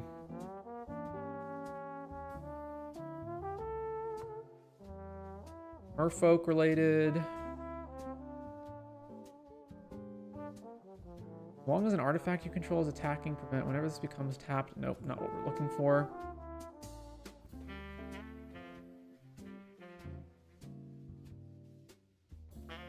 Tap all creatures target opponent control. So this is 3 mana sleep, but I'm still not going to use this. Whenever this creature attacks a player, if no opponent has more life. Okay, no, moving on. Comes tapped.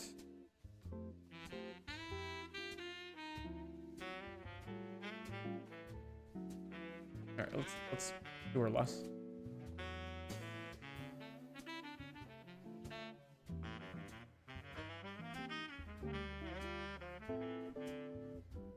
Got Betrayal already. ETB only.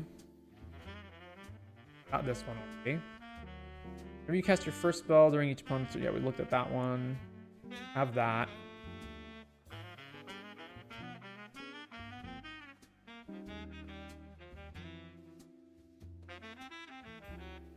You control. Blocks, trigger. Okay, yeah, so none of that. All right, what else do we got here on EDH Rec?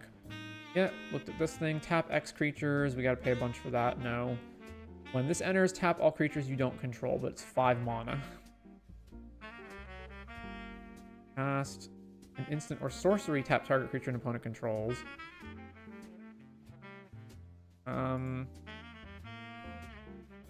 14, including counter spells that we can't use proactively. Meh. Frost Titan, also too expensive. Okay, let's see. I assume most of this, yeah. Tempest Caller, another sleep effect. Too expensive.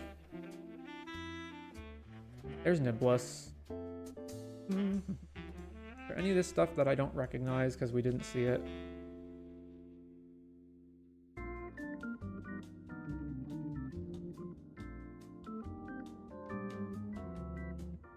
One only. Creatures you control have whenever one or more counters are put on this creature for the first time each turn, draw a card. What? Because of Hilda? At 1 less for each snowland you control. Okay, well that's not going to be applicable. 6 mana to tap everything. Okay, moving on. Instants and sorceries I'm almost certainly not going to want unless they're incredibly cheap, like literally 1 mana. And I don't want, yeah, so like you see a guard approach, but I'm going to want more than just it taps a thing. Or even tap draw. 3 creatures for 2 mana. The other thing is, like, we can't guarantee that our opponent's creatures will be untapped so that we can tap them. So probably all the instants and sorceries are going to be things that, yeah, like Turnabout. No, I'm not. Deluge, tap all creatures without flying. This just seems like horribly inefficient. You need so much mana for this to be something that's worth doing. Send to sleep, tap 2 things.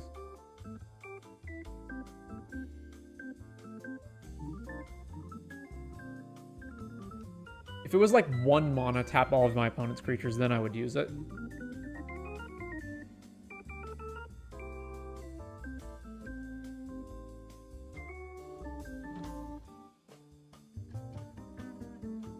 I would do 1 mana, tap 3, not 2 mana, tap 3 though. For all tapped creatures, nope. Tap all non-white creatures for... yeah, okay, no. Icy Manipulator's too expensive. Scepter, yeah, any of them that are like costing 1 mana to activate, I'm also just gonna pass on. None of that. Saw this card already. At the end of each player's turn, tap all untapped creatures they control that did not attack. Deals 1 damage to that player for each creature tapped this way. Well, you're not guaranteeing anything off of this either. Oh, it gives all attacking creatures vigilance. But then it only taps the ones that didn't attack. That sounds pretty sketch.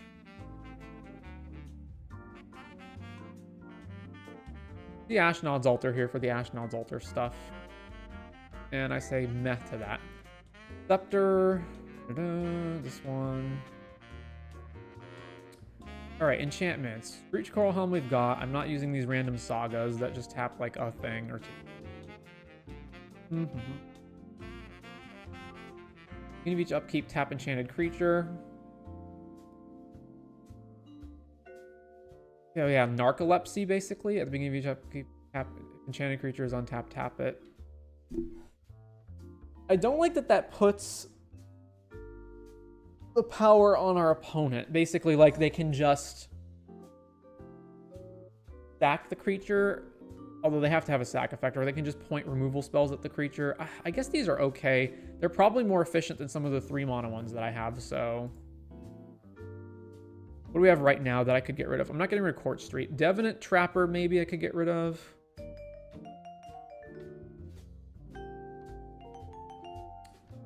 Gadwick. Just like anything that's not efficient. For a player attacks enchanted player with 1 or more creatures. That attacking player may tap or untap target. Oh, is this only 1 target? Oh, never mind. All right. So let's add Curse of Chains.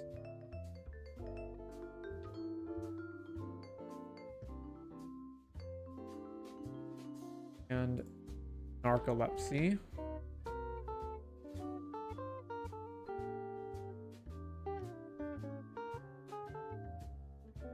I wonder if these are the only ones that are worded like this that are on 2 mana. Let's check. Okay, at the beginning. Or whenever. Whenever, or at the... No, it should be at the beginning. At the begin. And type aura. Tap on it. And then whatever this card is that has an X in it. Okay, yeah, so it's just those two. Why would I want them to enter tapped? That doesn't trigger it, does it? Hang on. Hilda. What are the rulings on... What? Hilda. Nope. Gather is broken. Okay, then. Moving on. Whenever you can... No, we looked at that. There's intruder alarm. Enters. Tap enchanted creature as long as you control it doesn't untap it. Okay, not that one. 2 mana. Tap 2 untapped creatures you control. Tap target creature. So it's like a very bad opposition. We'll pass on that too. And then it's just all of this stuff. I guess if we have a land that taps a creature, if it does it for cheap enough, that's worth having just in the mana base. But I don't think there is anything like that. I think the closest you're going to get is like Medomai effects that untap something.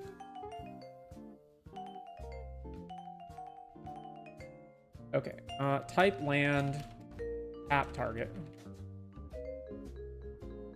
Maze, not untap.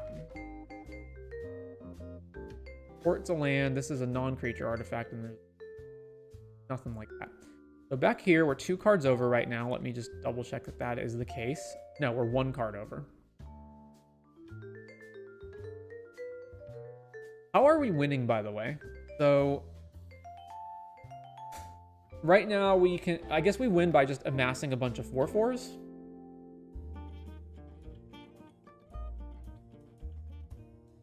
Seems all right.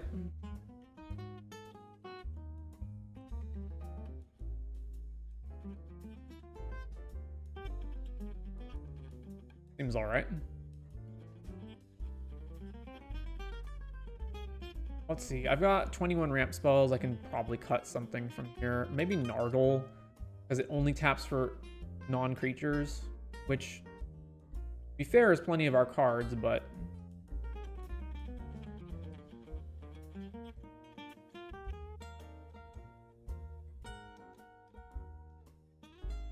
Let's get rid of Nardle. Ice Flow doesn't tap for mana, requires creatures to be attacking, so it's pretty bad.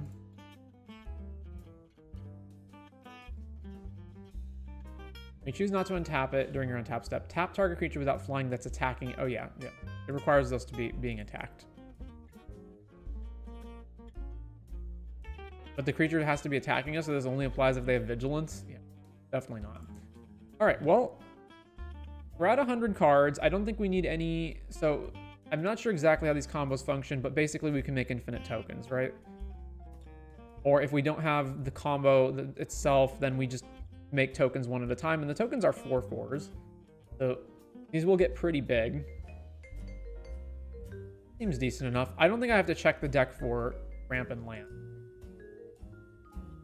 and I can't really, like, I don't know, I can't goldfish my opponent having specific kinds of creatures on their side of the board or creatures that are untapped, so I don't know if these are good or not, but good enough to me. All right. Here is Hilda. There's the link.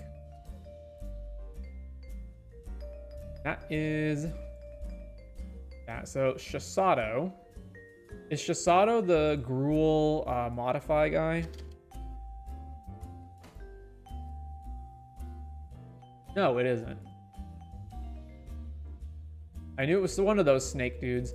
Beginning your upkeep, sack a snake. When it deals combat damage to a player, the player skips their untap step. Yep, this is atrocious. You have correctly identified how bad this is. And we will not be making a deck out of it. No way. All right, back to the release orders. So Kinnon, obviously, that's a deck already. We also have a Riel deck. Snapdax isn't worth building around, nor is Vedrock. Winota is a deck. Garuda, I believe we have a Garuda deck. Garuda. Yep. I don't see why you would want Jigantha to be your commander. Okay, so Jigantha basically is a commander, basically a thing in the command zone that lets you jump from 5 to 10 mana immediately, kind of like Nikya, but without the non-creature restriction, although with the restriction of that you can't use the mana on generic costs. So you can't, like, Jigantha into an Eldrazi or something, but you can Jigantha into, I guess you would pay like Wooburg stuff with it.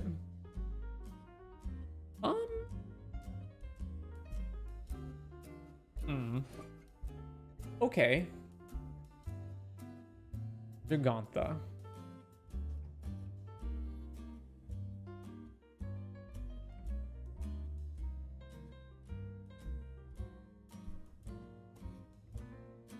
Tap, add Wooburg. This can't be spent on generic costs. All right, so before I start adding in the skeleton of the deck, I just want to see, is there anything even worth spending this on? So technically, I don't have to spend all 5 of the colors to cast a thing, but I want to know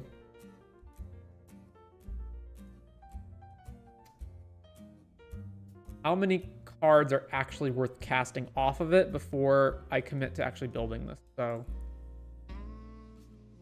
EDH legal, it is Hallar Wooburg. That's good enough.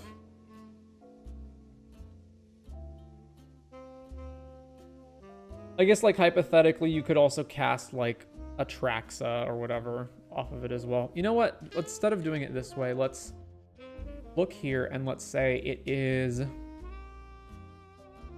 EDH. It has to have a mana value of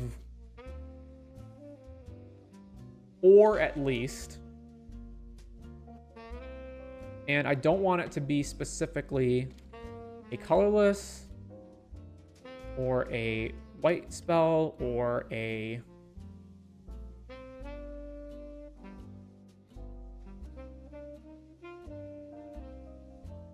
blue, or this is not going to minus out all of the dual cards though, but we can sort it by color.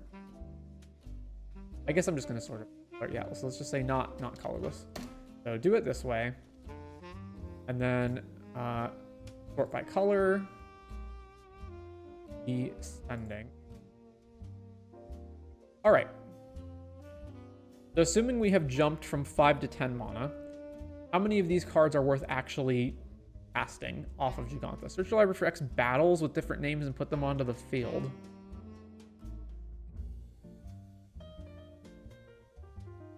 Interesting. I mean, depending on how good the battles are, that seems like it could be worth it. Begin the invasion.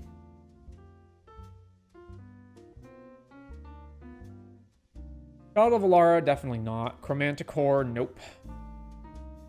Conflux, search for a card of each color, but then put it into your hand, not onto the battlefield. Although I suppose you could maybe use that to acquire... I guess the card doesn't have to be monocolor either, though, right? So you would only have like 2 left over after that? You could also use Jigantha in combination with untap effects to get even more mana. All right, sure, let's say Conflux. Chromat, no. Fusion, no. Garth, no. Genju, no. Horde of Notions, no. Evasion of Hallar. What is this? It cascades into a 4-drop, right? So you exile 2 non-lands that cost 4 or less. You may cast one of them without paying for it and put one of them into your hand. So it's just going to cascade into random stuff, although this is a battle for this. When this enters... Sure. Invasion of Hallar. Can I just do that from here?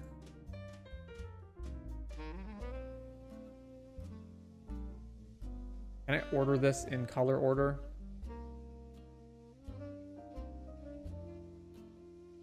I have to do that through advanced search.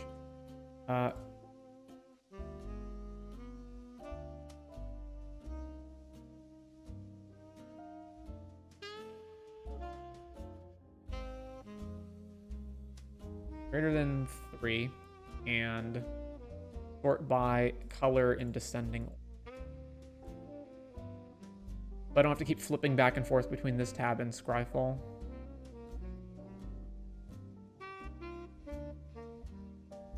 Color minus color equals.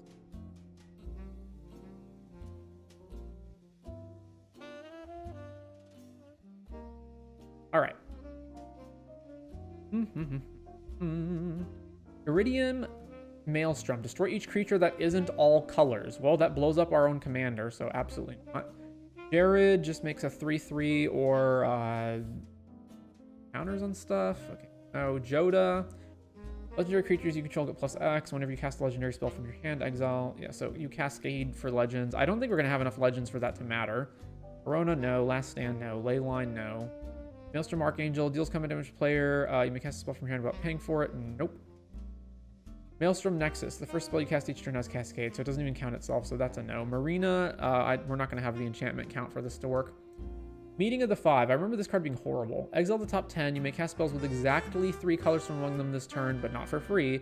Add double Wooburg. Spend this only to cast spells with exactly 3 colors. All right, then there's all the nibs, right? Flying Hexproof from multicolor. Deals combat damage to player. Deals X damage to any target. Target player draws X, and you gain X, where X is the number of different color pairs among permanents you control that are exactly 2 colors. So that's Gigantha. And then, I mean, we're trying to cast stuff that's a bunch of different colors, so that would be no. Yeah, all the Niv-Mizzets care about color pairs, and we care about cards that are a lot more than that.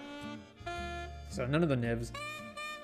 Okagachi is also not very good. Omnath, Locus of All, I guess hypothetically would be good at the beginning of your pre-combat main, so it wouldn't trigger immediately, but you could... It's not like, if you're going through all the trouble of getting into Gigantha, you don't want to then cast a spell that's like, oh, this spell's not even that good. Progenitus is just a big thing. Primeval Spawn, if it would enter the battlefield and it wasn't cast, or no mana was spent to cast it, exile it instead. Okay, so it's basically Gigantha plus another 5 mana. Dungeon Trample Lifelink. When it leaves, exile the top 10. You may cast any number of spells with total mana value 10 or less from among them without paying for it. So it's a big creature, but it has a leaves trigger. And otherwise, it's just not even that good. If it had haste, I would say it was good, but it doesn't. So you're basically spending your whole turn, after you've gone through all the trouble of getting Gigantha out, you're spending your whole turn to cast this 10/10, and then you have to pass the turn. Reaper King requires Scarecrows. This requires Slivers, right? Slivers you control and non-tokens or slivers. Yeah, okay. Sanctum of All. At the beginning of your upkeep, you may search your library and or graveyard for a shrine, put it onto the battlefield. And then if an ability of another shrine... Okay, well, similar to the battle thing, this is hypothetically good depending on what shrines we can tutor it up with it.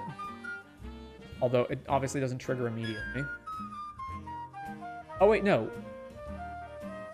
What am I thinking? None of this works because Gigantha is Gruul. So we don't have access to Wooburg cards. I'm surprised it even allowed us to add these.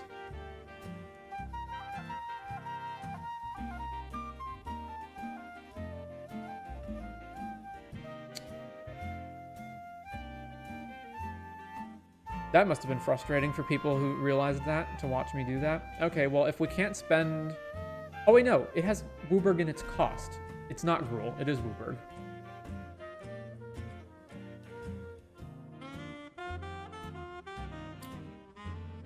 I am just ping-ponging all over the place here, eh? Alright, let's get that search back open. The mana value is greater than 3. Color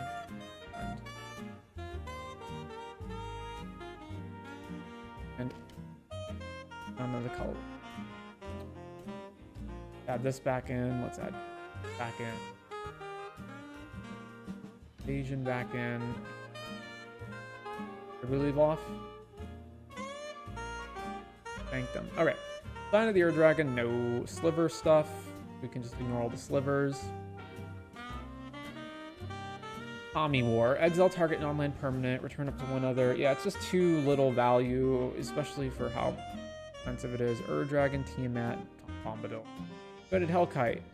Whenever it attacks, draw 2. So we're casting a 5/5 that draws us 2 cards, which is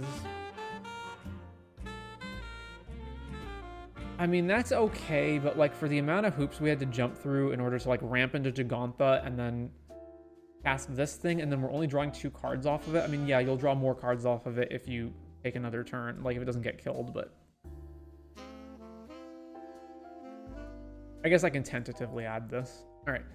Unite the Coalition. Choose 5. You may choose the same mode more than once. Target permanent phases out. Target player draws a card. Exile target player's library. Deal 2 damage to any target. Destroy target artifact or enchantment. So basically blow up. So probably draw and blow up stuff. So just drawing 5 is not worth it. So it's probably some combination of like blow up 3 artifacts and enchantments and like draw 2 cards is probably the mode that you choose on it the most often, in which case this is not worth 7. Atraxa is worth casting, even though the red can't be spent on it, but who cares? That's fine. This other Atraxa is not, nor are the Nephilims. If you cast a white spell, make a 1/1. Blue spell equals Scry 2. Red spell equals 3 damage. Green spell equals something gets plus. So I don't care about the plus part. Scry 2 is okay. Token's okay. 3 damage to an opponent, not a creature. I don't think that's worth it. Omnath. Sure. Moonbrood, Saskia, Flintai, Yidris has to hit our opponent, so no. A lot of these Wooburg cards are built around. Okay, so then that's all of the 4 color and up cards. That's pretty spotty. So then after that, it's just the 3 color cards. So Gigantha will help pay for 3 of the mana of those cards. Urgent. Damia.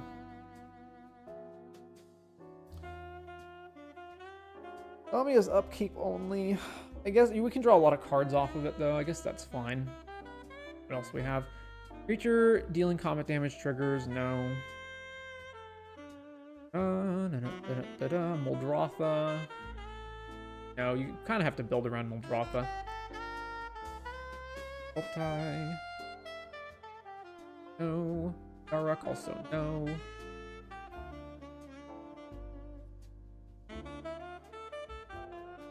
What does the release part do? Each player sacks an artifact, creature, enchantment, land, and a planeswalker. Each player, including us. Why would you ever want to cast that? What's up? What you brewing up? We are brewing up Gigantha. So I'm trying to find all of the, well, I was trying to find all the best 4+ drops to cast off Gigantha, or the 4, not mana value, but the 4 color and up cards. And we've run out of those, and now we're just using, now we're at the 3 color cards. We're going through that. Basically, I'm looking at how, like if I've gone through all the trouble to ramp to Gigantha, and then I'm using Gigantha to jump from 5 to 10 mana, what's the best stuff I can play? Because most of this ain't it.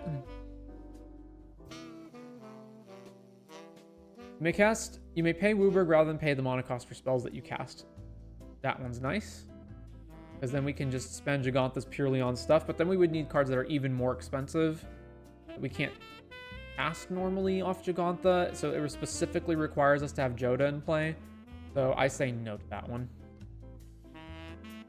Too many things that we need to have assembled.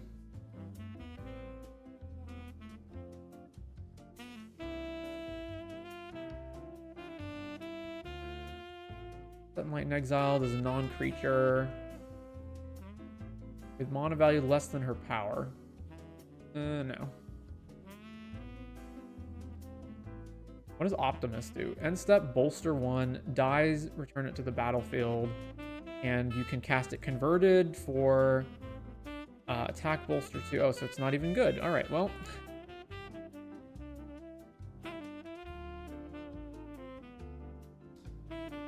Whirlwind of Thought.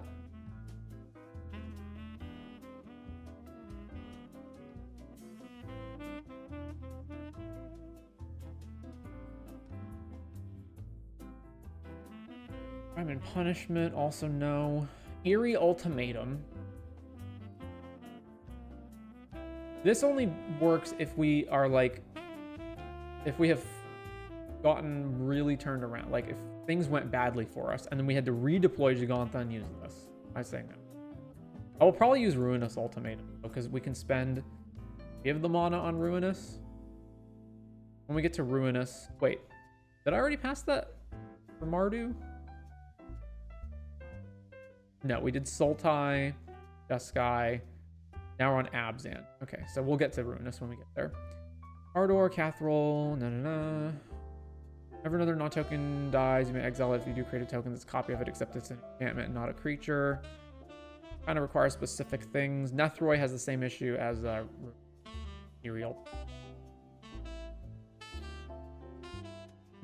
Thalia and the Gitrog.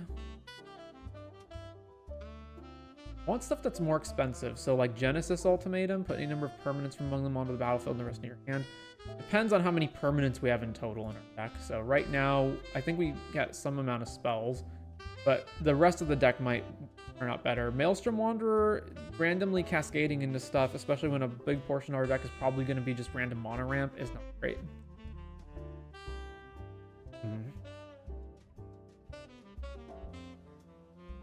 Definitely not Song or Corruption.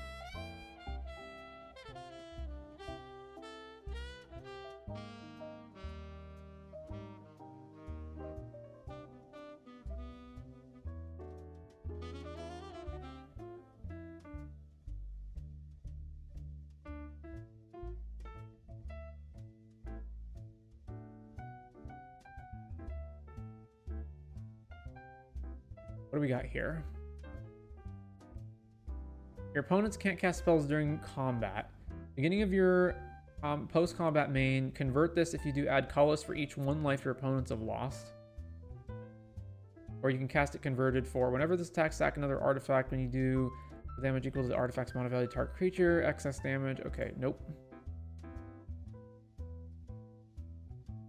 Just a big creature that's not even very good, so we're going to pass that. All right, Ruinous Ultimatum, yes. That's Mardu. Bant.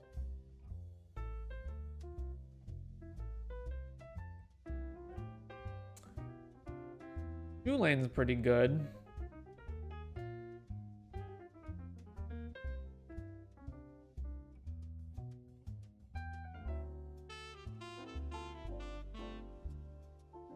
Pass this one. Clarion Ultimatum, same name, so that one doesn't work either. Shroud, all damage will be dealt to you is dealt to this instead. No. Alcospara, no. Galadriel, 3 green, counter on everything. Scry, nope.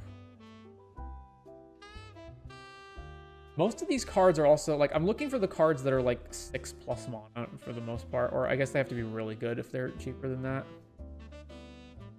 Full of Emancipation is basically Terastodon. Except your opponents create 3 fly. Like, it's way worse than Terastodon because your opponents create 3 flyers that can fly past this.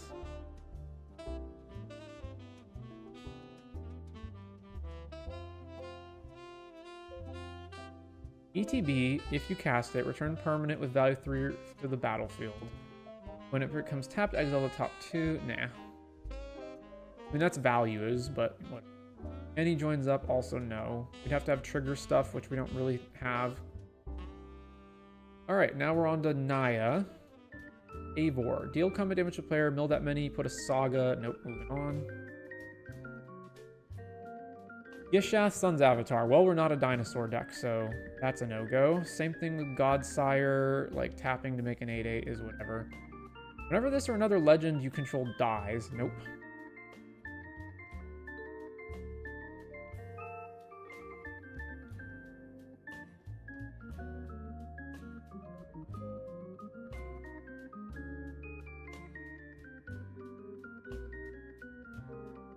Helmraiser to exile all the lands.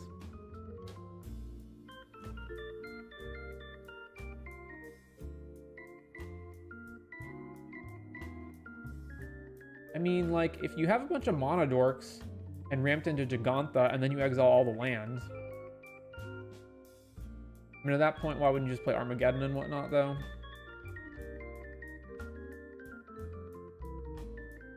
We'll pass it. Rith. Titanic Ultimatum. So if you're casting this off Gigantha, you're still going to need to spend an additional 4 mana, right? Which you could have. And then it just turns all the mana dorks that you use to ramp into Gigantha into lethal, probably. Sure, Titanic Ultimatum. Ultra Magnus. Whenever it attacks, you may put an artifact creature card from your hand on the battlefield tapped and attacking. If you do, convert it. Or you can cast it converted. Whoops. The other side is whenever it attacks attacking creatures, it will gain indestructible. If those creatures hold power 8 or greater, convert this back to side. That'd be a no. Voja, I mean, a lot of our mana ramp is going to be in the form of elves that we can use to become huge. Although Voja itself doesn't have haste, so we would have to give it haste or wait a turn. But this is a reasonable creature to use.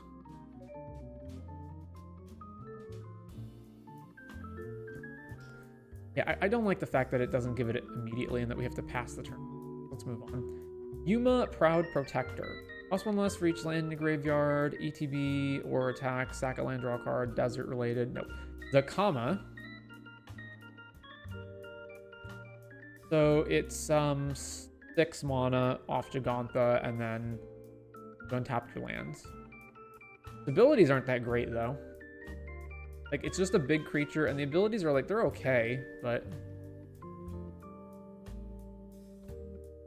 alright, sure. Zakama. Broodmate Dragon. Tyrant. ETB, create a 5/5 token with flying. Nope. Carnal Hordeworm. Deal damage to an opponent. May return target. Blah, blah, blah, blah. Nope. There's the 2 different Daragazes. They are Dragon Appeasement. Whenever you sack a creature, draw a card. Skip your draw step. Nope. Hellkite Overlord is a big creature. Corvold. The other Corvold. Deal combat damage to player, counters, blah, blah, blah. Nope.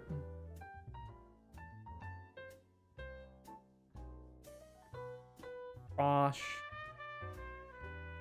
I remember Rebuild the City's not even that good, right? Create 3 tokens that are copies of a land, except they're 3/3s with Vigilance and Menace. No.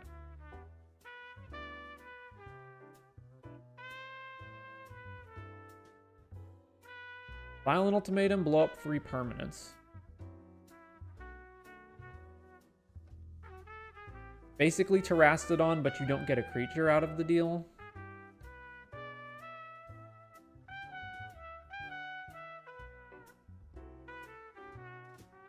Alright, that's it for Jund. Now we're on to Grixis, and there's just really not a lot, is there? Cruel Ultimatum is only target opponent, not everybody, so that's a no. Demon related.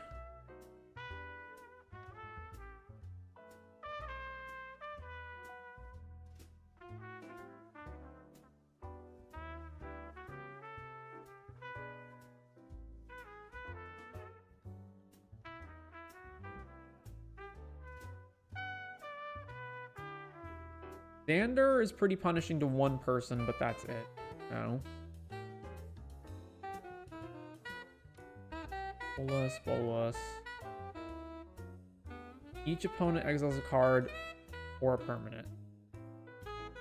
The other thing is, I know I'm running a Traxa, so I want to find ways of getting Planeswalkers into our deck too. So this is acceptable. Opponent exiles 2 cards from their hand. Like that.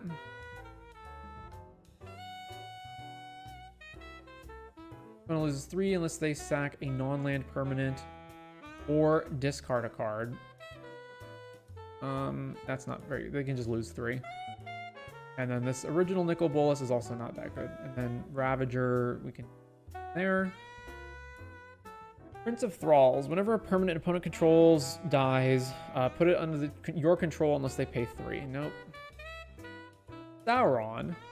When you cast this spell, amass 5, mill 5, and reanimate something. Trample. Whenever a commander an opponent controls dies, the ring tempts you. So it's a 9/9 with trample, and we will... it also puts a 5/5 into play, and then hypothetically we'll reanimate something, although we won't always.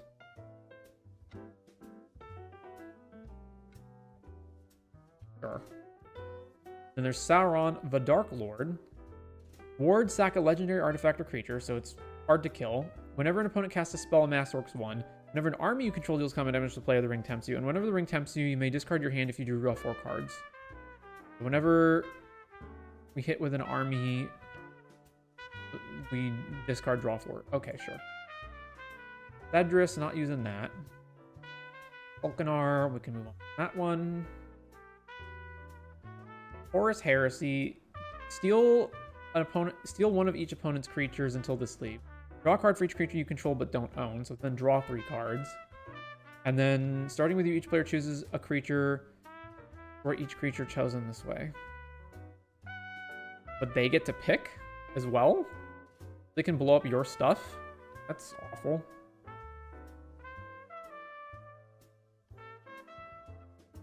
Raxamundar, no. Alright, Esper.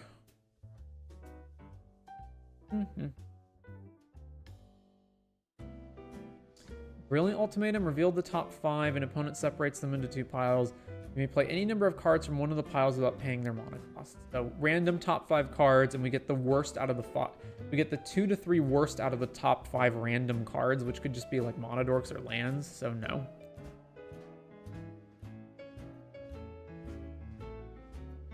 Cast Sphinx's Rev when you attack.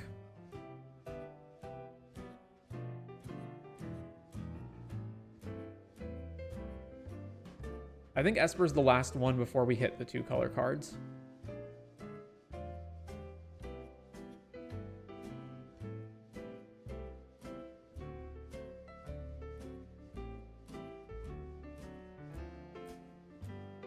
Saruman. Ward, discard an enchantment, instant, or sorcery. Whenever you cast your second spell each turn, each opponent mills 2. When one or more cards are milled this way, exile target enchantment, instant, or sorcery with equal or less mana value than that spell from an opponent's graveyard. Copy it. You may cast the copy without paying for it. So basically, you cast your second spell, all of your opponents mill 2, and then you can pick an enchantment, instant, or sorcery that has mana value less than whatever the second spell was or equal to it, and cast and make a copy of it. And that entirely depends on you hitting a random spell out of the top 2 of your opponents that's also worth getting, that's also a mana value that you can select from.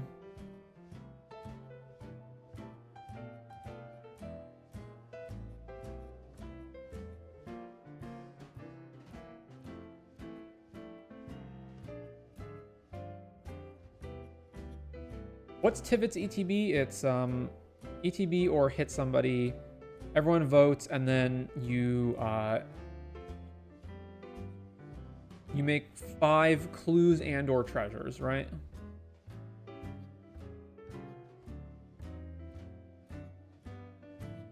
That's it. That's the end of the 3-color and up cards. And I'm probably not interested in using any of the 2-color ones. So back here, this is actually a fairly good amount of payoffs, I think.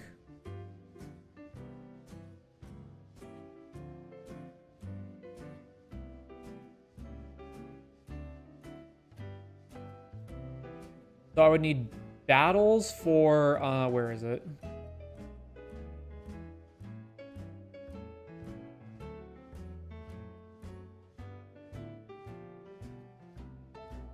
Shooter.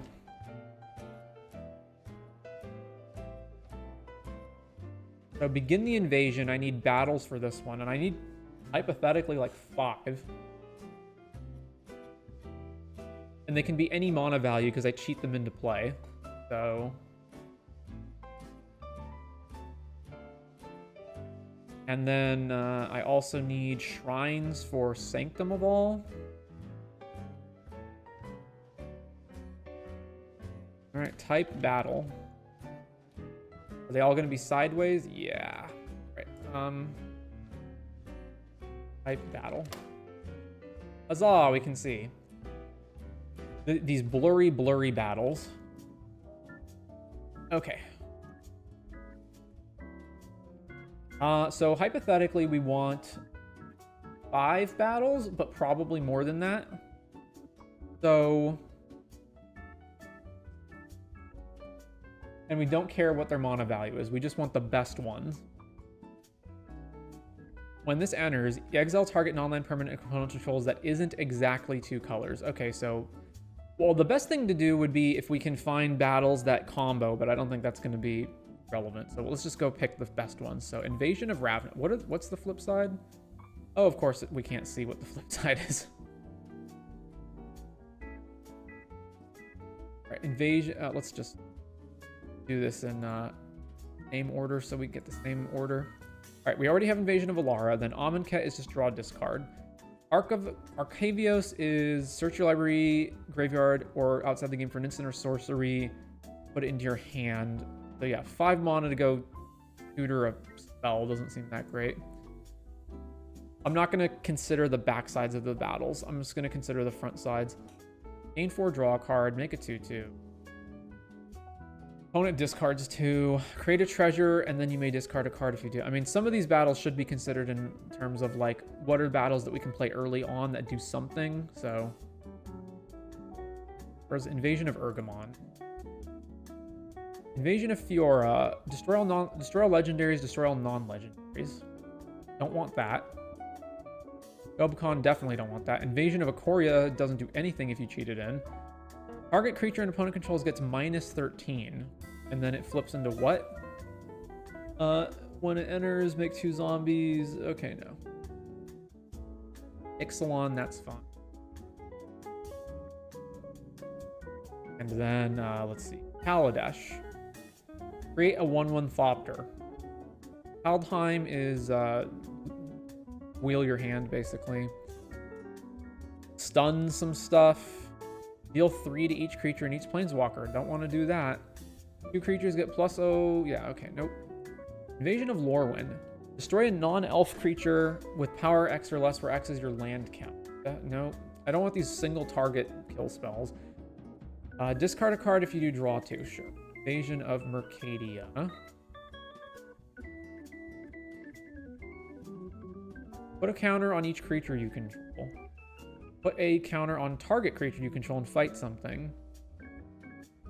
Sack an artifact or creature when you do. Exile target artifact or creature an opponent controls. X in the cost, so cheating that in does nothing. All right, and then try 3, reveal the top. If it's a land or modal card, draw. I'm gonna pass on that. Invasion of Ravnica, I already said I would do that. Even though this one's also only blow up 1 thing, but you get more options. And then what does the other side of this do? Whenever you cast a spell that's exactly 2 colors. Okay, so mostly that's never triggering.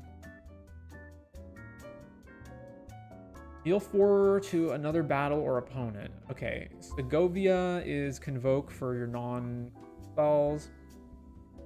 ETB, return 3 permanents from the grave to your hand. And the other side is Upkeep, put a permanent from your hand onto the battlefield.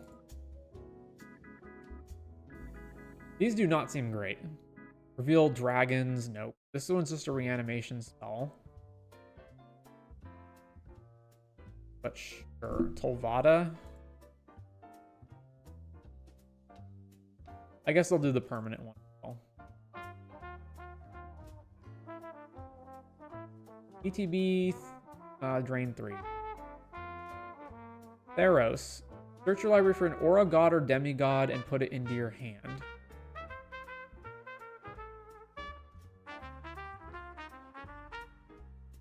I'd have to build around it, I guess. Invasion of There. I'd have to have 1 thing to go fetch with it, at the very least. Draw 3, discard. ETB, return up to 1 creature to its owner's hand, and then go get some lands. These are mostly bad.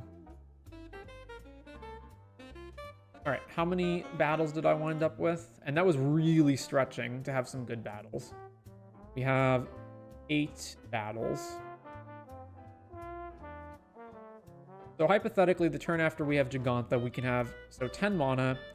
We have 10 mana minimum, and we could hypothetically have 1 more mana after that. So we're getting usually like 6 battles. 5 to 6 battles, depending on how much mana we have. Assuming we didn't play any more before that point. Do we have a thing that's a god or a demigod already? Probably not.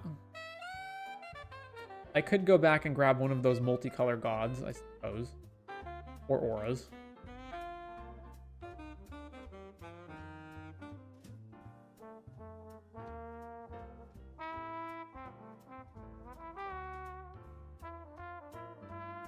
type god or type demigod or type aura.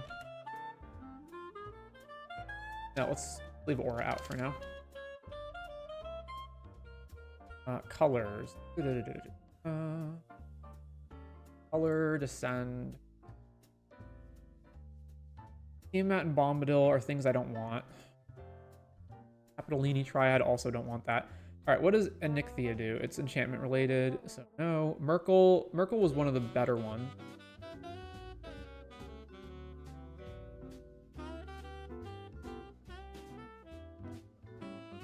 Avi, Ball.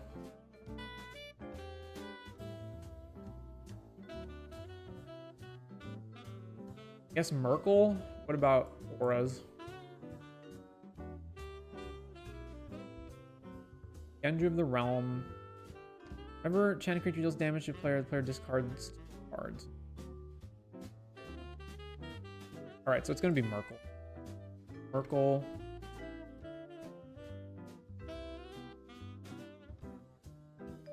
That's if we want that. And then a problem with it is if we already have Merkel in our hand, then it tutors for nothing. What does the other side of this do? Lifelink indestructible as long as you control at least 3 other enchantments. Whenever another enchantment enters, draw a card.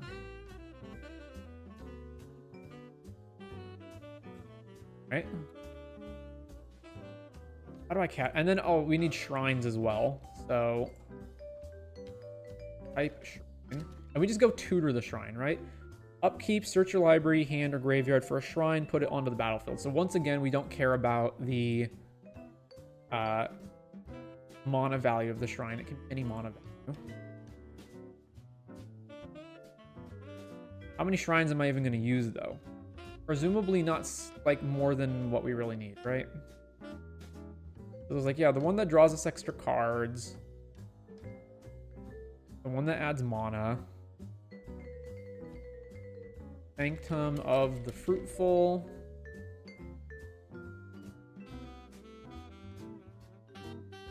Of Fruitful.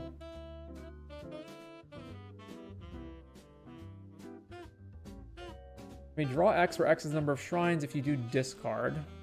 Or we can just play Seeing Winds and just straight up draw. So, Fondant of Sea. I'll just play both. Sanctum. Sanctum of Calm.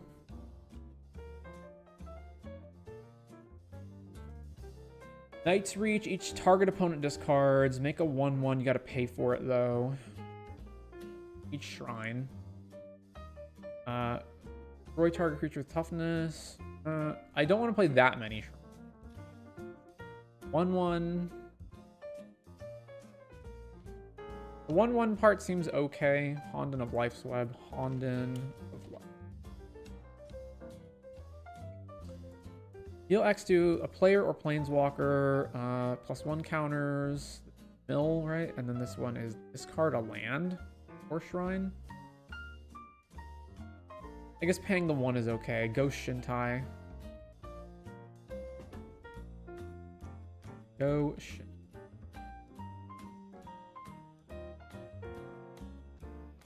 Of Shared Purpose.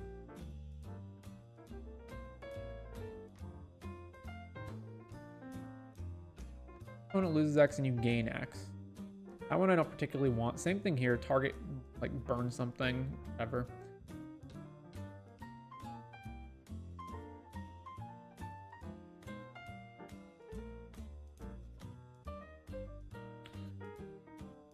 Alright. This is a cheat spell. The ramp spell.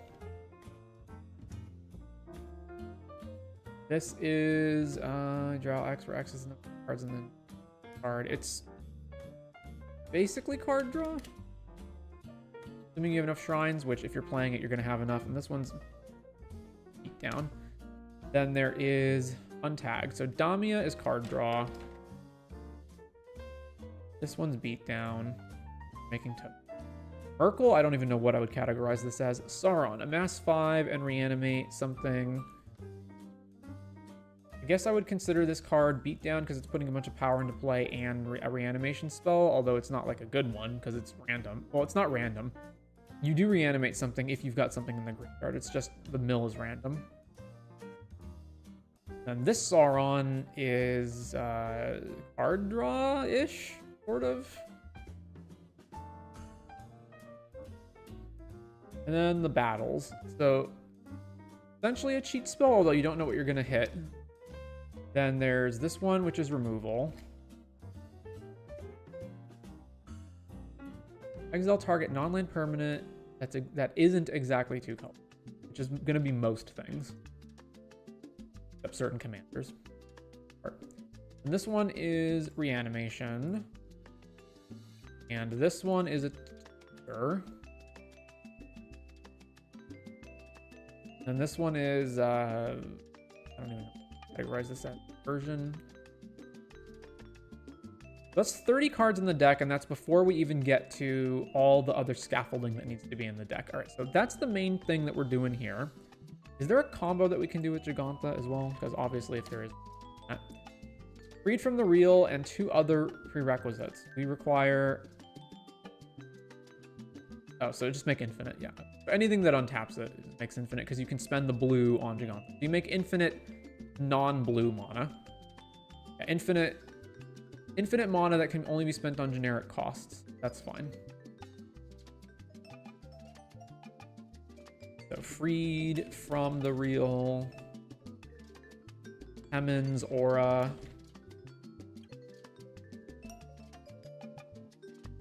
And then this is a lot of things. Holy crap, that's so many pieces. Jetmir, Najeela.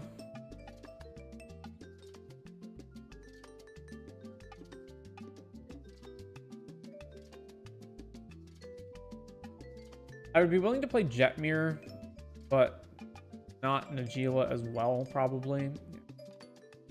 Home of the Host, Najeela. All right, well, if Najeela is in 2 different combos, then maybe, although Home of the Host is also really expensive. This A plus Intruder Alarm. So basically, you Giganta, spend Sisay mana, go grab a legend, Intruder Alarm untaps them both, go tutor all the legends into play. Hemin's Aura.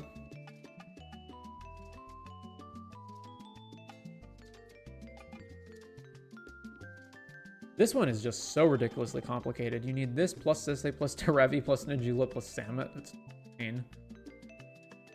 Haste plus Altar plus Horde of Notions. No, I'm not going to do that. That sounds too much. Ragadraga, Najeela.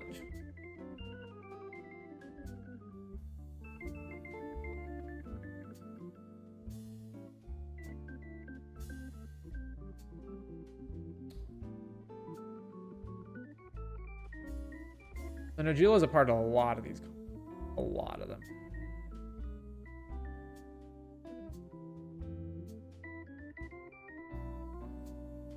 All right, fine. Najeela.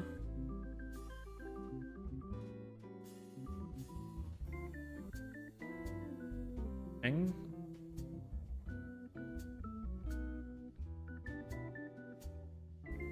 So classify Najeela, yeah, as a combo piece. Then, and then we need Jetmir. Jetmir.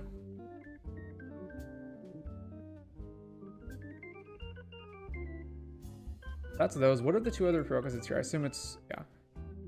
Giganta and Najeela do not have summoning stick. This opponent cannot block and kill creatures you control. Yeah. Home of the Host. Definitely not interested in this. Not interested. Intruder Alarm and Sisay.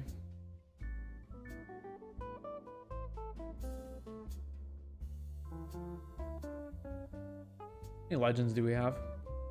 Subtype. Legend doesn't even show up on the subtypes. Type. Got, I mean, a fair amount, right? Got like a pretty good amount.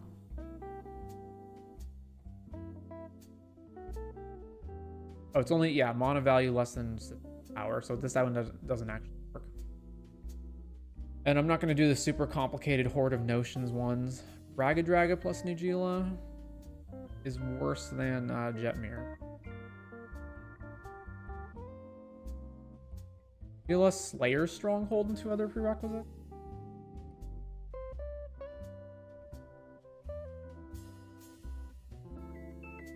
So, okay, so you go Slayers, Giganta, and then Giganta creates infinite blue, green, and black? How does this work?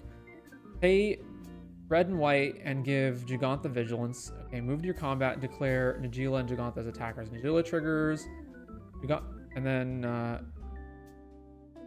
Giganta has Vigilance, so activate Giganta by tapping it and adding blah, blah, blah, blah, blah. Activate Najeela to untap your guys, giving them, and then gaining an additional combat, and then you just, Giganta activate Najeela back and forth. That's good enough. Slayers.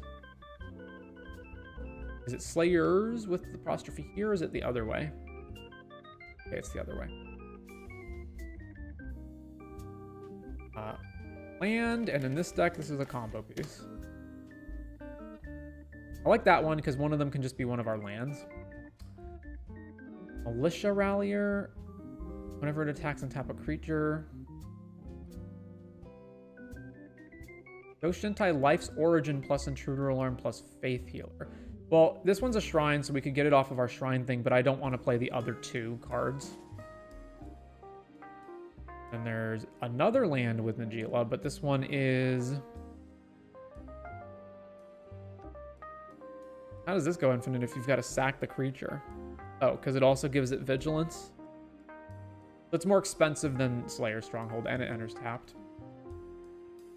Intruder Alarm, Shintai, and Oratog. So you just need something that sacks an engine, basically.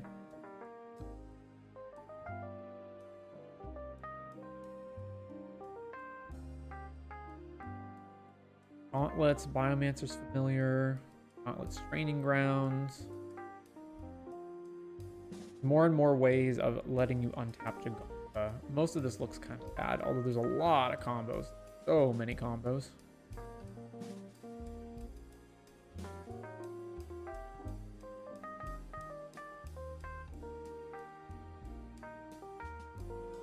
All right, I think we're good on the combo. This seems fun. All right, so now let's add in... Wow, so many categories. Where's our combo category? All right.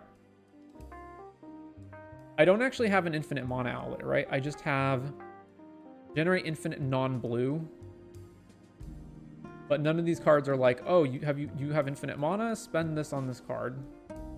X also wouldn't work because it can only be spent on generic costs. So it can't really scale up with X. It has to be something that has like multi-kicker.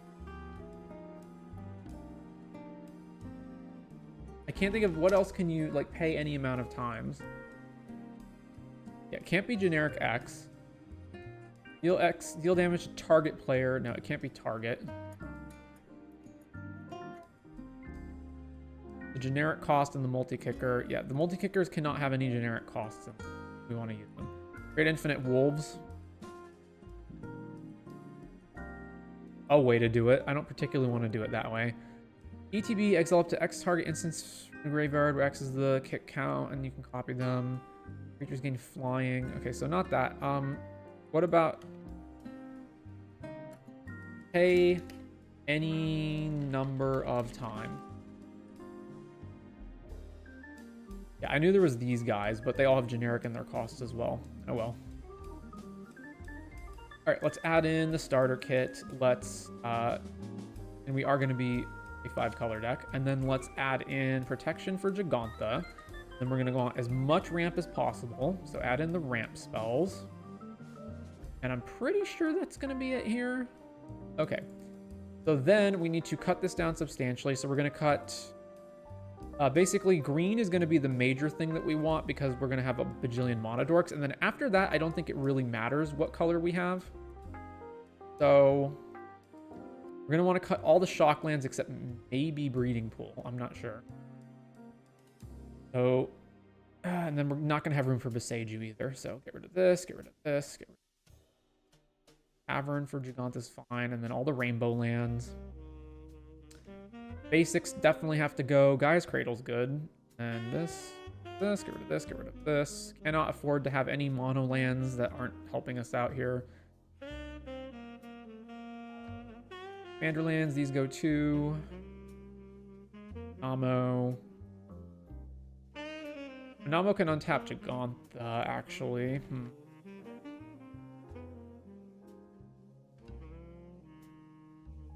Alright, let's consider Medomai. Get rid of this, get rid of Odawara, get rid of Tomb.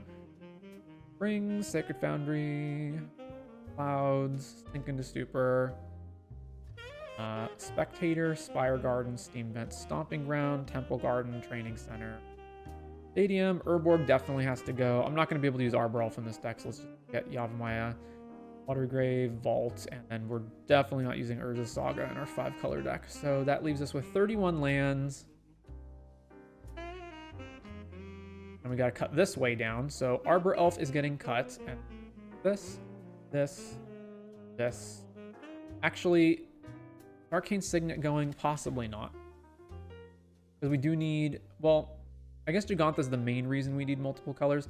But Bloom Tender, Signet, every Signet except maybe Arcane. Definitely the diamonds. The multicolor dorks are better than the one-color dorks. Devoted Druid, that's... we do want to ramp to Jin-Gitaxias as fast as possible. So, potentially that can stay. All the medallions are going. This is going. This is... Fanatic of Ronus. Fine. Farseek. Fire Diamond. Power Stone. Goblin and Narcomancer. It depends. I don't think it's going to make that much other stuff in our deck cheaper. Although, I guess it could maybe. Electromancer. Goldmer. Golgari Signet, Grim Hireling, get rid of this, get rid of Artless, get rid of Rin. Catilda, get out of here. Kinnan, Kinnan, get out of here. Lotho. Those stays. Box Amber, no. Opal, we're not going to have the artifact count for that. Get rid of this and this and this. Noble Hierarch stays, get rid of this and this. And Palladium Myr type creep. Well, it's not Palladium Myr specifically, but I did think about what if I want Palladium Myr type creep. I don't know that we do want them, but Priest, Fanatic, Facebreaker out, and that has to stay in because it's a shrine. Bit of Tithe. So Somberwald Sage or... Yeah, okay, that can stay. And all the talismans, these all go. Ironcrag, Thought Vessel, Visits. Thunderclap, Drake, Utopia Sprawl out, and Power Stone out. And then that leaves us with 27 ramp. Okay, yeah, we're going to cut this down. So Arcane Signet, Felwar.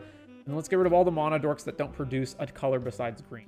Boreal Druid, Findhorn, Elvish Mystic, and Llanowar Elves. And then we're at 21. And then, considering I cut multiple elves, Priest of Titania can probably go. Because that means we only have... How many elves left? 1, 2, 3... Yeah, not enough. So we'll get rid of Priest of Titania. And maybe Sanctum Weaver too. It depends on how many enchantments we have, because we cut Utopia Sprawl. We have... Where's enchantments? 18? Wow. We're going to cut this down, though. Oh, Wild Growth, get out of here. How many cheap enchantments? I think that's fine. Back to this. All right, we got to cut some more stuff down. Protection, way too much. Grid out, Bolt Bend out. Brass.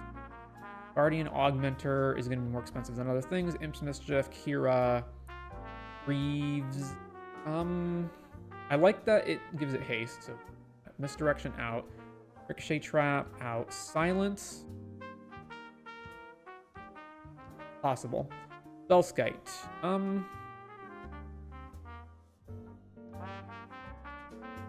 Fairy, get gone.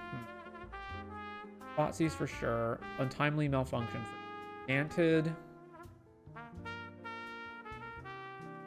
We're mostly looking to do a whole bunch of stuff on our turn to some extent. All right, let me get rid of Cutzel. Fairies 3 mana, but at least it bounces something. That's a lot. Let's get a Safekeeper and let's get rid of all these moms.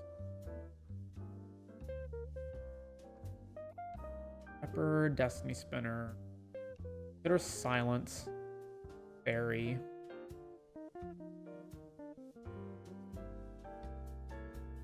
So much. We're going to be way over budget, right? Yeah.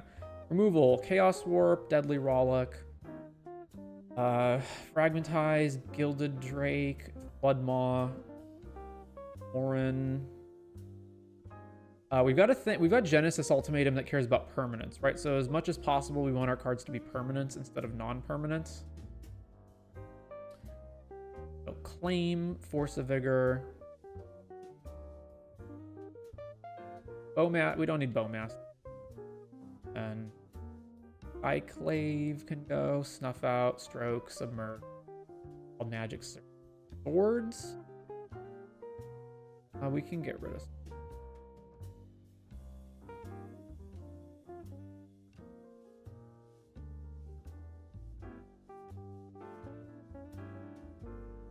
I'm gonna get rid of Merkle and the battle that finds it.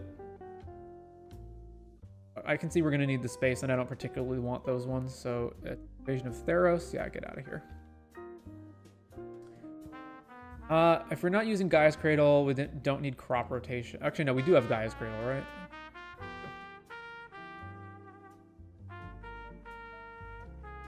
Mystical Tutor can go. Enlightened Tutor. Is there a specific enchantment that we need to go find? Not really. Let's get rid of that. I don't know why Invasion of Ikoria is here. Oh, get rid of this. Actually, the specific enchantment we need to go find is Freed and Pemon's Aura. Yeah, actually, never mind. We do need Enlightened Tutor. Then get rid of some of these counters. Burnout. I don't know if we'll have enough blue spells for Force of Will, so let's get rid of that. And Fierce Guardianship is not really necessary when our guy costs 5, so that. What else can go? Cheat spells, the combo, protection, a lot. Deluge, that can go, and we don't necessarily even need Dranith Opposition Agent, even though they're quite good. Third Opposition, I don't know about Dranith. And then card draw, so let's see, there's Bolas the Citadel. A lot of the cards in our deck are real expensive, so that can probably go along with Necro, Library Ring, Trouble in Pairs. Alright, what does that leave us at? We have 117. Yeah, we gotta cut a lot.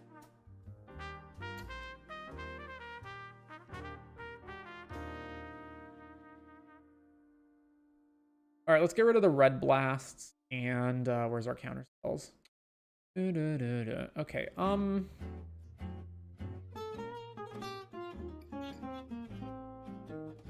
Miscast, Spell Pierce.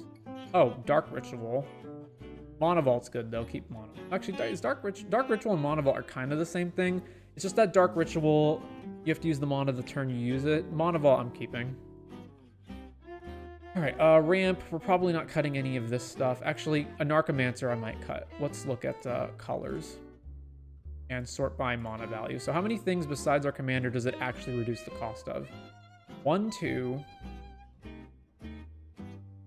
3, 4, 5, 6, 7, 8, 9, 10, 11, 12, 13, 14, 15, 16, 17, 18, 19, 20, 21, 22, 23, 4, 25. Yeah, it reduces enough things.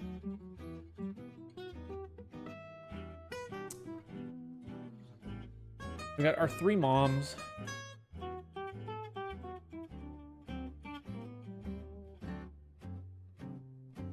$14 protection spells. How many things are anti-counter? There's 1, 2, 3. Wait, 1, 2, 3, 4, 5, 6, 7.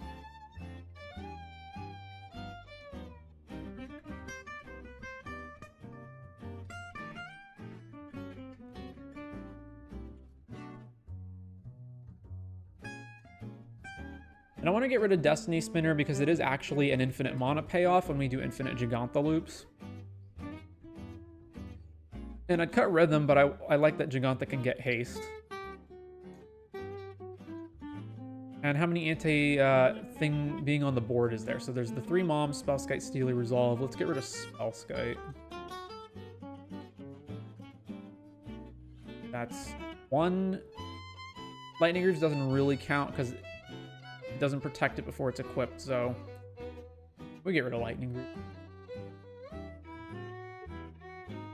Now, you know what? No, that's wrong. 1, 2, 3, 4.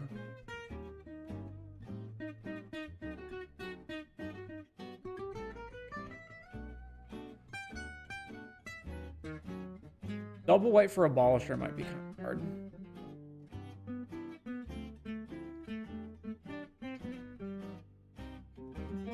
I'd rather cut from somewhere else.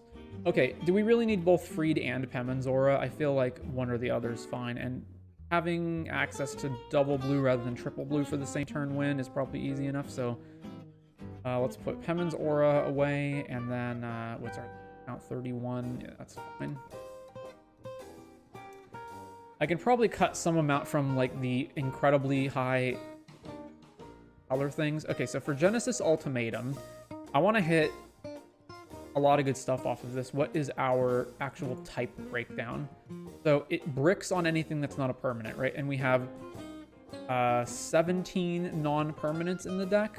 So it's going to mostly hit. Okay, that's fine. It is permanents only, right? Let's... Any number of permanents, yeah, okay.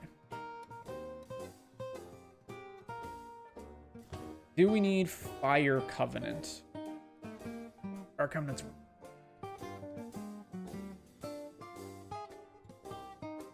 Traxa, begin the invasion, Conflux. Conflux was one of the cards that I said I don't really like because paying 8 mana to just tutor a bunch of stuff, like, you are tutoring a lot of good cards with it, but Dalmia refills our hand. Deathrite we're obviously not getting rid of. A Narcomancer. Okay, then there's the battles. Let me sort by battles. So how many battles do we have right now? We have where are they? Oh, they're under sieges. We have 6 sieges. Okay, I'm not going lower than 6, so we're not cutting any of the battles. Jetmir, that's part of a combo. Lotho, Nicol Bolas Dragon God, and Nicol Bolas God Pharaoh.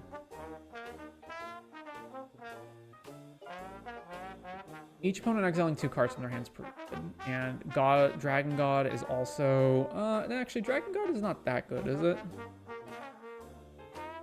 Alright, we can get rid of Dragon God.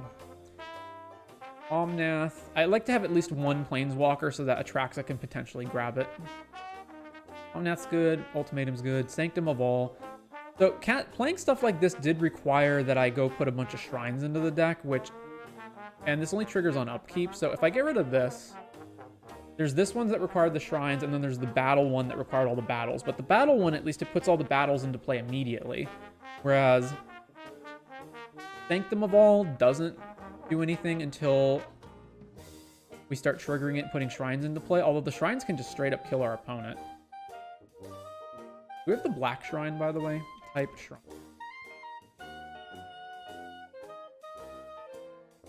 It's not that one. Is it this one? No. Each opponent loses X and you gain X, or X is the number of shrines. We should have that if we're going to do this.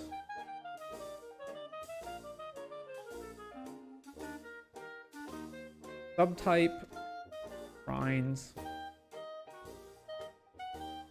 Right now it's the 1/1s. And then another one that does 1/1s. Then, all right, let's put that in the sideboard. Iterations. Drawing cards, drawing cards. I like these because they're relatively good regardless. And then, like, Sanctum of Fruitful Harvest is also, can we just play it as a ramp spell? So if Sanctum of All is in play, it's... Oh, it only doubles the trigger if you have 6 or more shrines, so we need all of them out at the same time. I thought it just straight up made them double regardless. That's way worse. Yeah, we can just cut this and just cut the whole shrine thing out completely. That saves a ton of a ton of space. And now we only need to cut 3 cards.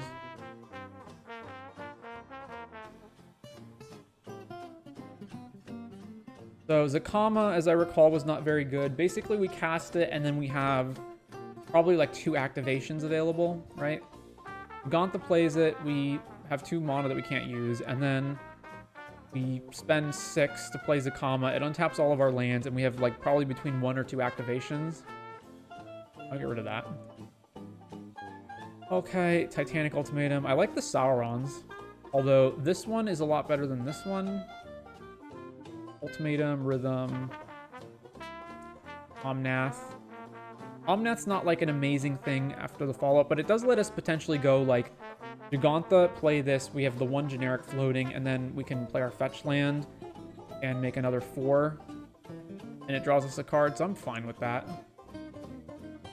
God Pharaoh, Jetmir. Okay, so probably not getting rid of any of the rest of this stuff.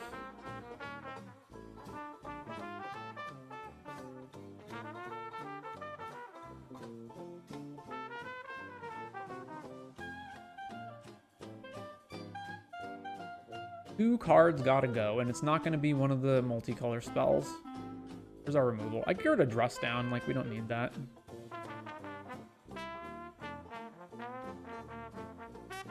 Yeah, alright, get rid of Dress Down.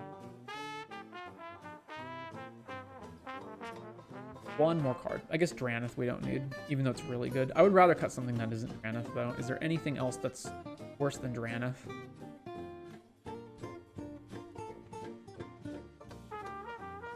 Counterspell. I feel like I need something to interact with opponents, although Drannith kind of does that as well. The Devoted Druid is here to be a ramp that gives 2 mana towards Jegantha, which is fine.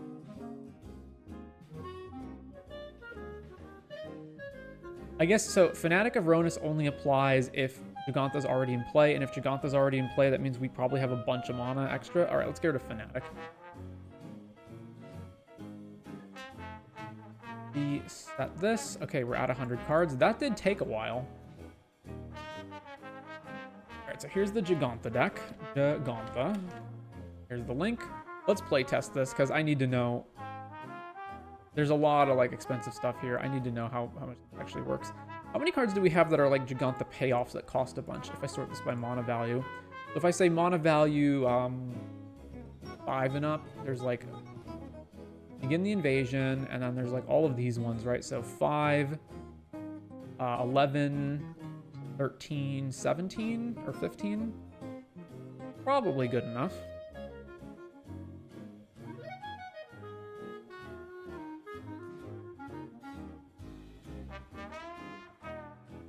Oh, wait.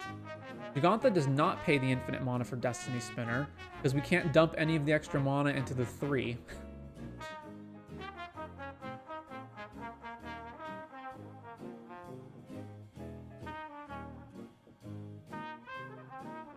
What's an infinite mana outlet that...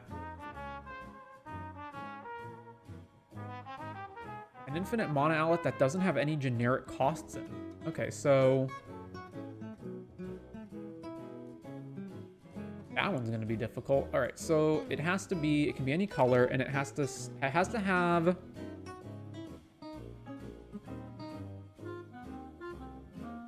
it has to say red or green or black or blue or white. And it can't say colorless, or 1, or 2, or 3, 4, 5, 6, or 7, or 8. It also can't have a tap symbol because we have to be able to activate it infinitely. It also can't sacrifice itself. And it must have an activation in it, so it has to have a colon. And then the only ways that it kills our opponent is it has to say either mill or exile or deals or loses. Or hypothetically, it could make a creature token with haste. If it can make infinite creature tokens with haste, that's another way of doing it. So, token with haste. I guess it could be multiple, or tokens with haste.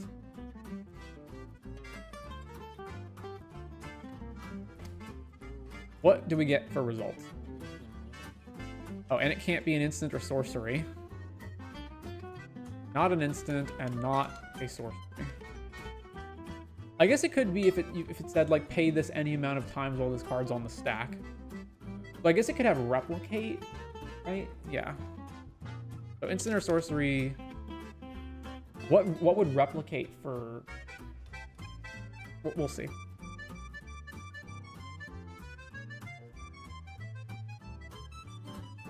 Well, let's just actually speed that up. So replicate. Not a single one. Not a single one. All right. Well, if that's the case, I can cut out instants and sorceries.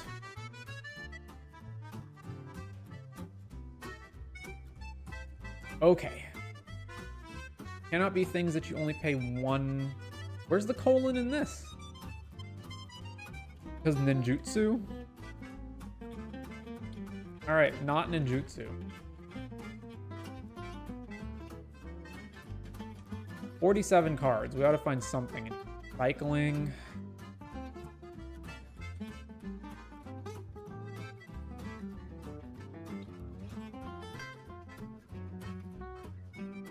Tranquil Fillback, pay this any amount of times. Unfortunately, none of these abilities actually win us the game. Oh wait, no, it's not any amount, it's 3 times, so even if it did, we wouldn't win. Omnath, Molten Gatekeeper, no. Ashling does not have an ability to activate. This has X in the oh yeah. Not X either.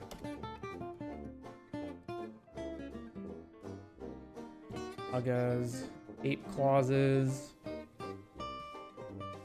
I mean, one of our infinite mana outlets is the Gila, so that's something. I'm just looking for, is there anything else that does it? No.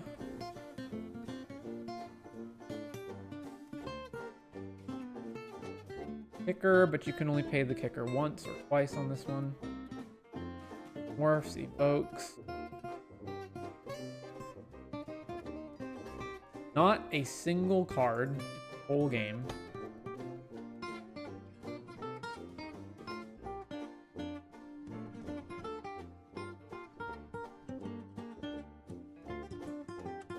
Oh well.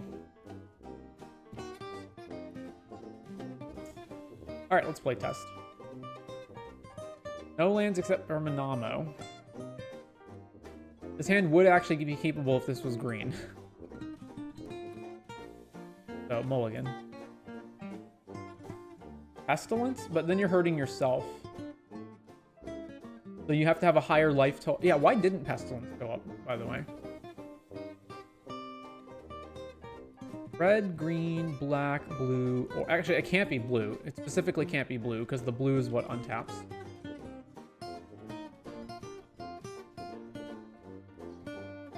Not colorless. No. Not tap, not sacrifice. Oh, because it's sacrifice. Sacrifice was omitted. That's why it didn't appear.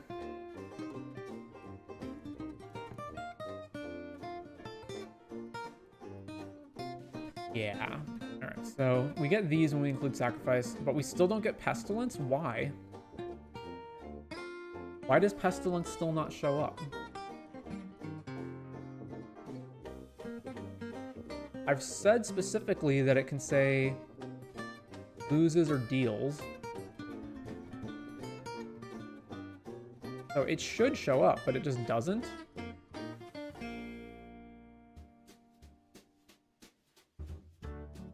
I don't understand what in here is causing it to not appear.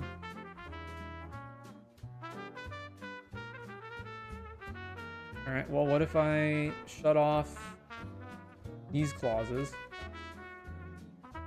Oh, I said not a colon?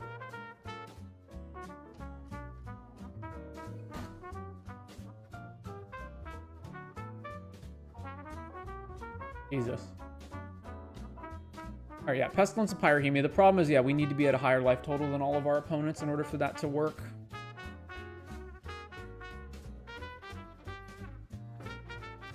Okay, so that ought to change things. Let's turn off Sacrifice again.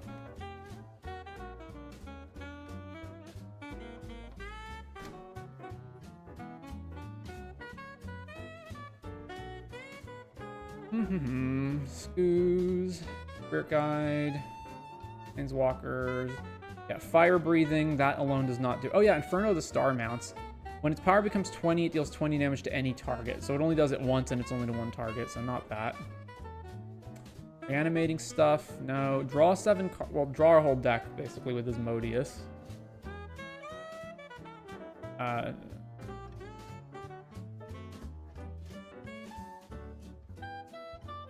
What else do we have access to? Pestilence Demon. Fire Breathing. Creature in each player.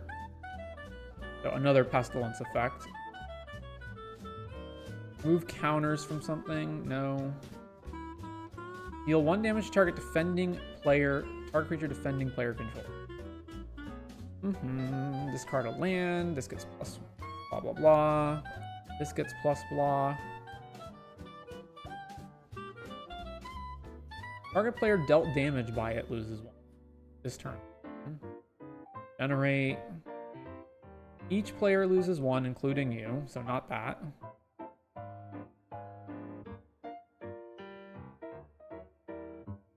Alright, so there still wasn't a good payoff, but it was good to check.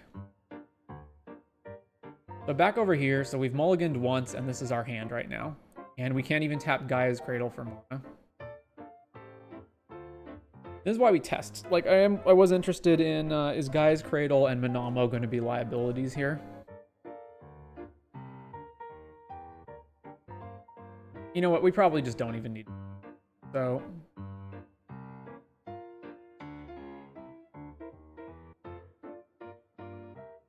let's just make that something that actually helps.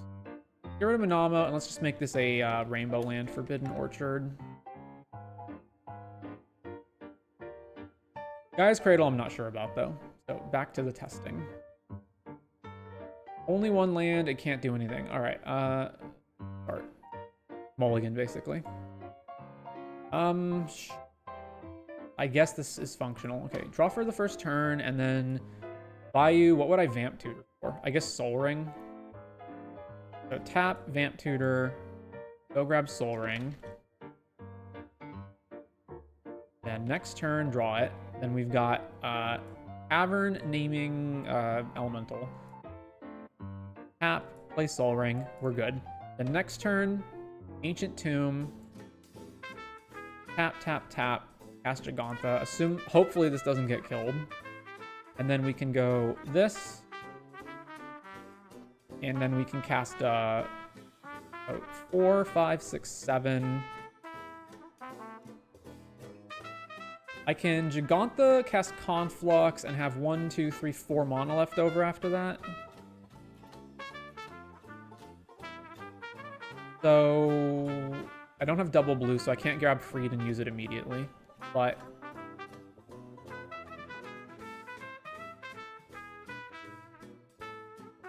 I don't think there's a way I can win on the spot here. I could just cast Damia, or I could just cast Conflux for next turn. Anyway. No lands with a Chrome Mox. It entirely depends. When I Goldfish, I assume Carpet of Flowers will give me 1 mana by turn 2. So let's go. Let's keep this. Draw for turn. Chrome Mox, exiling. We need to exile something that's green. So Xantid is exiled. Then tap this for Elves. Then next turn. Alright, so we go green, Carpet. Second main, this produces a mana. And then we go, this produces black, so we can't actually cast Invasion. All right, never mind. Next turn, and we're just bricked. Oh, wait, no, now I can go tap, tap, Invasion. Do again. Create a treasure, then you can discard and draw. Okay, so add treasure token. We discard the card first, right? Yeah. Discarding... I could have also played Rhystic Study. Alright, I don't know what Rhystic Study does when I'm goldfishing. Card, Asian, I guess. Draw. Next. Still haven't hit a land, which is kind of nuts. If I was actually playing this game, I would cast Rhystic Point, but whatever. We start. 2 lands. Okay, draw. Breeding Pool. Tap. Abysins. Next. Cavern for the thing. Da-da-da. Cast Somberwald. Next. Soul Ring. Tap, tap, tap. Gantha, and then I have a colorless floating that I can't spend on anything, so next turn. And now, Titanic doesn't really do anything here. So, we can cast Sauron. That's 3. Yeah, 3, 6, 8. Sauron. Then we mill 5 cards. We milled the other Sauron. Huzzah! That was pretty good. We also amass an orc, right? Seems nice. Restart. Okay, no green mana, but we do have red mana for Ragavan. Turn 1, tap, play this, tap, cast Ragavan. And next, hit somebody with Ragavan, make a treasure.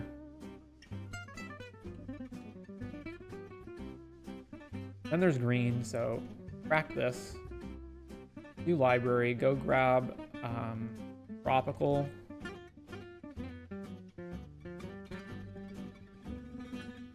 And tap, Sol Ring, tap, tap, Golden Library. Next turn, draw, draw, draw. Whoops. Land.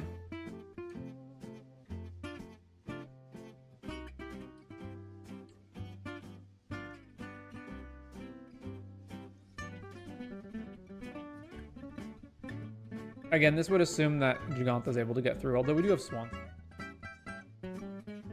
So 2, 3, 4, 5. Jugantha, if they try to counter, we Swan Song them back. Next turn, draw, draw. So now we have Slayer's Stronghold already, so we basically just need Najeela. And I can Jugantha, go grab Najeela. So, Conflux. Grab a bunch of cards, including Najeela.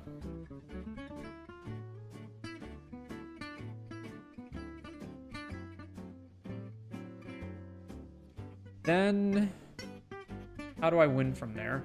I can grab Freed from the Reel, but I don't have multiple blue, right?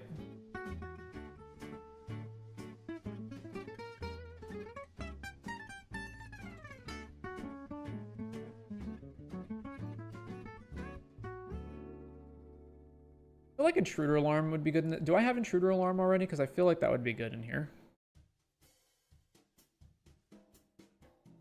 There's a lot of times when I've got like random excess creatures in my hand and I could just use them to untap Jugantha again.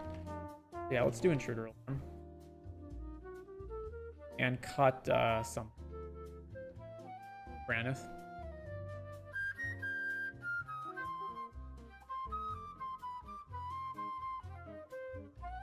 And what were the combos that had to do with Intruder Alarm? Intruder. Thisay, that was not a good one. Border Notions, also bad. Ghost Shintai, also bad. These are the ones that are like form. But yeah, okay. I don't specifically want a combo with it. I just think it's kind of good in general. One more playtest. hand has no ramp, but it does have rhythm and freed. So sure, draw this. There's ramp. I guess I could play Vamp Tutor first. Tap, Vamp Tutor, go grab Soul Ring. Turn. Tap, Soul Ring. Tap, tap. Untap. This one, and then rhythm is tap, tap, tap, floating a colorless rhythm. And now we have 1 colorless, 2, 3, 4. Okay, so we're going to... Can we go infinite with Freed from the Real right now? 1 colorless, blue, blue, 4. Freed from the Real. Boom. Untap. And then we generate infinite blue mana and then infinite of all colors. Then cast Giganta, cast Xantid Swarm. Can't actually win from here, though. Alright. Next. There's the ring. So, we have infinite mana now. Tap, draw. Turn 6. Tap, draw, draw. Well, this is disappointing.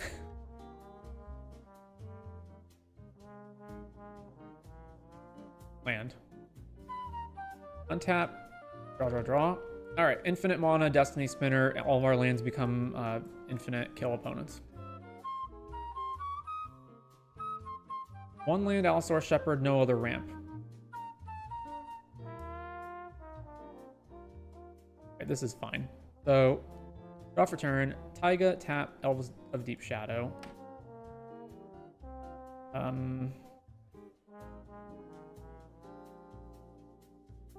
blue right now, so...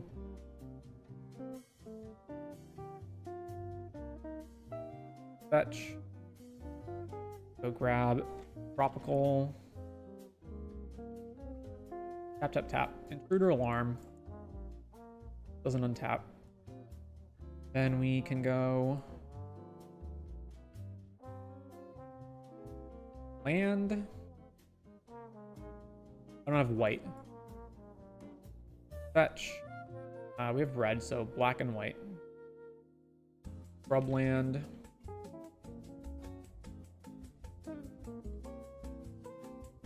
And I don't know, I could crop rotation for something, but that doesn't matter.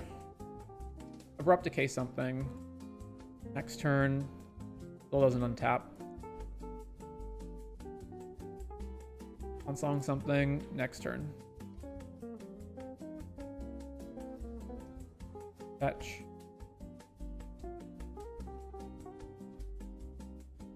Paired Mesa, so Tundra. Tap, tap, tap, tap. Tap, cast Giganta. This untaps. Can't do anything with that next turn. This is pretty mediocre, eh? We're not getting any of our payoffs. Land. I'll just hold Xantid Swarm so I can untap stuff. Next turn. Ugh. Next turn, next turn. Yeah, alright, so this deck's just gonna brick some. We have how much card draw and how many payoffs? We've got... I would call everything from here on a payoff, right? So 1, 2, 3, 4, 5, 6, 7, 8, 9, 10, 11, 12, 13, 14, 15, 16,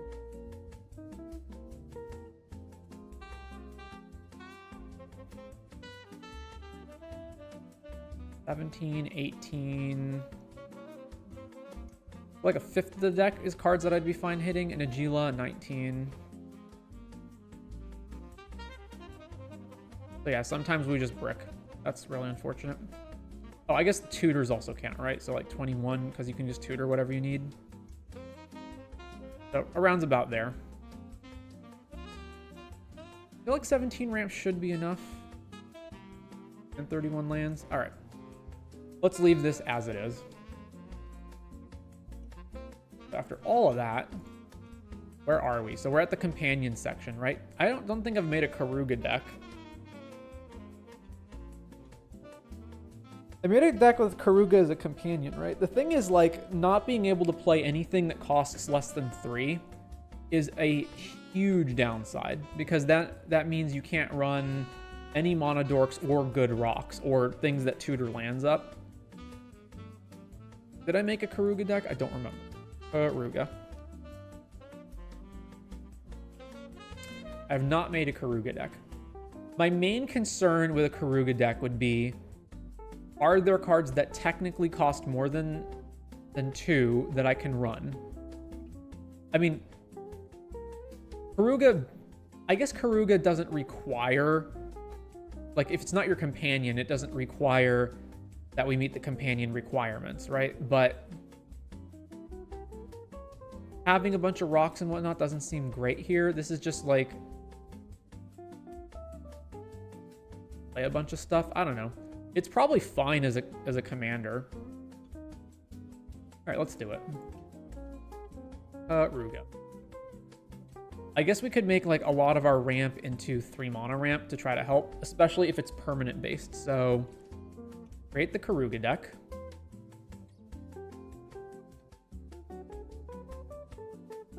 This. Add the starter kit, add the 2 colors, add the protection for... Actually, do we need protection for Karuga? Not really. Well, we don't need hexproof or anything, but we need anti-counter. So, a protection, ramp. 1, 2, beat down, card draw. Sweepers, backs. This is fine. Okay. So first of all, fix our lands. So can't use Arid Mesa or Bloodstained, and then the other one is white and black, Marsh Flats. After that, I can't use Urborg. But the rest of the lands are good, so we're at 35. Too much. I like that this is a 3-drop spell. Let's get rid of Lorien Revealed. And Reflecting Pool, and then that's probably good enough. Yeah, that's good enough. Okay, next up is the protection. So mainly the protection that we care about is anti-counterspell protection, especially if it's in the form of a permanent. So I will keep Guardian Augmenter and Kira in the deck because we draw cards off of them, but I'll get rid of Lightning Greaves, Misdirection, Spellskite, Steely Resolve. The Anti-Storm stays around, the Sylvan Safekeeper does not. And then Monavol, we need other things in play, so let's get rid of that. Then our card draw is mostly going to get chopped down, so let's get rid of Archmage, Emeritus, because we're probably not going to have the spells for that. All right, get rid of Sphinx, Disciple. Most of the card draw stuff probably can go. Edric, maybe. Curiosity, because we don't want just Karuga. Get rid of this. Get rid of Garruk. Of Greater Good. Yeah, Greater Good. Guardian Project and Beast Whisperer. Possible. Last March, Life's Legacy, Momentous Fall, Mystic Forge, Oran, Return, Hard Sandstone, Season, Skullclamp can stay, Sylvan can stay, Great Handout, Ring, Chip, and Kinnan, go to Druid. Yeah, that can stay if it's a combo. All right, next up. Basically, all the 2s are going to get cut for the most part. So Arcane, Baral, Bloom Tender, Old Steel Heart, Deranged, Medallion, Ethereum Sculptor, Chalice. Fnatic does actually get mana off of this. Farseek, Belwar, Fractured, Hedron Caller, Jet Medallion, Liquid Metal Torque, Monacan, Millican, Mindstone, Amber, Opal, Convert, Nardal, Nature's Lore, Ornithopter Paradise, Palladium Myrrh can stay, Pearl Medallion, Legmer, Priest of Titania, sure. Prismatic, Ruby, Sanctum Weaver, Sapphire, Silver, Simic Signet, Sky Diamond, Somberwald Stage definitely stays. Talisman, Iron Crag, Thought Vessel, Revisits, Thunderclap, and Worn Power Stone. Okay, so I'm wondering if I even care about things like Sanctum Weaver and Priest of Titania. I feel like the curve that I want to do, well, option number 1 is we go turn 1 Mana Dork, turn 2 play a 3-drop thing that ramps us, and then turn 3 play Karuga and draw a card. But that's not getting the most out of our commander. Because preferably we want to seed the field with a bunch of things and then play Keruga to draw a bunch. So...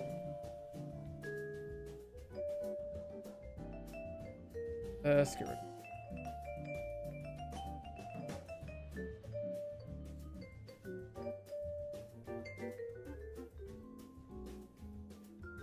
Mystical Tutor, that can get... I'm probably, even though I've got a bunch of creatures, I'm probably not doing Edric stuff for the most part. Let's get rid of this and during Grazilax and Toski. And Polywog, that's gone. And you know what? Just make our card draw Keruga. So let's get rid of Beast Whisperer and Guardian Project. Eh, maybe not those ones. Beast Whisperer, Guardian Project. And then we do want counter spells, but I also want to find a way to make our counter spells into permanents that we can use. So something like Glenelender Archmage would be good kinds of stuff. Like, mainly I want to figure out as many cards as possible that can be 3-drops. So actually, City of Solitude and Dosen are good ways of preventing our guy from getting countered that also allow us to draw cards. Which means I can get rid of Defense Grid and possibly some other stuff. Destiny Spinner. Yeah, Destiny Spinner. Yeah, stuff like that. 33 lands. That's okay. All right, next up. There's a bunch of 3-mana creatures that add 2, and there's also a bunch of 3-mana creatures that tutored lands. So I suppose I would want the 3-mana creatures that add 2. So ID, because every one of these creatures can become hard draw. They basically all get replaced. It's kind of like tacking a cantrip onto everything because Keruga will draw a bunch of cards. So I want ID is green and blue. I want the mana value to be 3, and I want it to be... It doesn't have to be a creature, I guess. It can just be a permanent. I want it to say app : add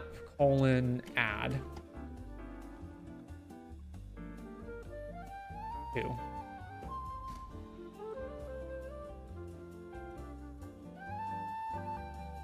Yeah, so Gwenna.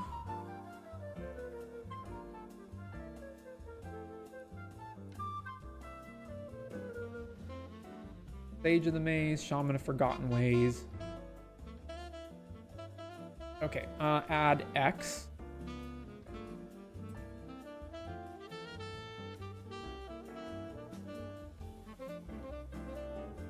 Okay, add X. Guardian, Heron Blade, these depend on the power of the creature. Selvala produces 2, or produces 1, unless you've got something that's bigger, so. Not Selvala, not Kami. All right, so instead of this, we will say add... There's a lot of them that... Yeah, there's a lot that add more than this.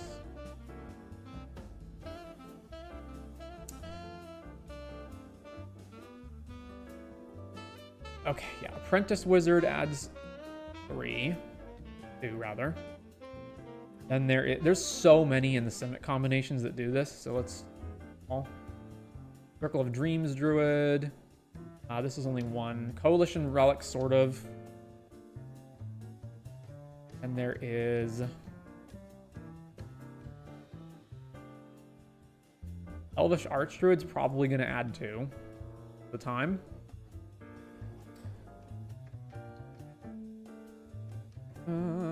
Finborn Elder. Greenweaver Druid. Dire Engineer.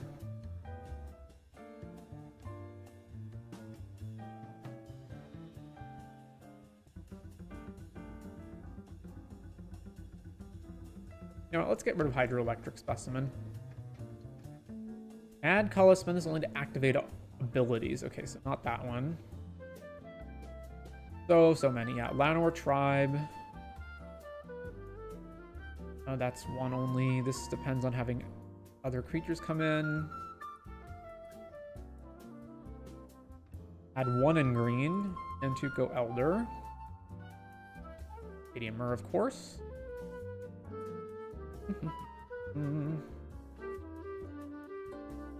That only adds 1, and then there's this. 1. Snapping Void Craw adds 2, and can also draw a card. There's more than that. There's so many in Simic. Spend this only to cast spells with mana value 5 or greater, or spells with X. So that does tap for Karuga, but it doesn't tap for literally anything else. Although it's also a looter. So...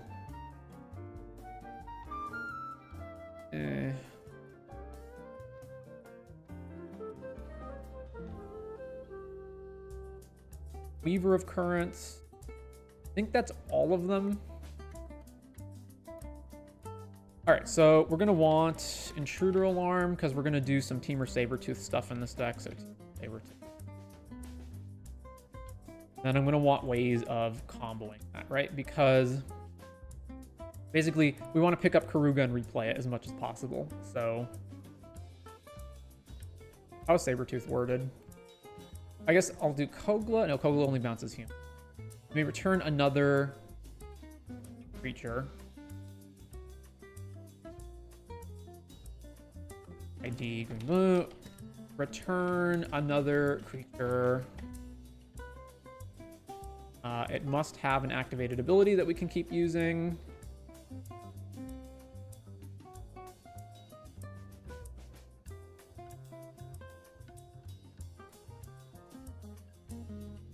How else would I word this? I guess this is fine. So Seaver Sabertooth is the other one. Return a creature. I can think of some that do it once, like Crystal Shard and Erratic Portal can bounce a creature, but they have to tap, and they're not creatures, so Intruder Alarm won't work with them. What else bounces stuff? Overburden is when you play a creature, you bounce a land. I guess Cloudstone Curio nonsense. Obviously, that would work.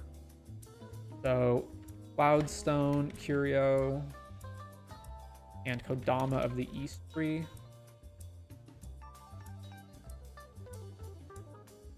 Yeah. If we get Intruder Alarm online, then we can do all of that. There's also Dramatic Scepter, Icy Crown. Scepter, Dramatic Reversal.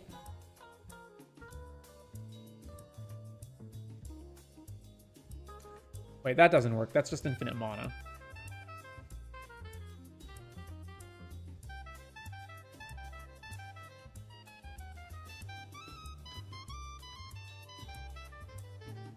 I mean, I could just play Crystal Shard anyway. I just feel like it should be... Well, if it's gonna be a one-off, then I may as well, like, Geist Wave.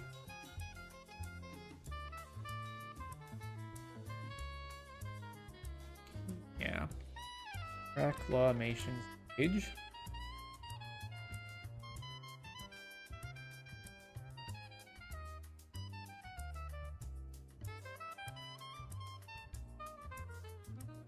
So Elder categorized camp. So this is obviously way too much ramp, like by a way too bitch. So let's get rid of Apprentice Wizard because it's blue and requires blue. And let's get rid of Coalition Relic because it's not a creature and therefore it doesn't work with Intruder Alarm. And let's get rid of Triple Green. Might occasionally be a problem. We could get rid of Circle and Llanowar Tribe just because they're harder to cast.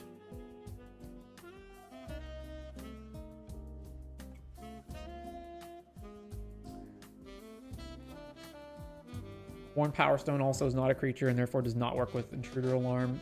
All right, we can pare this down a little bit.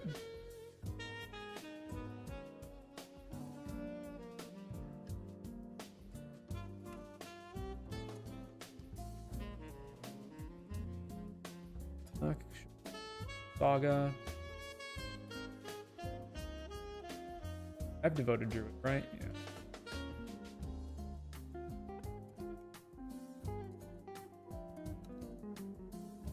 So no, because we're gonna add Luxior, so we have the combo.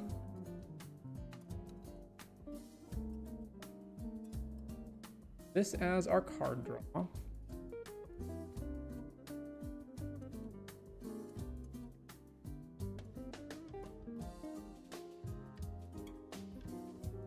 So what am I looking for as far as bouncing effects? So EDH legal, green and blue.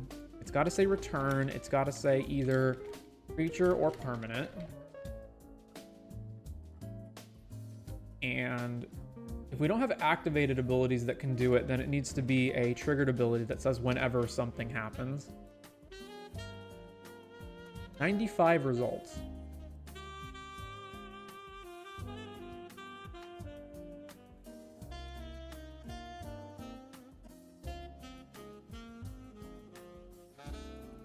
Well, if it's whenever, then not an instant and not a sword.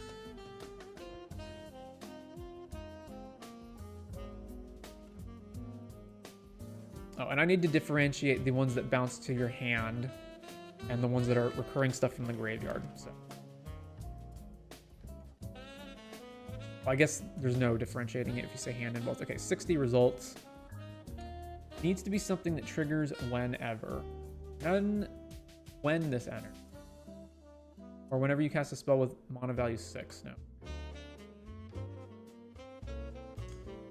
There's Cloudstone. Whenever a creature becomes the target of a spell or ability, return it to its owner's hand. So I would need that plus something that targets it. Whenever a creature you control becomes blocked. Can't think of anything that targets a guy in a way that doesn't cost us. Like Sylvan Safekeeper. We have to sack lands to do that.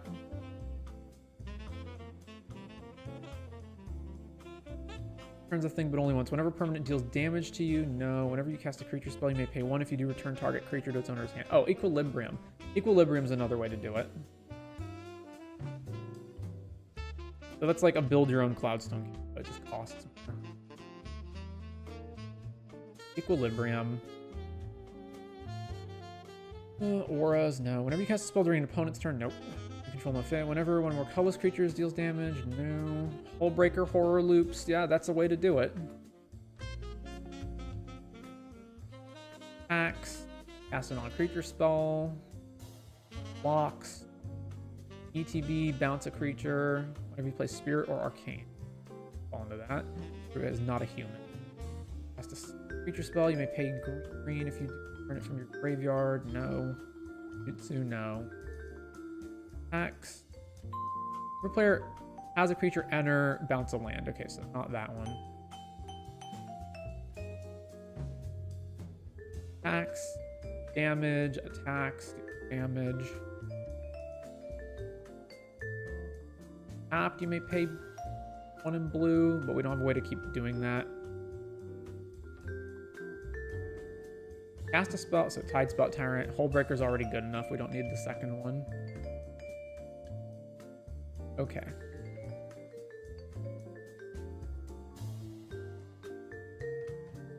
How many cards are we actually at? 99. One of the problems is that, like, Intruder Alarm is one of the only ways that we can keep going. Actually, is basically the only way, right? Hullbreaker Horror can potentially loop Soul Ring to generate infinite colorless, or there's Devoted Druid plus Luxior for infinite green, but the only other way to do Cloudstone Curio loops is with Intruder Alarm because we need to keep untapping our creatures. I guess Concordant Crossroads would be another way of doing that, depending on which one. If that's the case, I want Circle of Dreams Druids to be one of my creatures, actually. And let's get rid of... What's the worst 3 into 2 that I have? Probably Troyan, actually, because it can only cast... It can only help cast Karuga and nothing else. Even though it does have looting. Maybe not that one. Then, let's see. Weaver only produces colorless. That technically makes it better than Palladium Murder.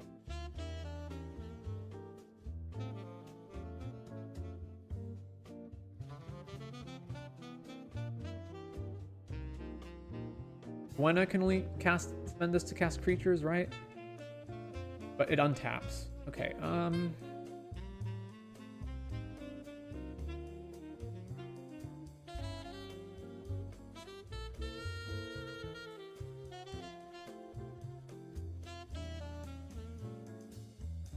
Not sure. I'm really not sure.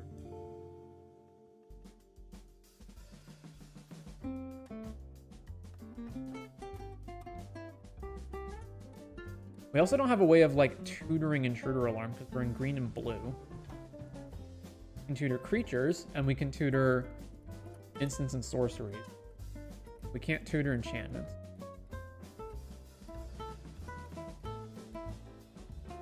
Geist Wave is not really...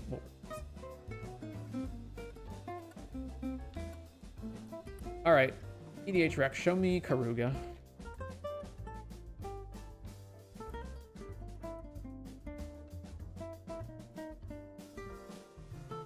Yeah, there's like all the Wood Elves. I think I can just ignore those in favor of the 3 mana add 2s instead of Fiora Behemoth Beckoner as basically a way to draw a card, and Llanowar Visionary is the same way. 3 manas, draw a card. You know, drawing a card is probably worth more than tapping for 2. So, Llanowar Visionary and Fiora Behemoth Beckoner. Fiora.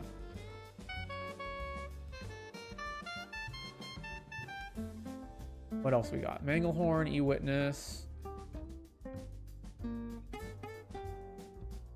And yeah, there's the rocks that draw, but this draws from stacking it.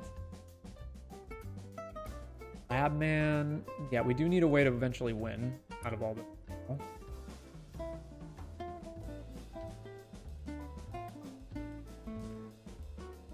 Ringbloom Druid. Kitten. How many non-creatures do we have? Because Kitten blinking this is pretty good. Placer. We have 40 creatures, which does leave us with some amount of non-creatures that the Kitten can... So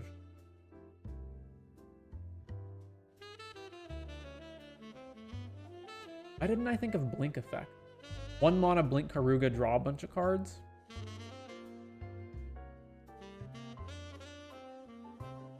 Why Kogla? Alright, what else do we have? It looks like there's lots of different combos in here. Peregrine Drake plus Deadeye, yeah.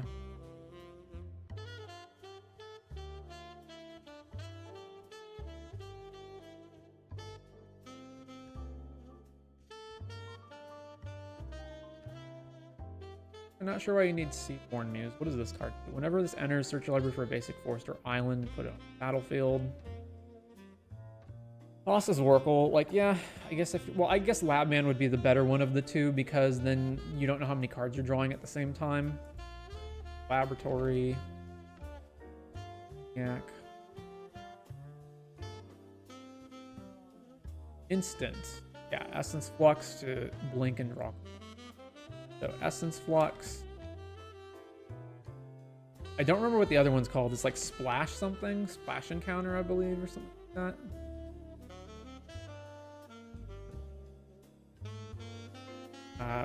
Color is blue, equals 1, says exile and return. Flash Portal, that's what it's called.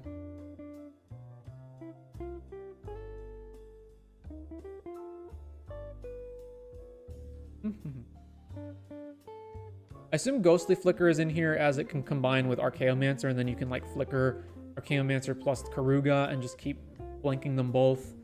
Obviously, you need infinite mana to do it infinitely, but I assume that's the idea. I think we can just go with the cheaper version and not have to combine the two. Evacuation to bounce everything. More drawing.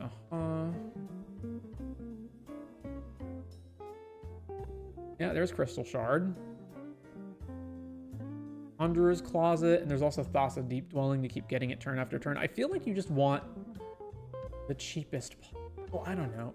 Maybe you don't want these blinks, and you can just play, yeah, Thassa, Deep Dwelling, and I don't like Conjurer's Closet because it's 5 mana. Anharmonicon or Panharm. Roaming Throne would also work.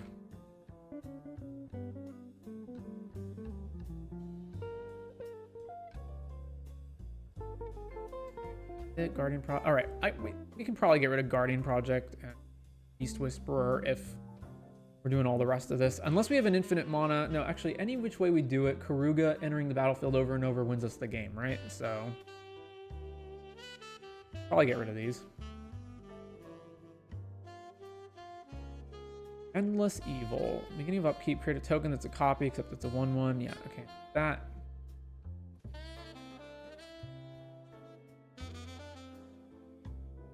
Oh, we should run Emergent Zone.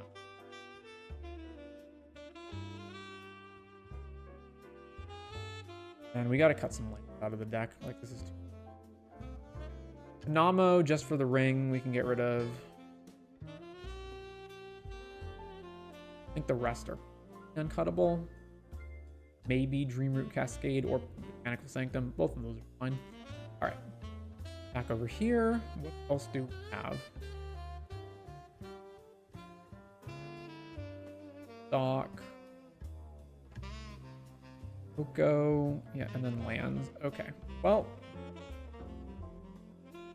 5 cards gotta go.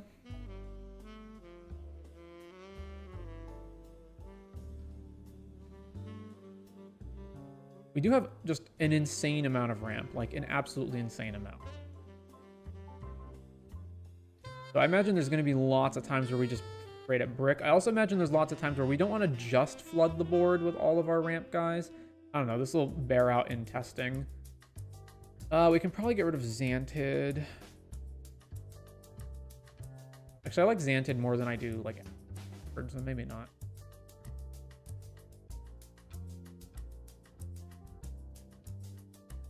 Once our guy's actually in play, we don't really need to protect them. Like, who cares if our opponent kills Karuga? We can just play it again. So let's get rid of Guardian Augmenter and Kira. And all these cards need to stick here.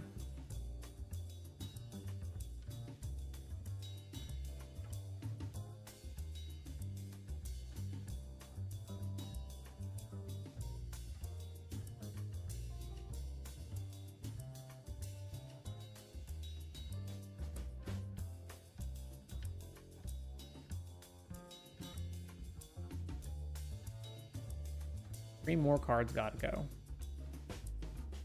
Eldosan City, Delighted Halfling. Have to have some amount of removal. Especially non-creature spells that can blow up Torpor Orb are very important. Counter spells, we can probably reduce them to some extent. Fierce Guardianship can go, and I put Glen Elendra here earlier when I thought I was maybe doing something else, but I guess this can go too. Remainder, how many actual blue spells do we have in our deck for Force of Will? We've got 16. That's kind of 16 plus another 4 blue card, another 4 here, so 20. Is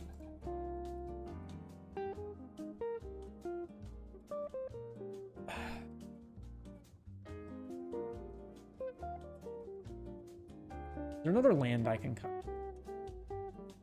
I guess we don't, strictly speaking. Emergent Zone. All right, let's try this. This is Karuga. And play test the Karuga. Okay. So I assume we have like 10 million ramp spells. So. This hand bricks completely if we don't find our second land. So let's again route. So draw for turn. Play this. Then end of turn graveyard. Do Breeding Pool. Tap. Play a land. Don't have anything to do, so untap. And we've actually bricked. Isn't that a shame? All right, Force of Vigor on something, exiling, I don't know.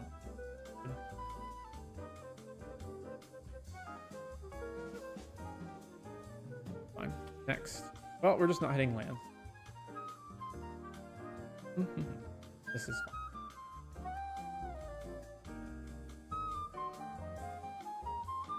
Oh, I haven't drawn for turn. Eat this. Go and grab Tropical Island.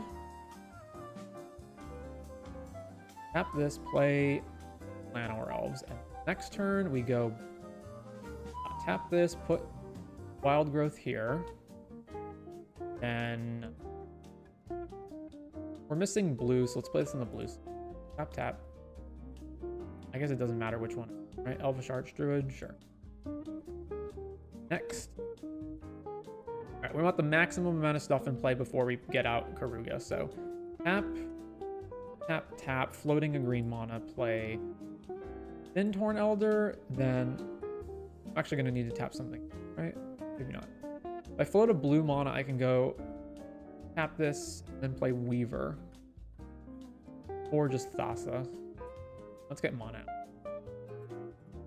Next. We've got 2, 3, 4, 5, 6, 7, 8, 9, 10, 11. So we can go tap this, play this, we're floating a mana, tap this, cast Palladium Myrrh. Then we've got 1, 2, 3, 4, 5. Urga would obviously have to resolve. But we draw 1, 2, 3, 4, 5. It counts itself or not? Each other permanent. So 5. 1, 2, 3, 4, 5.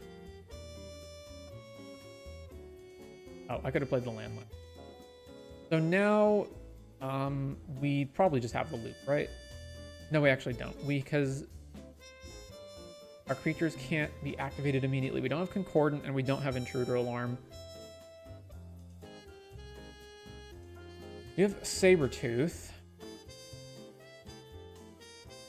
We can draw a lot, but we can't actually win. From Mox, Exile, Equilibrium.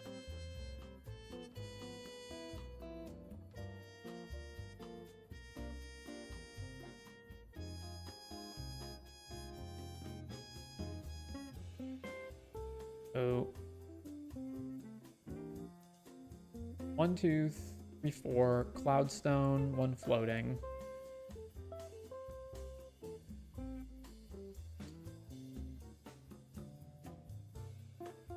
Three. Play Labman. Bounce this back to our hand. Then 1, 2, 5. Play Karuga, and now we get to draw 1, 2, 3, 4, 5, 6, 7. 7. There's Intruder Alarm. We got it. Tap, tap, Intruder Alarm, and now we can. What am I at? Oh, I needed to tap this guy. Okay. Okay. But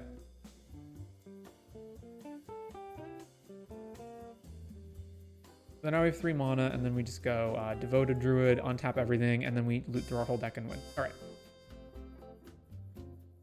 Try again. This hand's super awkward. Capable though. So we name Elf, tap, play Warlord. And next, we play Gaia's Cradle. And have to tap for the Green Weaver. Yavimaya. So 1, 2, 3. Visionary, draw a card. And 3, 4, ring. Don't have blue mana. Tap this. Ring, draw. All right, next turn. Tap, draw, draw. Island. Let's see. Arbor Elf's basically free, so tap this, Arbor Elf. Tap this, Priest. Then we can go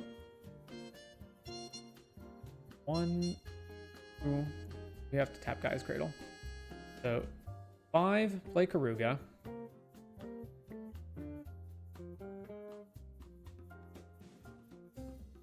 One, 2, 3. I could play Temur Sabertooth first, I guess. Sure. That. Sabertooth. 1, 2, 3, 4. I'm going to discard to hand size. We already have Cradle in play, so card crop rotation. Tap. This assumes, of course, our opponents are not interacting with us at all. The likelihood is that they will be. I'm just seeing how fast I can Goldfish to the win. We don't have any of our combo pieces in play yet, except kind of Temur Sabertooth. So let's see. This is free. A lot of our cards are pretty close to being free. Enchanted, play. Antico Elder.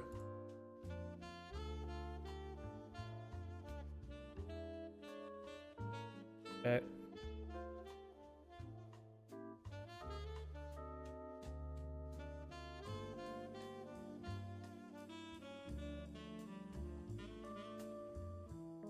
To play Gwen.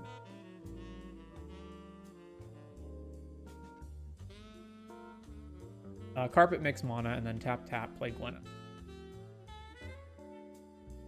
Now we can go up. East is 1, 2, 3, 4, 5, 6. Bounce Karuga. We've got. I haven't even drawn with the.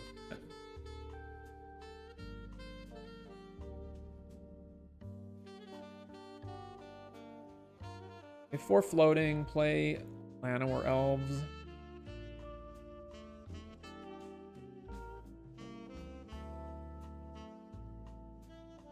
Okay, Augur. Top card of the deck. Guild. And we've got Coven. 1, 2, 4. Yeah. So now no mana floating. Guy's Cradle. 1, 2, 3, 4, 5, 6, 7, 8, 9, 10, 11. Karuga. We have 6 mana left. Untaps Guy's Cradle. 1, 2, 3, 4, 5, 6, 7. So draw 7 cards. 1, 2, 3, 4, 5, 6, 7. We get to Chrome Mox, a irrelevant card into play. Top card is Disciple.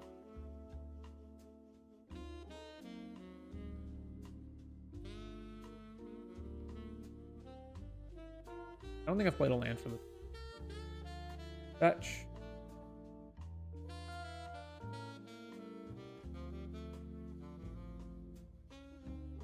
Top card is Soul Ring. All right. 5 mana remains.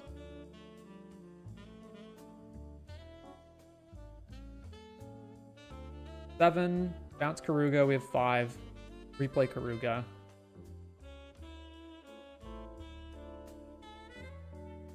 So no mana floating. 1, 2, 3, 4, 5, 6, 7. 1, 7.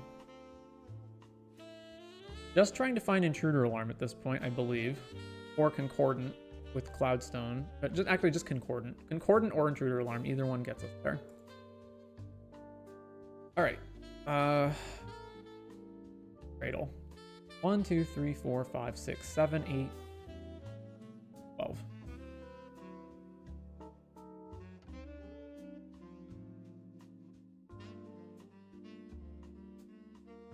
We're going to get more cards by bouncing and replaying Karuga. So, bounce and replay Karuga. So go to 5 left. That gives us 1 more shot. So, it's still 7, right?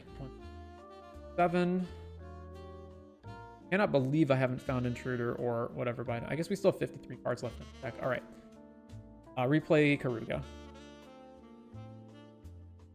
1, 2, 3, 4, 5, 6, 7. Wow, we bricked after all of that. That's kind of nuts. Well, at least we're doing powerful things.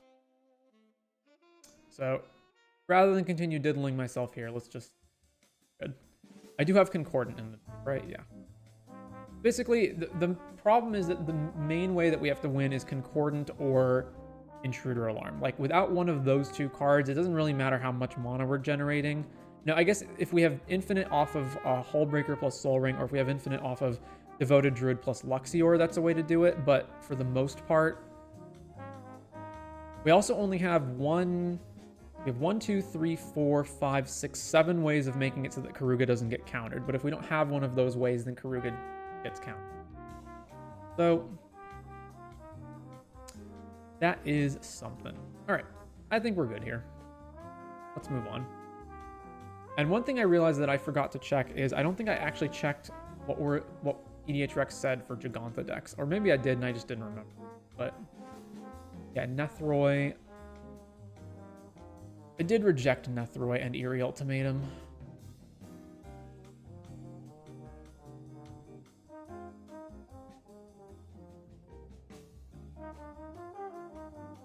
Oh yeah, Prismatic Bridge.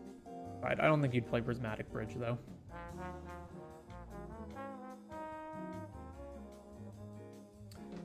Charms, I don't think those. Yeah, we got Ruinous and Genesis. I don't think we want Eerie, so it's possible.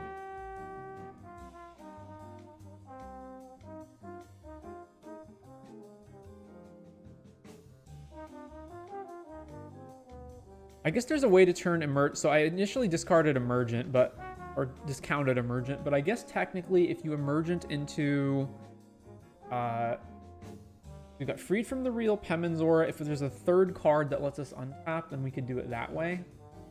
I don't think there is though. I think it's just those two.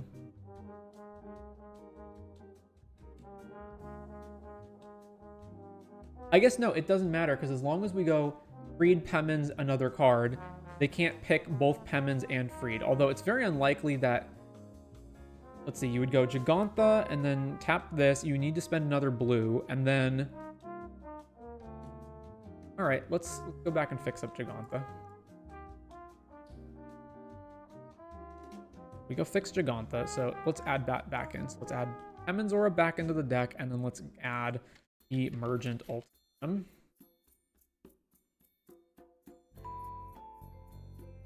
What would I count this as? It's basically a cheat card. It's also kind of a tutor. But that means we need to cut 2 cards.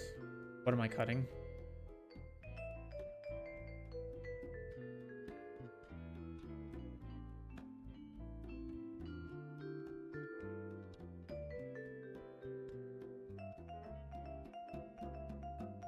I guess as much as I like the fact that Lightning Greaves can give haste, it actually doesn't work when we've got these auras, because then we've got to move the Greaves. I guess we're probably going to have some other creature in play, though, so we can just Greaves, tap for mana, and then move Greaves back. Something else, right? I definitely don't like the fact that I've got all of these, like, crap battles in the deck just so that I can use my battle thing. Maybe I get rid of some of these crappy battles. And I just accept that I can't get the maximum amount of battles. Because, like, I'm happy to tutor into Invasion of Alara and Invasion of Ravnica, but then some of the other ones are, like, pretty bad. This one, and I guess we don't need the Reanimate one. Or discard a card, draw 2. But these at least do something earlier. Now, you know what? Let's just have our battles do, like, the maximum awesomeness. Get rid of the tiny ones.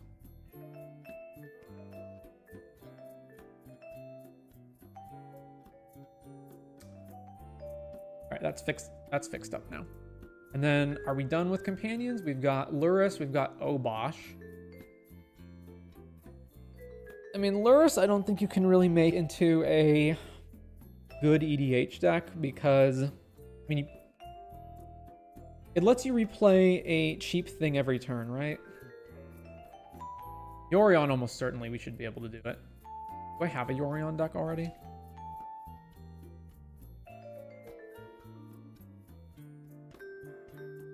No, I don't. So once again, we don't have to actually get any of these companion restrictions as long as they're the commander. Lurrus, Obosh.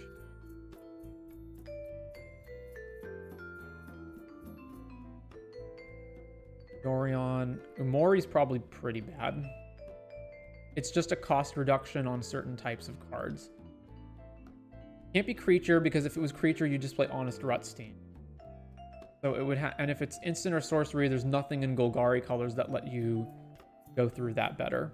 So that leaves artifacts and enchantments, or I guess hypothetically planeswalkers and battles, but it's not going to be those. So artifacts and enchantments. If it's artifacts, there's already multiple artifact creatures that just make artifacts cheaper. There's even like Cloud Key. This is just a bad way of doing it. Like 4 mana to reduce the cost of a type by 1 is bad. So Emori is bad. I think we have Zerda already built. We've got Zerda built.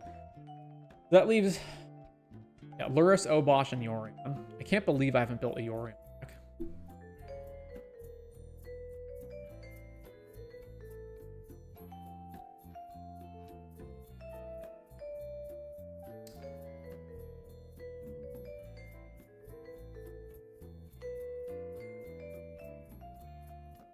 All right, I say we finish off this page, make the remaining companions, and then be done for the day.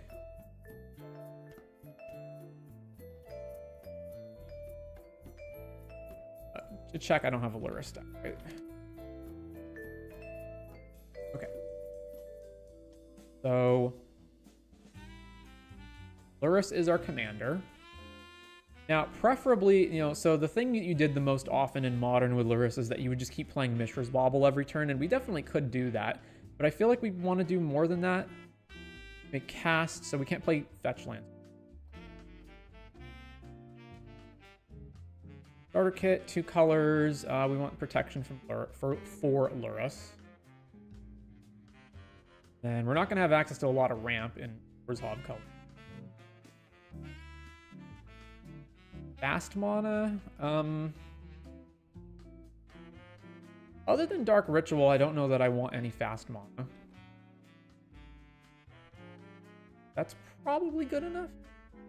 Possibly card draw. All right, so let's fix some of our lands. So there's gonna be 3 fetch lands that we can't play. Going to be so get rid of Yavimaya and get rid of Arn, Foothills, and blue and black is the other one, Delta. 28 lands left. We have plains. Oh, yes, we do.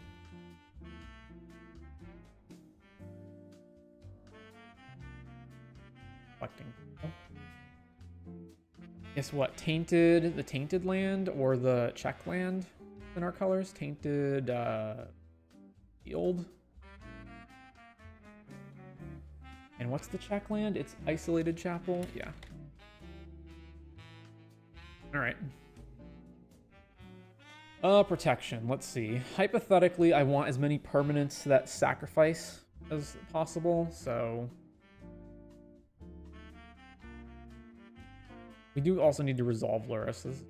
All right, let's get rid of Adnon?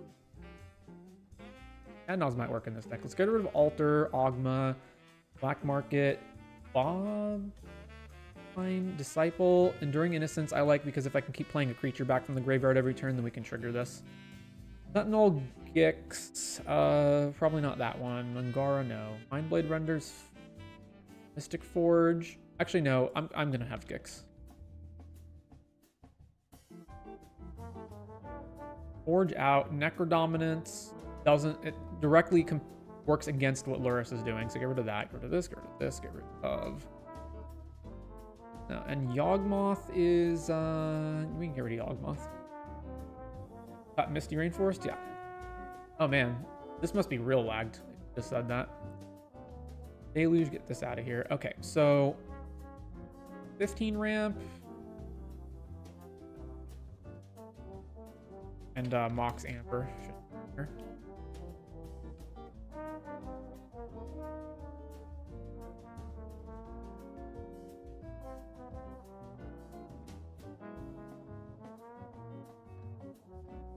All right, well, Bobble. Mishras, Urzas, Vexing. Vexing? Yeah, Vexing. All right, so we're gonna want to find. There's gonna be so many cards if I search it this way. But basically, we want to find ID black white. We want the mana value to be 2 or less. We want it to not be an instant and not be a sorcery, and we want it to and not a land.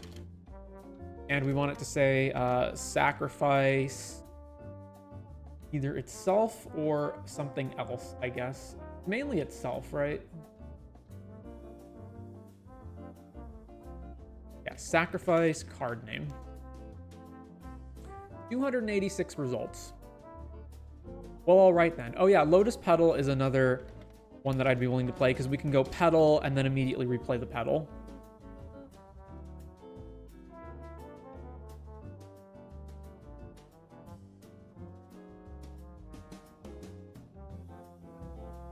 $286. Oh, Dothy Voidwalker is a good one. Dothy. Okay, expedition map. Do we want to do Cabal Coffer stuff here? I guess that's fine. Cabal Coffers, expedition map.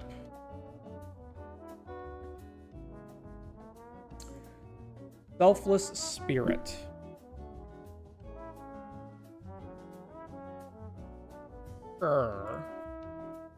Selfless Spirit.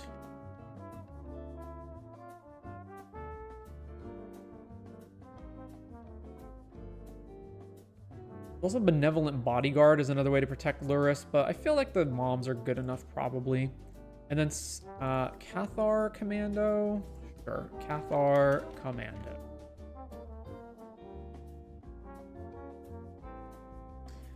Soul Guide Lantern as a way to keep eating people's graveyards. I don't think I really need to do that though. Mormod's Crypt, also no. Dauntless Dismantler to blow up artifacts. That actually seemed... Well, it's a lot of mana to do it, but... Sure.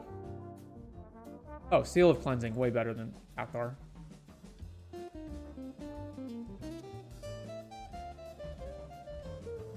Oh yeah, I just automatically put all of these in here. Let's get rid of Loran, Skyclave, Oak. So Seal of Cleansing. We've got that, we don't need Fragmentize.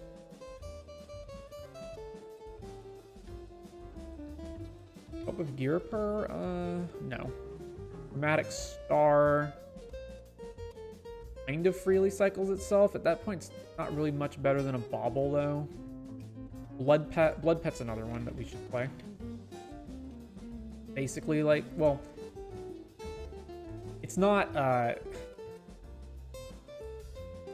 really Lotus, but, you know. I wonder if we could just cut all this ramp, because our commander's only 3 mana. I wonder if we could just, like, cut a bunch of this ramp and then only... Like, a lot of this doesn't work very well with our guy. I don't think I can cut it completely, though. I was wondering, like, we're in black and white, so we could play stacks.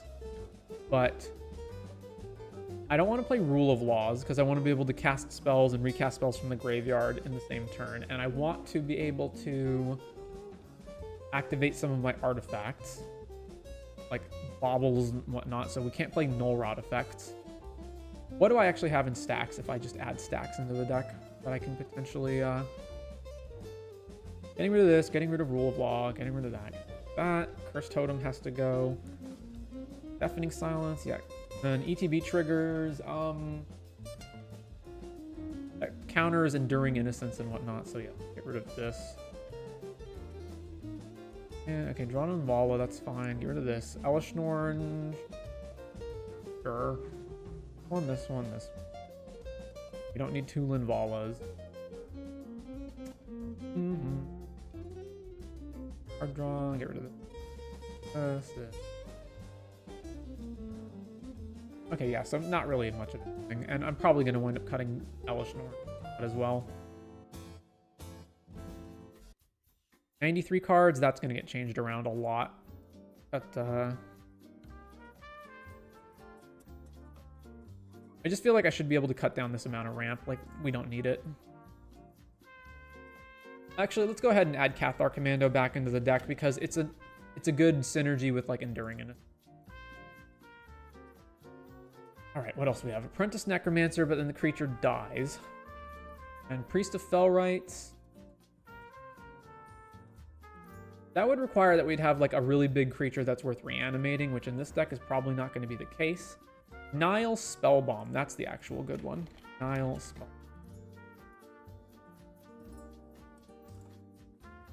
Stone of Eric, exile target graveyard, draw a card. No, not that one.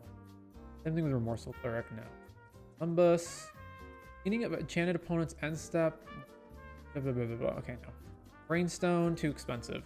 Executioner's Capsule, I like that as a kill spell that we can keep bringing back. There's also the white capsule, but it's even more expensive, and we already got Seal of Seal of Doom 3 mana? I think it is. Conjurer's Bauble.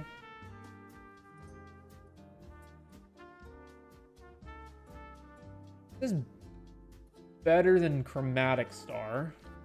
Conjurer's Bauble. Target creature that's attacking you. Cookbook, no. Benevolent Bodyguard, yeah, I already thought of that. We have 1, 2, 4.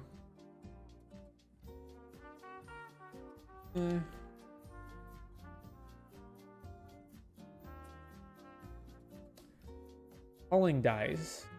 Charge counter, no.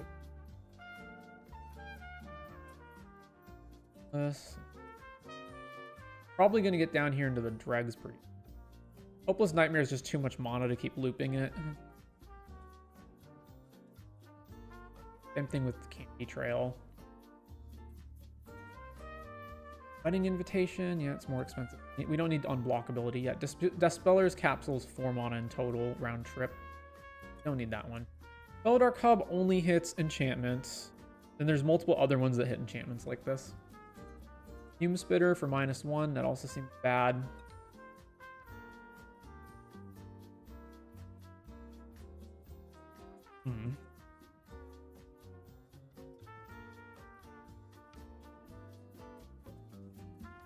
Ratchet Bomb, that also seems pretty bad.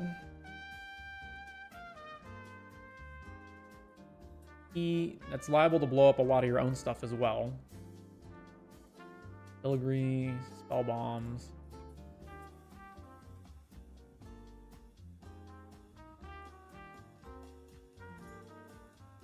Yeah, I think we're good here. I don't think we're going to find much else that's actually...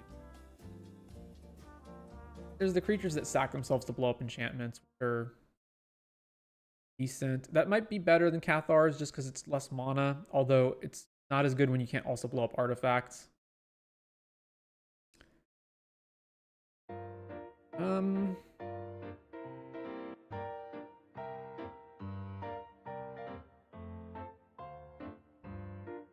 That was really not a lot of things that work with Lurrus, was that? Alright, what does Rex say?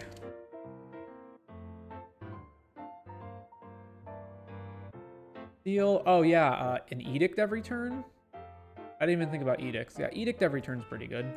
Accursed Water. Ghost Form, Animate Dead. I don't know why those. Because when this falls off, you can replay the Animate Dead and reanimate the thing again. That assumes that you have something that's more expensive. Because otherwise, there's no reason to run this. Every creature dies. You may sack this if you do return it to the battlefield. Okay. Relic Order, Clamp, we have Clamp, right?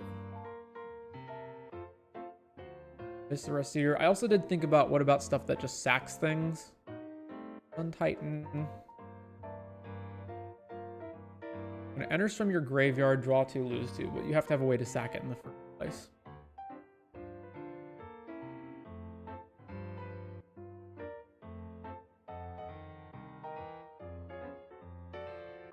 Priest of Forgotten Gods? No. Are we actually winning other than just like stripping stuff away every turn?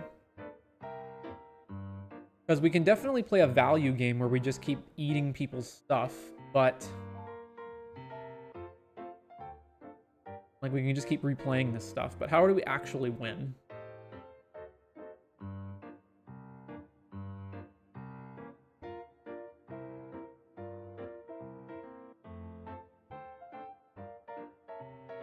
So like Moonshaker Cavalry is a big top end card.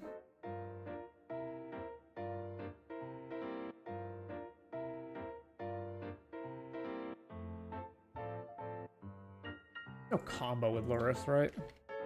Because you can only do it once per turn. Oh, Displacer. Oh, because you reset it, you can do it again? Yeah, so it's a new instance, so you can do it again. Gotcha.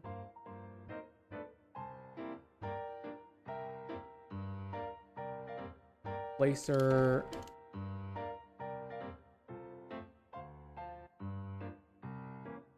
Oh, that's in blue. We don't have access to blue. So ID is black and white. Okay, so it's Ghost Form, Phyrexian Altar, Infinite Death, Sack triggers, but you still need the way to actually win the game.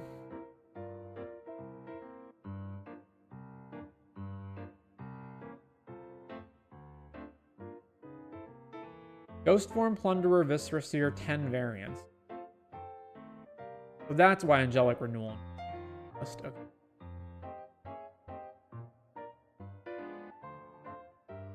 So Kaya's Ghost Form. I assume Animate Dead basically subs out for Ghost Form sometimes then. Animate Dead. Phyrexian, Altar. Viscera Seer. We're going to have Infinite kill our opponents, then Altar of the Brood is going to be in the deck.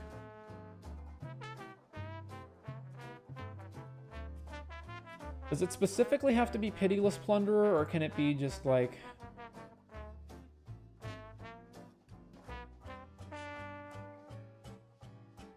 one other card? Alright, if you've got Lurrus, Kaya's Ghost Form, Pitiless Plunderer, and Viscera Seer. Activate Viscera Seer, sack Lurrus.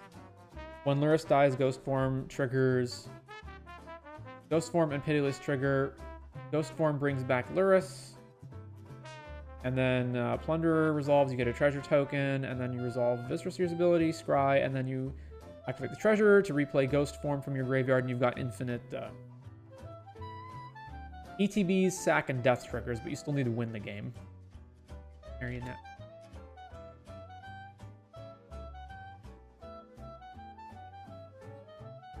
So what are all the variants of this?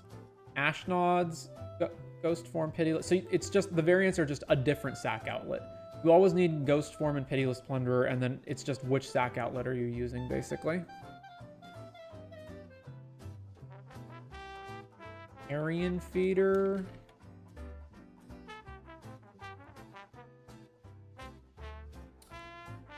Altar of Dementia. I like that better. Let's, where's Carrie?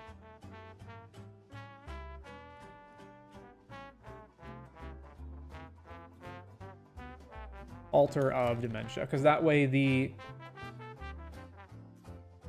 altar can just mill everybody.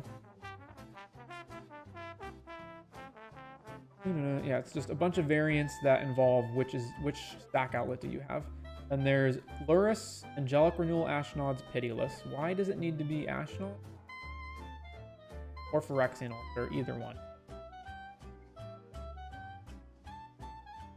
Okay, so the benefit of Angelic Renewal is that it can be on the battlefield ahead of time. You don't have to, it doesn't have to be Animate Dead where you've got to play it afterwards, I guess.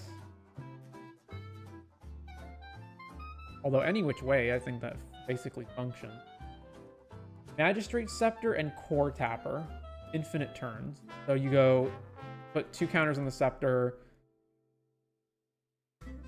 and then replay the Core Tapper and put 2 counters on the Scepter and take an extra turn, and then...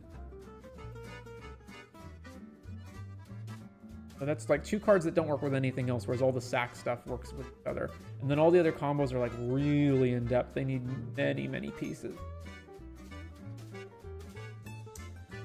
Yeah. Okay, well, we added 8 more cards to the deck, so now we got to figure out... Let's take out Vexing Bauble. Let's take out... Where's Chromatic Star? Didn't I add Chromatic Star to the list? Where is it?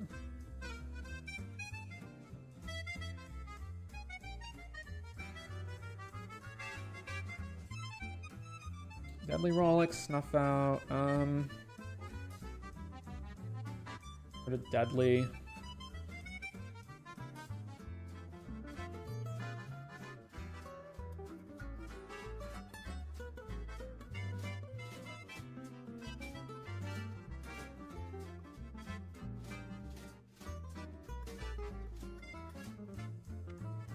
Not use Blood Pet, because that means your curve is turn 1 land, Blood Pet, turn 2 land. Lurrus, recast. Oh, you can't even recast Blood Pet at that point? Yeah. Not do Blood Pet. Where the heck is Chromatic Star? I definitely added it.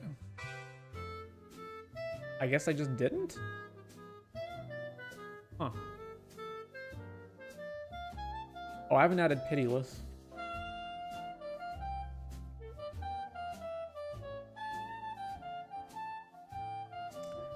Alright, what about the rest of this? Adnaz, that seems fine. Bolas' Citadel, that also seems fine. Necropotent. Get rid of Mindblade Render. I guess we're not going to be a Timna Gix deck, maybe. How many creatures do we have that can even attack that well? We don't have Mana Dork, so not much. In fact, how many creatures do we even have in total? 27. Some of them have to stay back to keep Lurrus protected. Others can't attack that well. Some are more expensive than usual. All right, let's get rid of Norn, Drawn, and Linvala.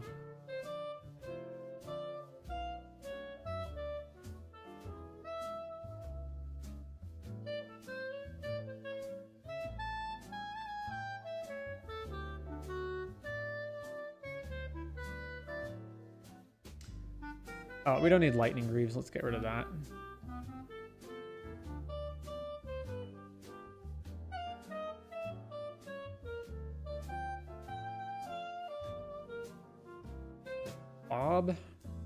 Bob can go.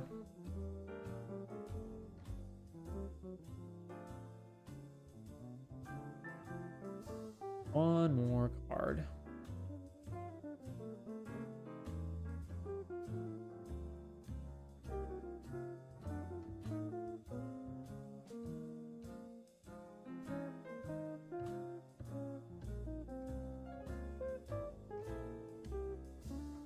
I mean, technically, if I'm running Welcoming and Trouble in Pairs and Enduring Innocence, then really... And we have Skull Clamp too, right? Yeah, really, this ramp should be mostly creature. I need to fix that.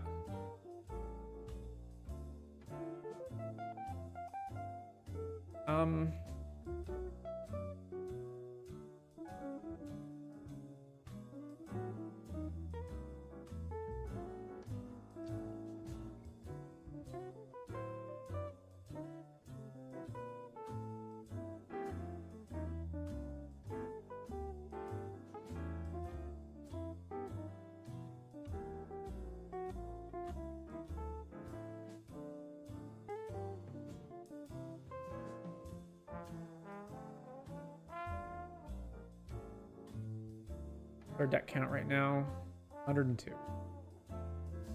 We just cut Arcane Signet and Felwar and call it a day. And that's what I think I'm gonna do.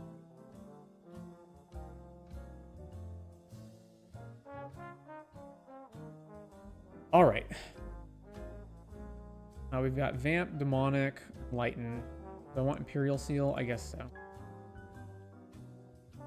Trying to combo. Want more things that help us do that. And then if we've got all these combos, then we don't actually need to win with Moon.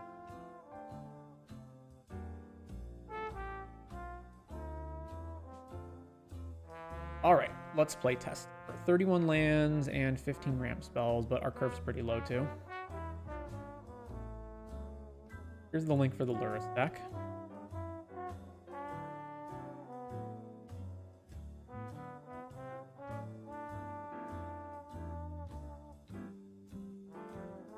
Oh, I didn't even finish looking at all of this, did I? Let's just... Cast instant sorceries, yeah, that's fine. Commissioner's Capsule, Baubles, yep. Wishclaw Talisman,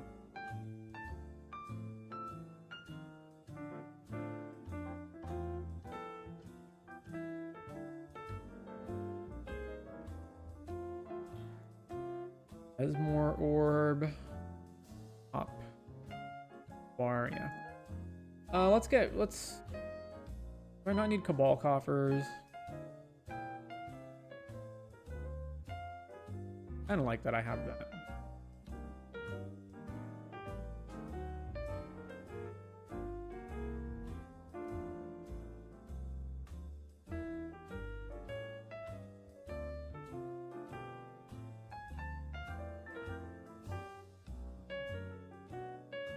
Ghost Form and Angelic Renewal, so both of those combo, so I don't also need Animate Dead. I can cut that.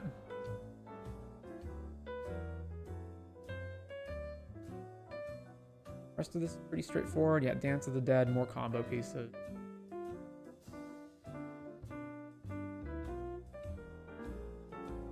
That's fine. Now let's try this. Play test. Okay, we've one land only and Mox Diamond. That's real awkward. I guess I just go draw. Oh, that fixes things.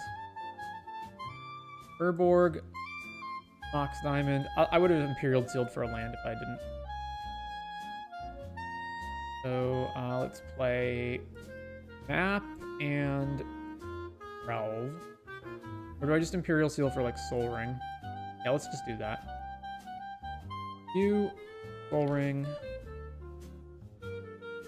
And take our next turn. Then we go tap, Soul Ring, tap, crack this.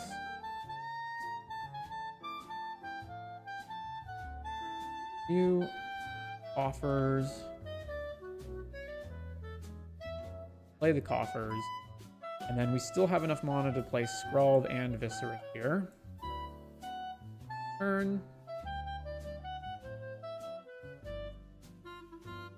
Alright, so...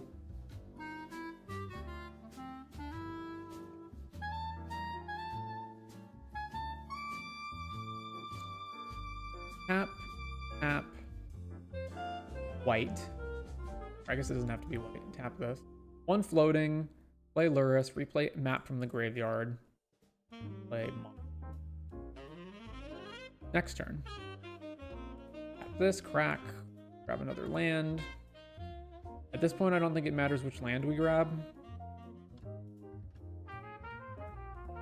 Silent Clearing. Play this.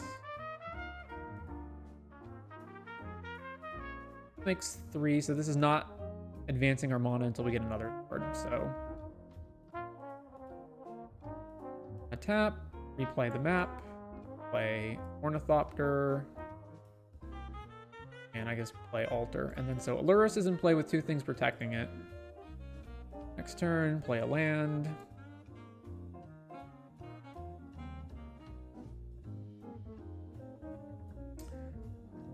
For this exact scenario, is there a land that I would want to play in the deck that I can fetch with this that would help me dig for things? I guess I could play Monumental Henge. So Monumental Henge is a land that says 4 mana, look at the top 5 of your library, you may reveal a historic card and put it in your hand and the rest on the bottom. So obviously very inefficient, but there are times where we will be like that, where we're just casting Map over and over, at which point I would want to find some way of paying that off. So let's put, let's cut Apple, I guess. Because that way you can at least try to dig for an answer of some kind.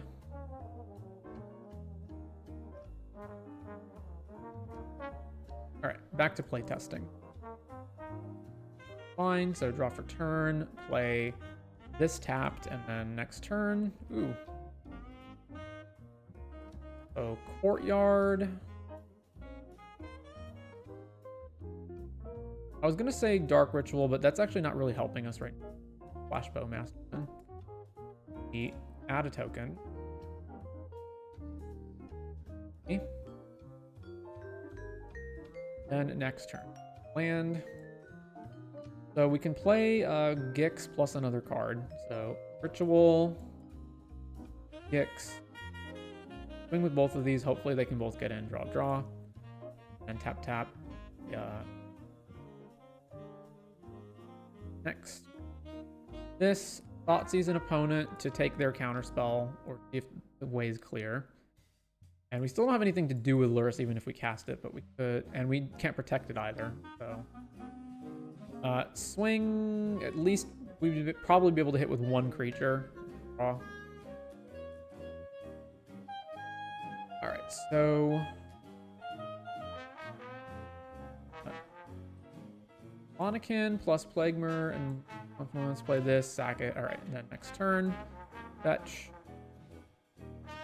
Grab Scrubland. At this point, you would just have to resolve Lurrus. But we can go Lurrus, 1, 2, 3. Then we can replay a Cursed from our graveyard every turn and just start sweeping all the creatures off the board, and that will help Gix to punch through and draw more cards. So that seems reasonable. Right. Then there is another one. Okay, so keep this hand, draw for turn. Bobble, crack it. Play Scrubland. Sword something. Draw off the bauble. Next turn. Play land. We don't have anything else to do. Bowmasters. Turn. Ooh. Immediately Timna. And then hopefully draw some cards. Add the Orc army. Swing. Let's say we can only get in with one creature. So. Draw a card. And then... this needs...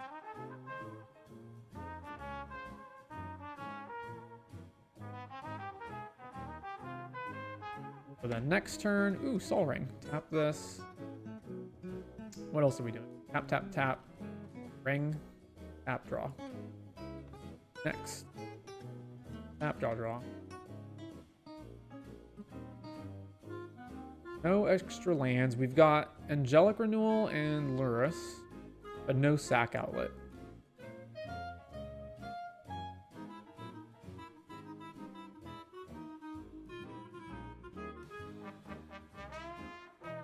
Alright, let's go tap, tap, tap. During Innocence, floating white mana, play it, Cursed, Marauder, draw a card. This goes card. Turn 5, play Cabal. Next. Tap this, draw, draw. Opal. Still can't play Mox Diamond.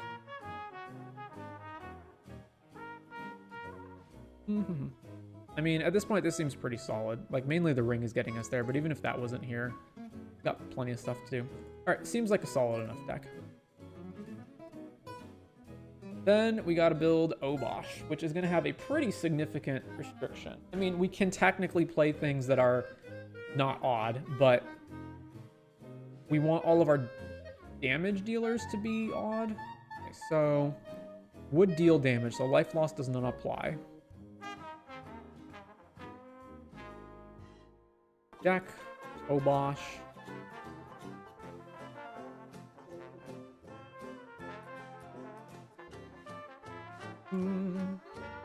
Add the starter kit, add the 2 mana base.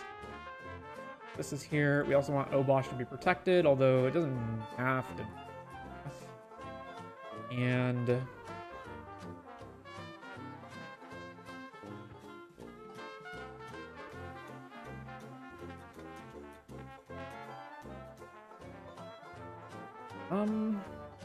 ramp.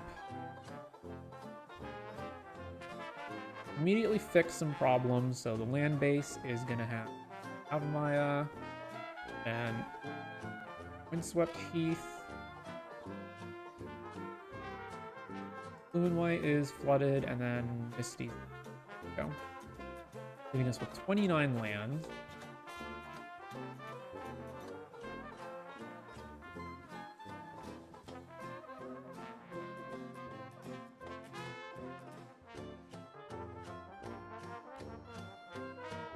Dragon Skull Summit.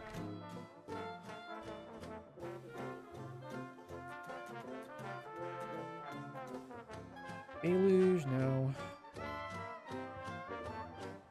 Do need Chaos Warp and Sort of Deadly Rollick. And then the ramp that I know for sure that we don't need is going to be medallions that, like all the medallions actually. Heartless, almost certainly. That medallion. Oh.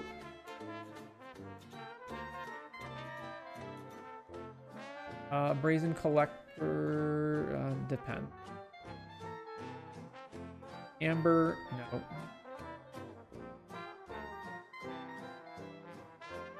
Medallion. Okay, and then I don't know whether I want creatures versus non-creatures. We're gonna figure that out as we go. What about defense? Bolt Bend is not applicable to us, but everything else is fine.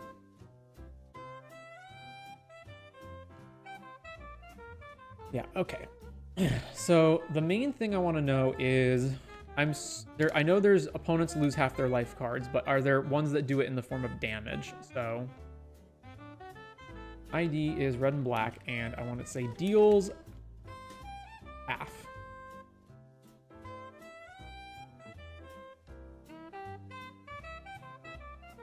Deal X damage, half rounded to you and half to target. No. Even, oh yeah, there's like Unstoppable Slasher, right? You lose half your life, so we don't want that. But there is Virtus and Unstoppable Slasher, right? So player loses half their life. Well, okay, no, these are lose their life, right? So these actually don't work. So basically, these will come in and deal 2 in the case of Virtus and 4 in the case of Slasher, and then their trigger will go off and make them lose half their life, but not actually damage. So deals, not loses. There's not really anything. Deals come in, player, the player sacks half the permanents. No. Hidetsugu. All right, so Hidetsugu is a combo. So you tap Hidetsugu and everyone else at the table instantly dies, or no? It also applies to you too, right? So you would have to be at a higher life total than all of your opponents. No, you would still die. It doesn't matter. Everyone takes lethal and you lose. Can you go... You can actually do this with Augur. No combos found. Really? I would have thought for sure there would have been something. All right, I guess we just use damage dealers in general then. So we're gonna want, how do I search for odd mana value? Mana value : odd.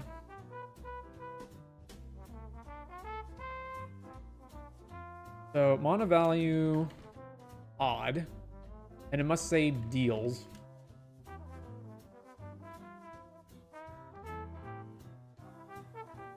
That's going to result in a lot of, right? 1,000 results. Yeah. I'm not necessarily against instants and sorceries, but they have to do a lot. So, Blasphemous Act kills your own Obosh.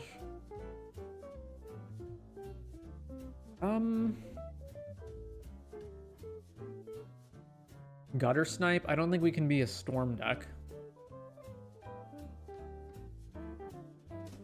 Mayhem Devil deals 2 per sack. How do I narrow this down further?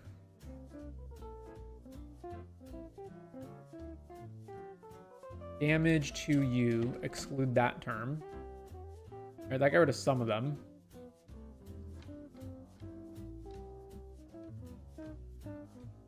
Do I shut off combat damage because it's unreliable and because it's not really what I'm talking about? Yeah, alright, so combat damage, just exclude that term as 899. I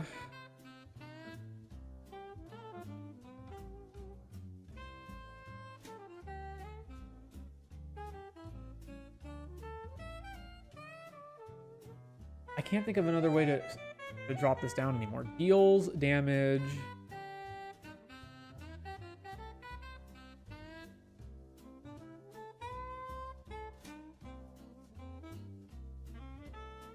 I say equal.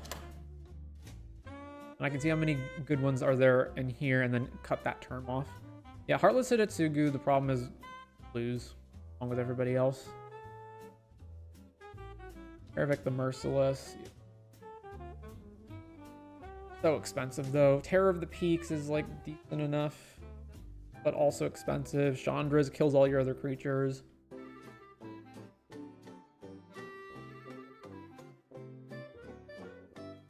instance is 7.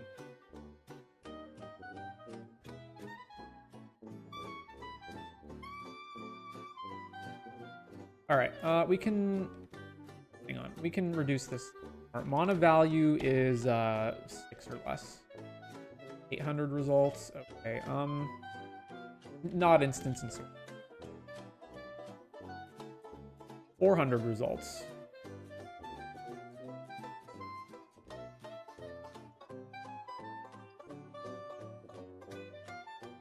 All right, sure. There might just not be that good of options here. The World Dreams. I don't want to do slow incremental damage. I want to do a lot of damage really fast.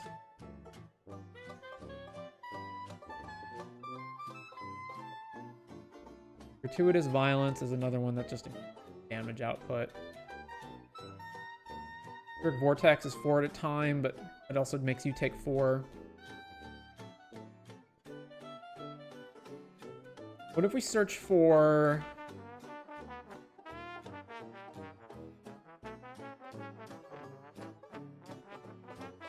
each opponent? Much less. Okay, so we're getting the Impact Tremors cards, Gutter Snipe. Although, out of the 4 Impact Tremors cards, Witty Roastmaster is the only one that's odd. Blade Blast Fireball, which also doesn't really work in our deck too well. I guess it's 2 damage to each opponent and each creature they control. That's like, and washes in place. So Delayed Blast. Fireball. Let's search for this directly here.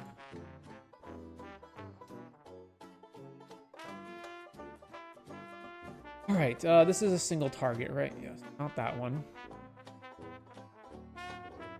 5 to each opponent, so it's 10 to each opponent for 5 mana. That's still probably not worth it.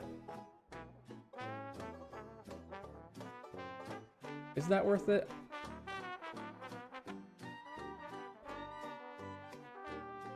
Maybe. Beginning of round step, this deals X damage to each opponent, where X is the number of number of planeswalkers you control, so it's 1. Okay. Whenever night becomes day, blah, blah, blah, no. Gavriel, no. What the heck is this? Blade Blast Fireball? Okay. Dragonhawk Fate's Tempest. Enter or attack, exile the top X, where X is the number of creatures you control with power 4 or greater, which does not include Obosh.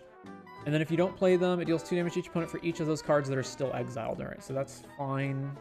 It's almost the same damage as Breath of Malfagor, but you can also just cast the spells. Back an artifact to deal 2 to everybody. End the festivities.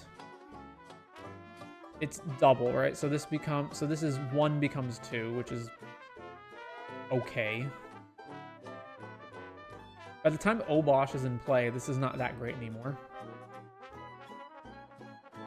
Yeah, Fiery Inscription, but these only apply to... This one in Gutter Snipe only applies to instances. I don't know, maybe they're worth running anyway. Fleshraker, Main Whirler. Oh, another Wizard. Journey Mage deals 2. No. Whenever 1 or more artifacts enters, deals that much damage to each. So it's 1 for 1 artifact or more than 1 for artifacts. Deal X to each opponent and each creature they control, where X is 1 plus the number of spells you've cast from anywhere other than your hand. During each of your opponent's upkeeps, Iron Maiden deals 1 that player for each card, minus 4. No. Yeah, and then there's these ones like, you know, Lobber Crew and whatnot, where they deal 1 and then they untap when you do something. Enters, it deals damage to each opponent equal to the number of basic land types among lands you control, which is going to be 2 in our deck. I guess hypothetically we could run Yavimaya for 3. At end of target opponent's upkeep, if player has 5 or more cards, nope.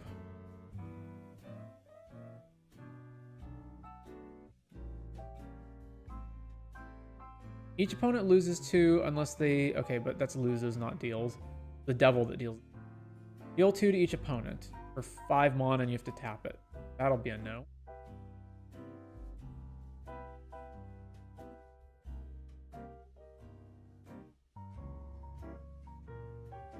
Each opponent secretly makes a choice. If the opponent chose one of them, this deals 4 damage to them. If each opponent chose... They choose Silence or Snitch. If each opponent chose Silence, deals 4. If each opponent chose Snitch, this deals 8. Otherwise, this deals 12 damage to each opponent who chose Silence. I really hate these red cards where it's like you get a brain aneurysm trying to figure out what the fuck they do. So basically, at minimum, it will always deal 4, right? But it can deal more than that.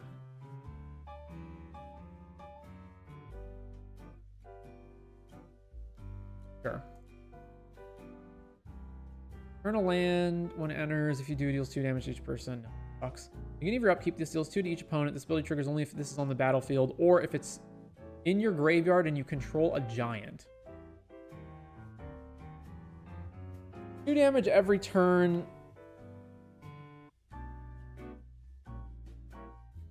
For 5 mana, that's pretty bad. Sizzles 3, we need more than that. 2 to each opponent, those players each discard 2 cards at random. Sure. Because at least it does something more than just the damage. Whenever it becomes tap, deal 1. Deals damage each opponent equal who controls more lands than you equal to the difference. Then create treasures equal to the damage dealt this way. So opponents have to have more lands than you. So yeah, opponents have to have more lands than you for this card to do anything. And they're not going to have that many more than you. Like, not for this to do enough.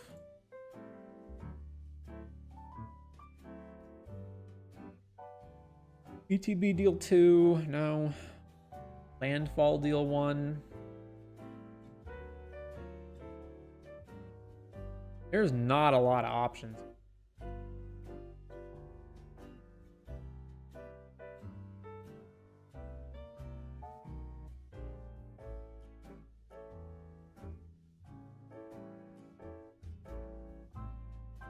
So I would consider this a beatdown card and a discard card.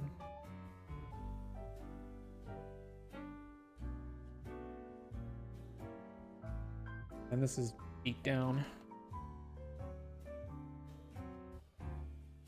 And this is also beat.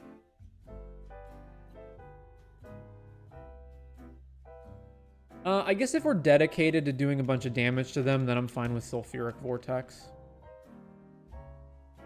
I especially want cards that I can play earlier that then increase in damage when I play Obosh. Also, the damage will get dealt to our opponents before it's dealt to us. At the beginning of each player's upkeep. So, of each opponent, each player.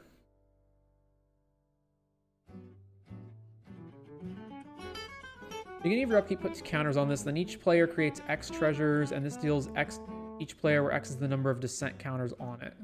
Wait. Your upkeep deals damage to everybody, and everyone makes treasures. Yeah, that's bad. Earthquake. So 3 more artifacts, deals damage equal to each opponent equal to the number of cards that player has drawn. But it depends on how many cards are in their hand. Problem. It also gives them a new hand. Exocrine. When it enters, it deals X damage to each player and each other creature. Nope. Can't use any of these like Earthquake mass damage effects because then Obosh is going to die too. Crypt Rats also. Same deal. Deal 1 damage. At the end of each player's turn, this deals X to that player, where X is the number of untapped lands, so they'll just tap their lands. Okay. Deal 1 to each creature and each player, so it kills itself.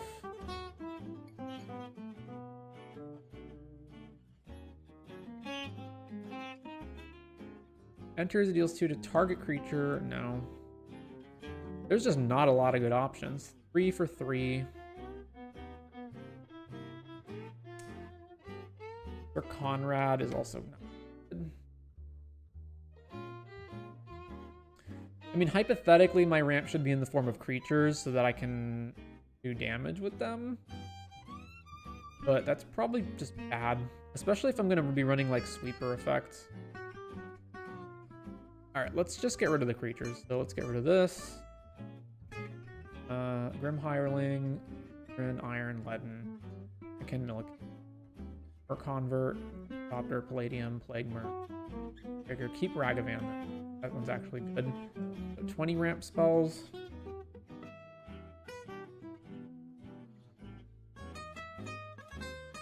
Another option would be to just have odd value creatures that are just big.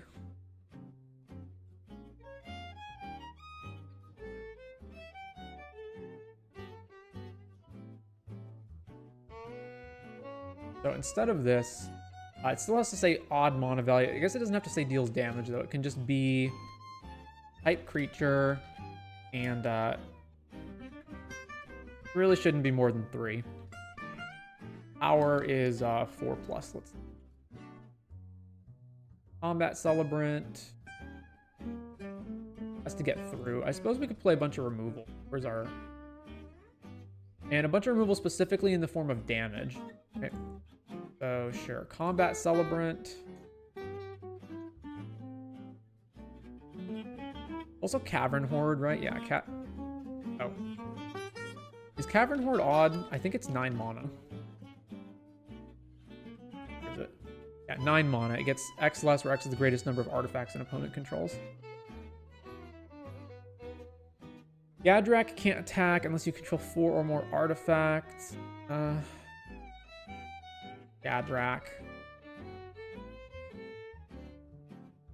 This guy, whenever a player casts a spell, if it's not their turn, this deals 4 damage to them. Like that. Scythe Claw, Raptor.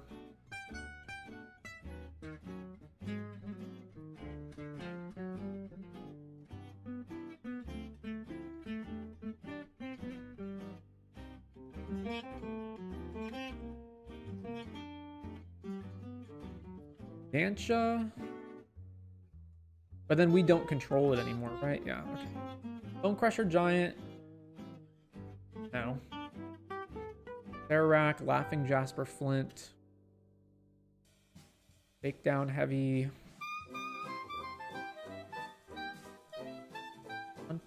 Bone Brute. Creates 2 1/1s. When this dies, each opponent loses 3.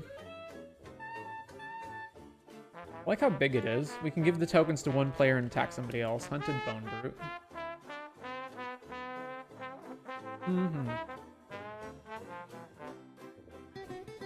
Lightning Skelemental. Yeah, it only survives for 1. Oh, so not that one.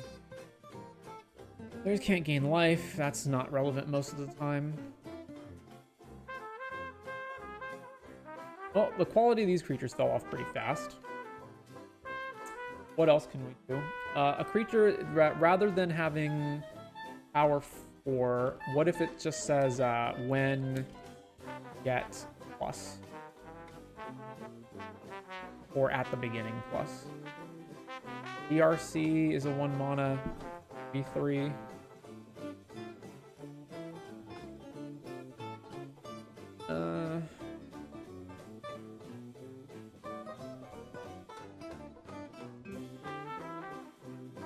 Tokens are even mana values.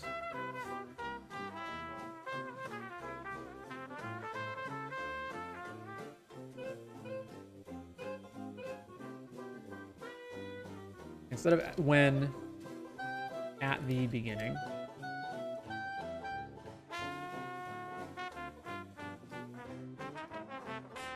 This is just not a lot of things that works with Obosh, eh?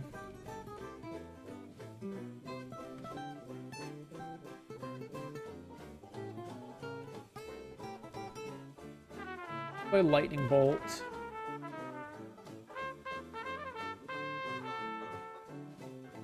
Here to snuff out. Masters. Okay, that's fine. Fire Covenant. I like that.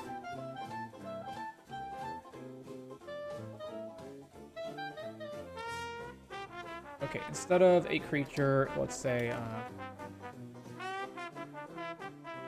instant or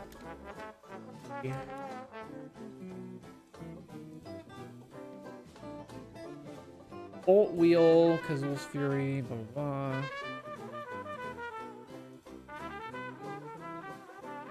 Oh, this is not a lot of good stuff here either. Hooligans Contend.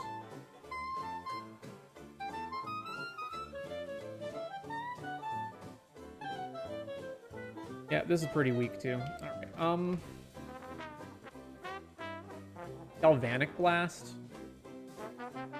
Galvanic Blast.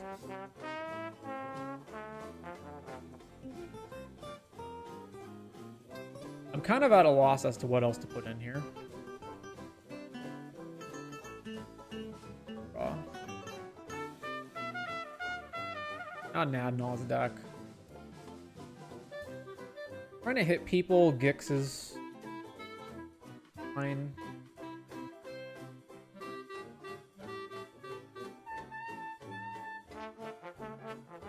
What else can I add? Card draw. Not any more protection. We don't need any more of that. If I'm running Gix, I should have creatures instead of the other stuff. Down. Alright, let's fix our ramp.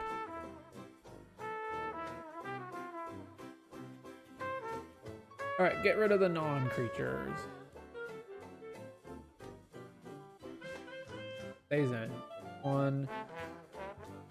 I think I moved something I shouldn't have. Get rid of this. Yeah, Brazen Collector stays. Get rid of this. Get rid of this. Get rid of Heartless. Get that Medallion. Torque. I like Torque because Artifact Destruction, and we don't have anything that's artifacts. Oh, no, we do. We have Malfunction. Alright, I'll leave that in unless there's too much. This. Amber. Palladiumer, that's fine. Pearl. Attic. Talisman, Ironcrag, Thought Vessel, Power Stone. We have 19. Okay, that's fine. Red and black. Bob, Mindblade Render, Ogmoth.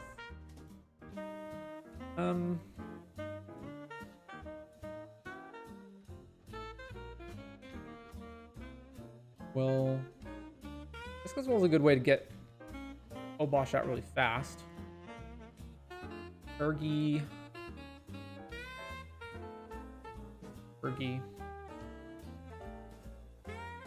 Then what about for beatdown? We've got Mauler, Razorkin's even. Franco. Then the tokens are even. Black. Gray Merchant, this is life loss, so it doesn't apply. Eldred is also not even odd. Alright, well, that's that.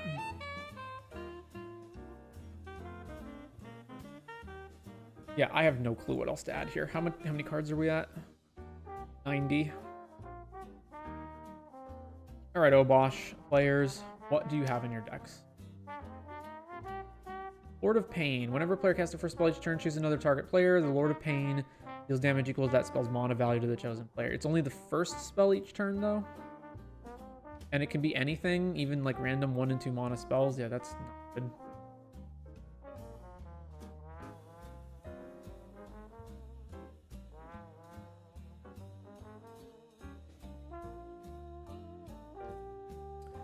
Yeah, there's Scytheclaw, Gutter Snipe. How many instants and sorceries do we have in our deck right now? We've got 22. Decent. Prisoner's Dilemma, Risk Factor. I mean, I imagine opponents will just take 4 to deny you 3 cards, unless you have Obosh in play, but that requires the Obosh to be in play before this does anything. Whenever this is dealt damage, it deals that much damage to target opponent. No. Another source you control will deal non-combat damage to a permanent player. It deals that much plus 1. When you cast an instant or sorcery, this deals 2 to anything. It's 5 mana. Blech. Power of deck is 7. I'm not gonna play Blasphemous Act. Forbrand, how many of our cards are red that are deep? Non-combat damage, Underworld Dreams, no. I mean, the Hidetsugu just kills you, right? Deal damage to each player equal to half. Oh, does Obosh not multiply the damage? Non-converted monsters do damage to a permanent or player. No, it's anybody, including you. So yeah, you just die when you do this.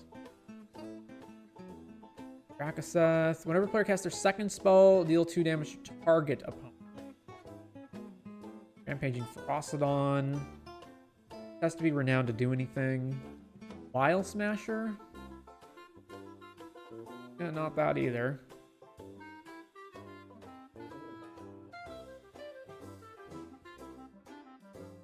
Whenever land enters the battlefield, deals 2 damage to the land's controller. I mean, we're scraping the bottom of the barrel here for Obosh, so sure. Zozu.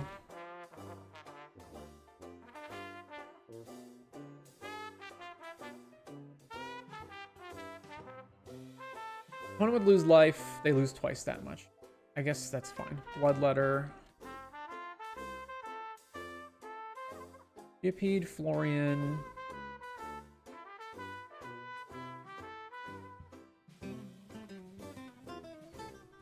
Algavoth. You have to do the damage at instant speed for this to apply. Iridescent Vine Lasher is target opponent, and it's per landfall. Okay, I don't like that either.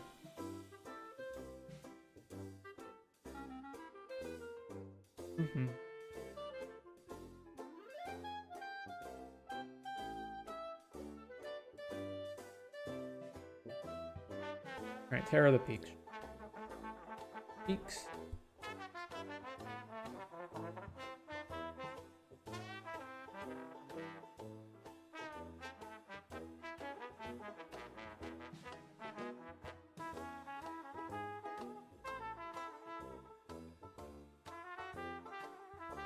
Hellfire Dragon is real expensive. We did Quakebringer already, but I may actually add it back because we're just scraping the bottom of the barrel in terms of whatever we can do here.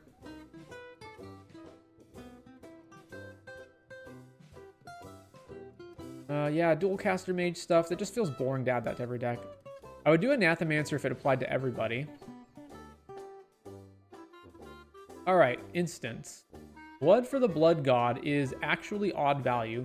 1 less to cast for each creature that died. Discard your hand, draw 8. It deals 8 damage to each opponent. Okay, realistically, we're not going to be able to cast this most of the time. But sure. Blood for the Blood God.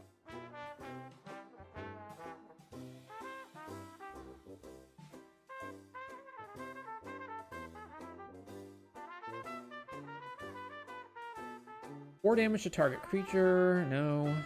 Last Fireball. Fallout.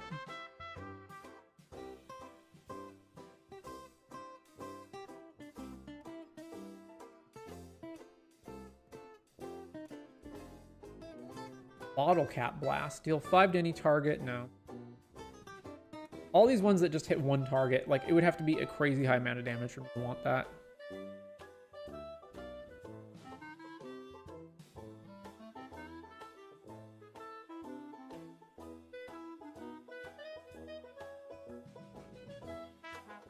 Deal 2 damage to each other player. You gain life equal to the damage dealt. No.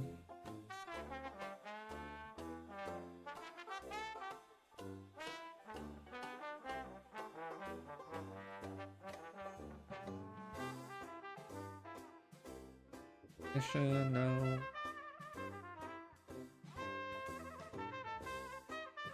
Deal damage each opponent controls more lands. Yeah, we looked at that one already.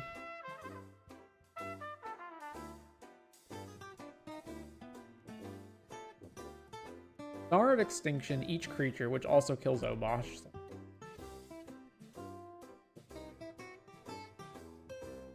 Yuck. Any player may have this deal 6 to them if they don't destroy all creatures. Okay, no. That was all the instants and sorceries. Now we're at artifacts. Whenever you cast instant sorcery, charge this. No. Anka Mishra is not odd. Further increase the damage, Fiery Emancipation, and City on Fire. So, Fiery Emancipation, and Fire.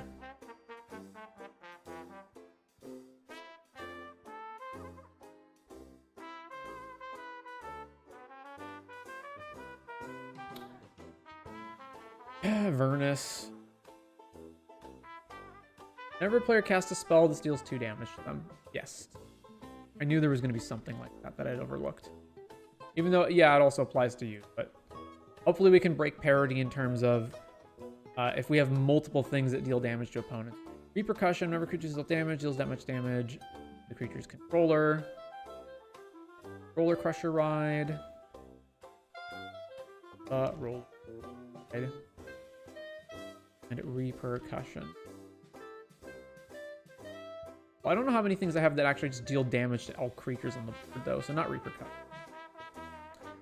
Your opponent's dealt 3 or more. That player discards a card. No. Furnace of Wrath.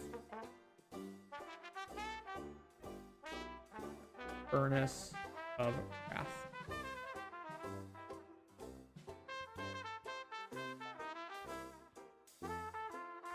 Wound Reflection. Beginning of each end step, each opponent lose life equal to the life they lost this turn. I would rather just have things that just straight up damage opponents a lot.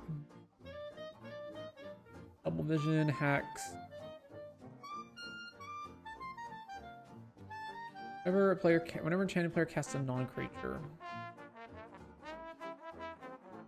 Barbs is not odd. Whenever a source you control doesn't have damage to an opponent, you may exile that many cards from the top of the library and play them.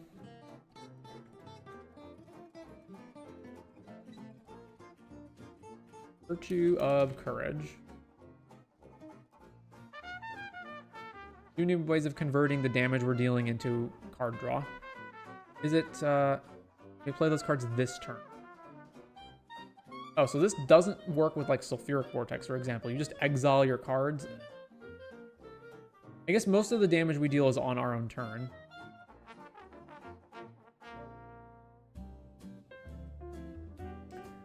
At the beginning of each player's upkeep, that player loses half their life round. Okay, that's loses.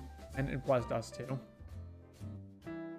And we've got some planeswalkers and then a bunch of lands. All right, well.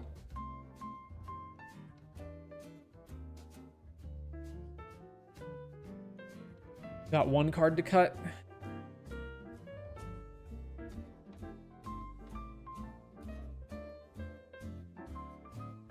What do I even have? 29.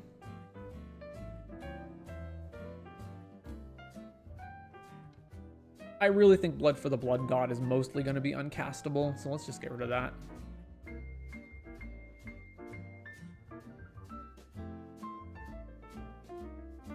All right. Don't have high hopes for this one, but Obosh. And then playtest. All right, so this hand has the ring in it, so I'm just, and ramp, so I think that's probably not indicative. I feel like hands that have the ring or soul ring in them are not indicative of how the deck works, because it's like, well, any deck would be good if you just drop the 1 ring into play. So here's a new hand. Okay, this is fine. Draw, fetch, go grab Badlands, cast Ragavan. Next turn. Ragavan attacks somebody, we generate a treasure token.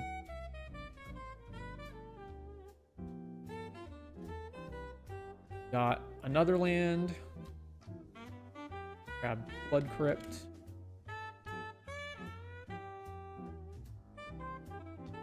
And what else are we doing? We're not going to play Mana Vault, are we? I guess we could play Obosh right now.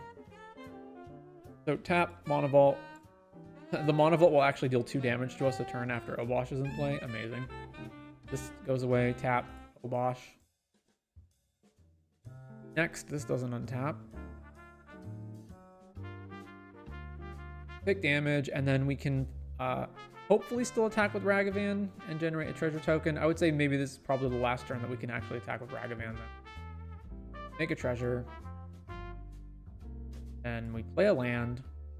Got 4 mana. We can't really do anything else. I guess I could have bolted something out of the way. So, and then tap this and play Plague Mirror. Next turn. Land. Tap, tap, tap, tap. Sack the treasure. Skull Rend. Everybody takes 4 and discards. And then I will go ahead and untap. I would have untapped this turn, so. Draw. All right. I would have tapped this off. So nothing else to do here. Next.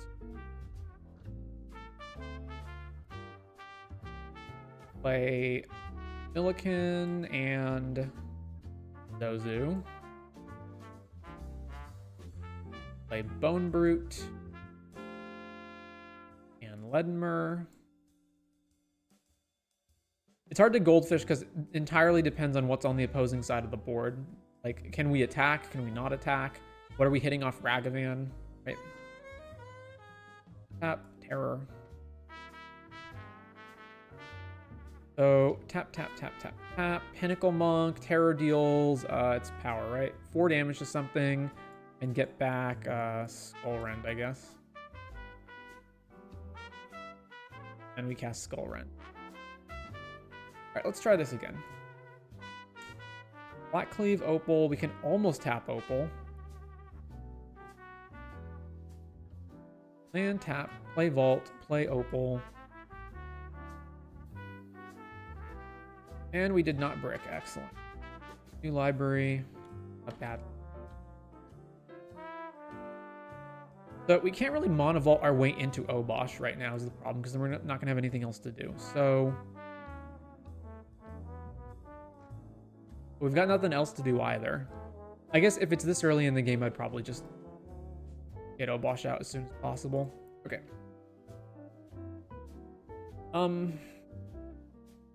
2 mana, so just timely. Next. Well, Wild Magic Surge. Next. Still can't do anything. Next. Alright, there's a land. Play Palladiumer. Now we've got access to Opal. Next. We would have taken like 10 damage off of this Mana Vault by now.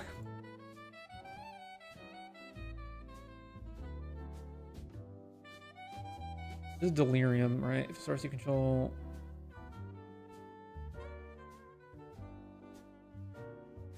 Got instant and land.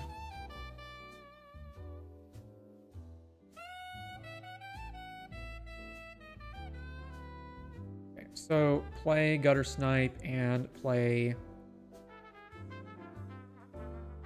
Sulfuric Vortex. Then when it comes to our turn, we're gonna untap the Mana Vault because we have to at this point. So Mana Vault untap, and then Vortex deals 4 to us. So I can Mana Vault out City on Fire, right? 1, 2, 3, 6, 7, 8. Yeah. So City on Fire, and now Sulfuric Vortex will deal 2, 4, 12 damage to our opponents.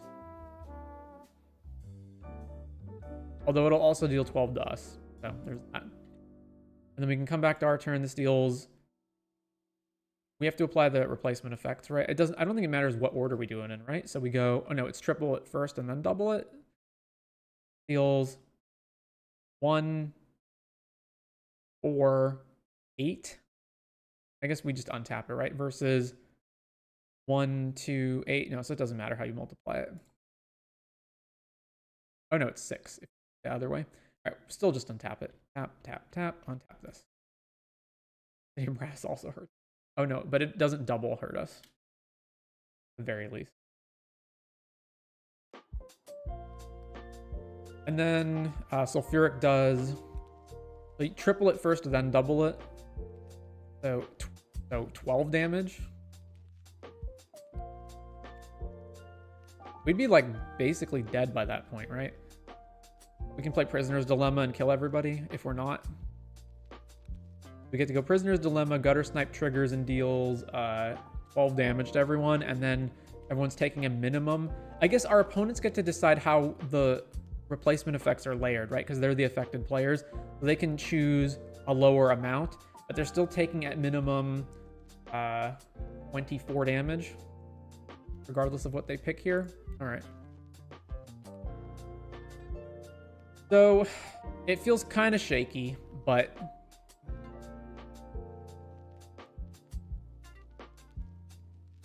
it's something. Maybe we want some life gain to mitigate the damage that's being dealt to us.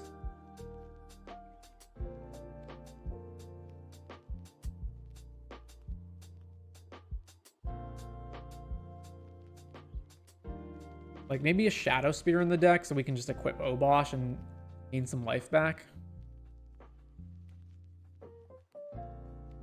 And then I would cut out, I don't know, Virtue of Courage.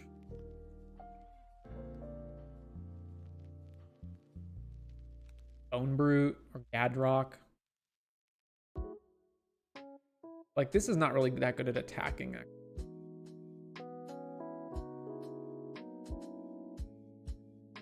Probably want more than that, actually. Grey Merchant's not going to do much in this deck, though, because we mostly have red cards. What's the next best way to gain life? Can't think of one. Alright, whatever. Obviously needs more playtesting. What can you do? And then that leaves the final card at Yorion. So this one's probably pretty straightforward and boring, right? Yorion. It's just play all the best ETB stuff, so, or leaves, hypothetically, but mostly ETBs. Starter, 2. And if we have anything that blinks Yorion, we can infinitely keep blinking, so... we're going to want protection for Yorion. And let's see. Reeve. If we dress down, it messes up our ability to keep blinking. So yeah, let's not use dress down. And as much as possible, not use spells and use permanents that have ETB triggers, right? Although Gilded Drake doesn't really. Into the Flood, get rid of that. Get rid of Submerge. And we've got Skyclave, Stroke, Stroke.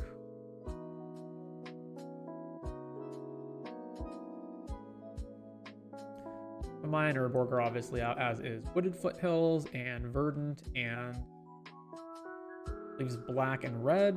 Bloodstained Mire. 32 lands left in the deck. Mana Vault is fine because Yorion can blink it back, as is Grim Monolith. Oh, I didn't add ramp. Add ramp. Iterable Brawl. Are creatures entering gonna matter? I guess if I use stuff like Enduring Innocence, it matters. So get rid of a bunch of this stuff. Signet, Gold Steel, Alice, definitely don't want to blink that. Power Stone.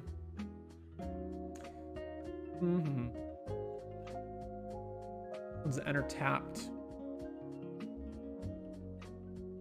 Milliken, no. Convert, Nardole, get rid of Nardole. Lady Myr, then Medallion, Plague, Matic, Medallion. Diamond, Smothering. Frag, Vessel. Actually, I might want Vessel in this deck, depending on how many cards we draw. Rid of Thunderclap and Power Stone. 20 ramp. Then let's do Enduring Innocence. It'll be faster if we just card draw it. Shredder out. Curiosity, Crystal, Sphinx, Sky, Fairy Master. Lorian, yeah, get rid of that. Forge, Pollywog. Sandstone Oracle technically can draw cards, but I don't want something that's this expensive, so get rid of this.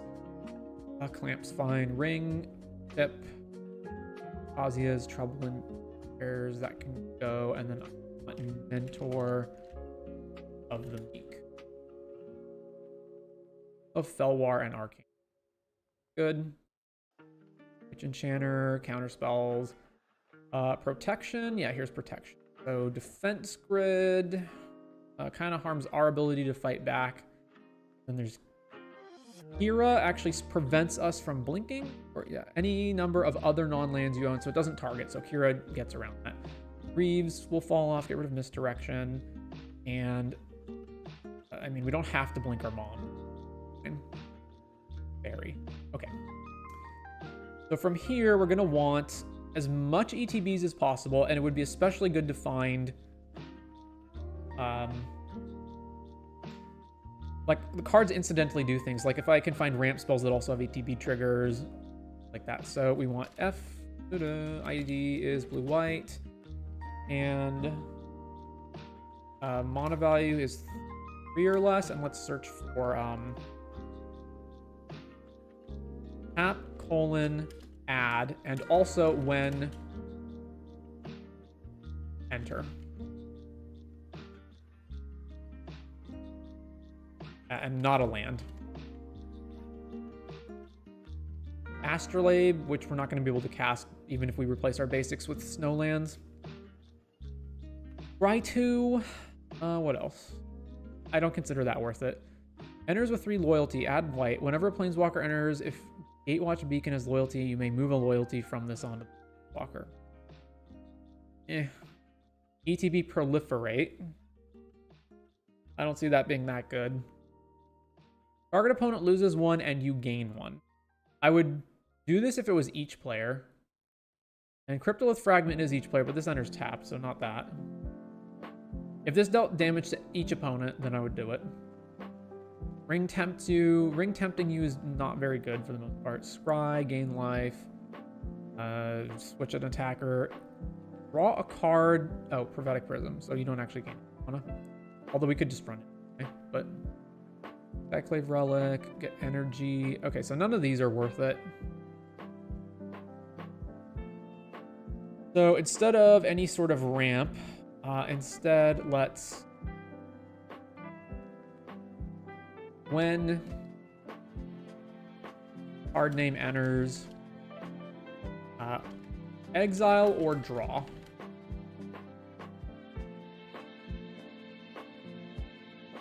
But also probably exclude lands, though. Including lands. So Aether Channeler can bounce or draw. That's usually not worth 3 mana, but I guess that's okay. Enters, you may exile target artifact or enchantment. At the beginning of your upkeep, you may exile target artifact or enchantment. If you do, its controller gains control of active authority. Okay, so 3 mana, kill an artifact or an enchantment. What else?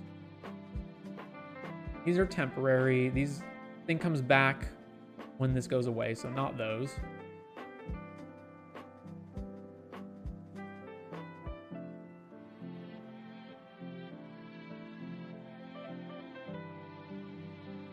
Baron enters a draw card, then discard. I should probably add Dour Port Mage to here as well, because that's whenever a creature leaves, if it didn't die, draw. So that will double Yorion's trigger, essentially.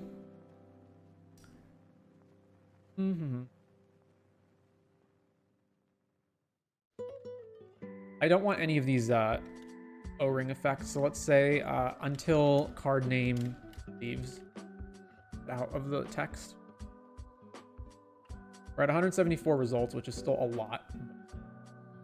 Creature enters or leaves, draw.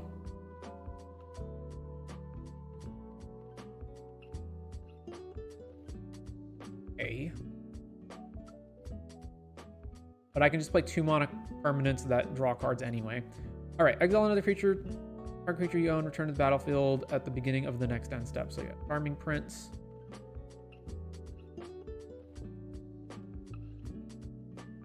Prevail 3, target legendary creature card in your graveyard has escape. No. Whenever a land enters under opponent's control, if the player had another land enter under their control, they return a land they control to his owner's hand. So this basically just says if you fetch, you have to bounce a land to your hand. Not particularly good. And I'm not going to play cards just because they draw because they're 2 mana and draw a card. They have to do something else. When Dance enters... Okay, I need to actually get the Oracle on that. Dance of Many. When it enters, create a token that's a copy of target non-token creature. When it leaves, exile the token. When the token leaves, sack Dance of Many. Okay, yeah, so...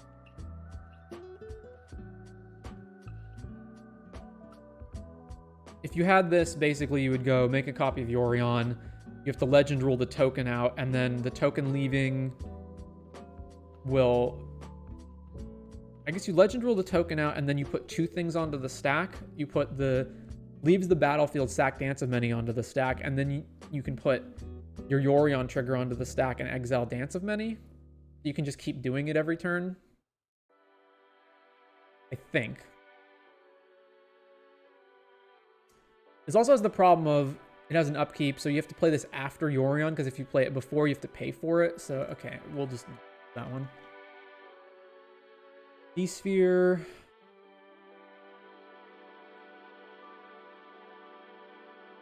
Blow up and enchantment. Sure. Dawnbringer. Enters, exile target card from a graveyard. No. One's gain 2 and draw a card. No, it has to be better than that. Spellbinder. So you pick one card and they cost 2 more to cast it. Also not great. Draw a card, then if you don't control legend, put a card. So it's just draw a card, yeah. That. Miscreant does nothing in EDH. Most of the 3-mana ones are bad. Okay, Fibblethip becomes the target. All right, so Fibblethip is 2-mana draw, which is like not very good, but at least it's something. Exile another creature. When it leaves, return. Oh, so Phoenix. Yeah, okay. Flicker Wisp. Boom. Or exiling to blink. Yeah, Guardian of Girapur, another one. So we can just keep flickering out Yorion and things over and over. Another interesting thing you can do with them is because you keep flickering them out, you can keep your board mostly wrath-proof. Well, not entirely. Ichor Wellspring, no. I mean, Fibblethip just draws a card as well, so I don't know really what the difference between these two is. In fact, Ichor's probably better because it's colorless. If it entered from your library or was cast from your library. Let's not even bother. I'm not going to play 2-mana cards that they just draw. Ichor. I don't know. Maybe do we? I'll reevaluate later. Ichor Wellspring. Induced Amnesia is basically you cycle your hand. Not doing 3-mana because 2-mana is the baseline. Invasion of Gobakon has the similar kind of... It's basically Spellbinder. Yeah, it is Spellbinder, right? When it enters, you look at opponent's hand, exile a card from it for as long as that card remains exiled. Yeah, so it's Spellbinder, but 2 mana. I mean, that's kind of obnoxious to the opponent, I suppose. So sure. I just don't want Spellbinder because it's 3 mana and that's too much. Yeah, Invasion, search for an Aura God or Demigod. No. Journey to Nowhere. No. Lumbus draws a card and scries. I guess it's technically better than the ones that just draw a card. Other frogs you control have Ward 1. When it enters, target creature you control can't be blocked, and when the creature combat damage, you can exile it if you do return to the battlefield under its own. Nope. Draw, discard. Draw, discard. Draw 2 cards. But it's an aura. So... when it re-enters, it can only re-enter on a creature that's already in play, so that might be a little awkward. Not that. Omen of the Sea. This one also scries before you draw, so it's better than just drawing a card for 2. Oracle of Tragedy is looting. This is also looting, right? Yeah. Croft. Croft gives us an infinite hand size on top of everything else, and it can pump things. So yeah, that's also better than just a creature that enters and then... I guess the only reason the creature is better is because of Enduring Innocence type things. Let's get rid of Ichor Wellspring. I already know that I'm going to not run it, given everything that's in here already. All right, Rip, no. Draw 2, discard a card, and it's an aura. No. The runes, no. Draw a card, scry 2, but it's 3 mana, so I'll pass on that one.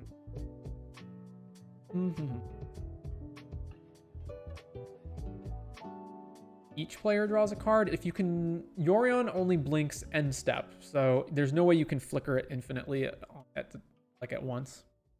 Turn off Planeswalkers. Don't care about that.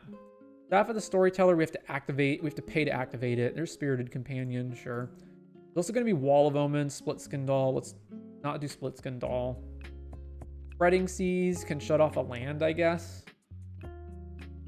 Sure. Team Core is draw 2, ditch 1 unless you...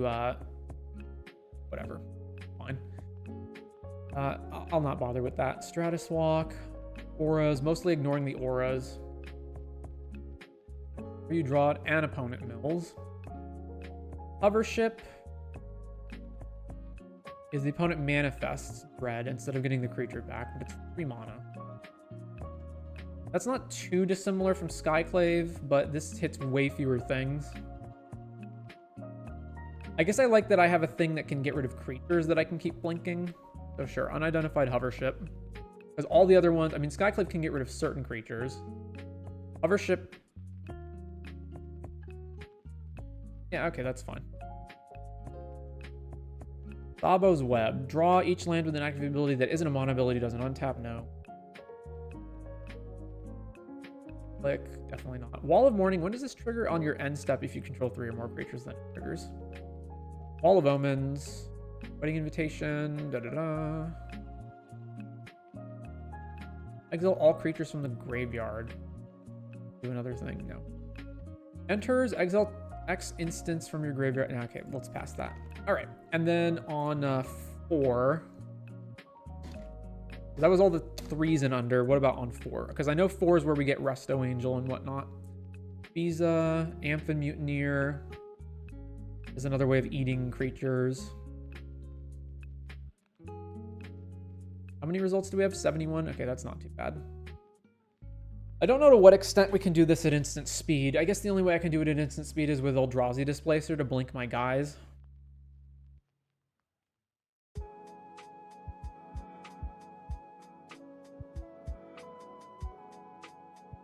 I'm not going to play cards just because Eldrazi Displacer might be good with them, though. So, actually, no. You can't even blink them at instant speed to respond to anything with this because it won't come back until the end step anyway. So that doesn't work. Felidar Guardian. And then this is end step. These guys are instantly. And what else we got? Exile to 1 target non-warrior, then return it to the battlefield under its owner's control. Okay, well, that's worse than Resto and some of the other cards. So we'll move on.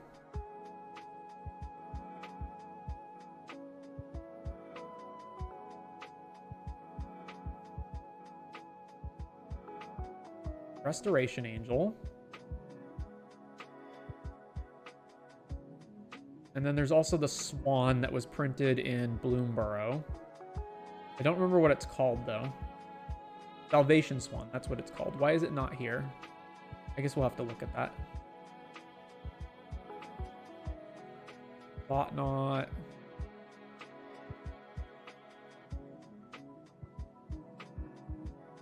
Salvation Swan. ETB or another bird enters. Exile 1 creature you control without flying. Okay, so that is immediately not going to work. Okay.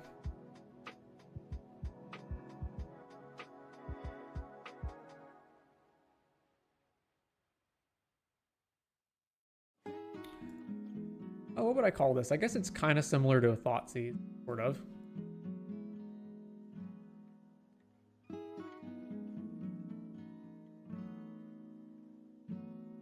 Link.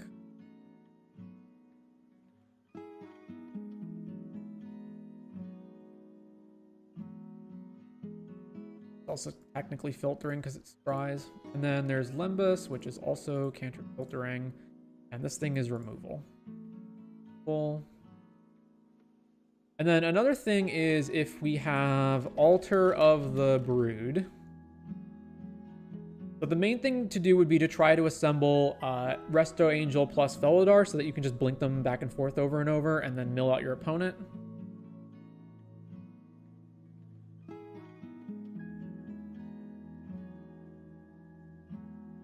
So there's a big trade-off with the creatures. So if we have creatures and we have any of these ETB trigger stuff, right? Like Welcoming, Enduring Innocence, etc.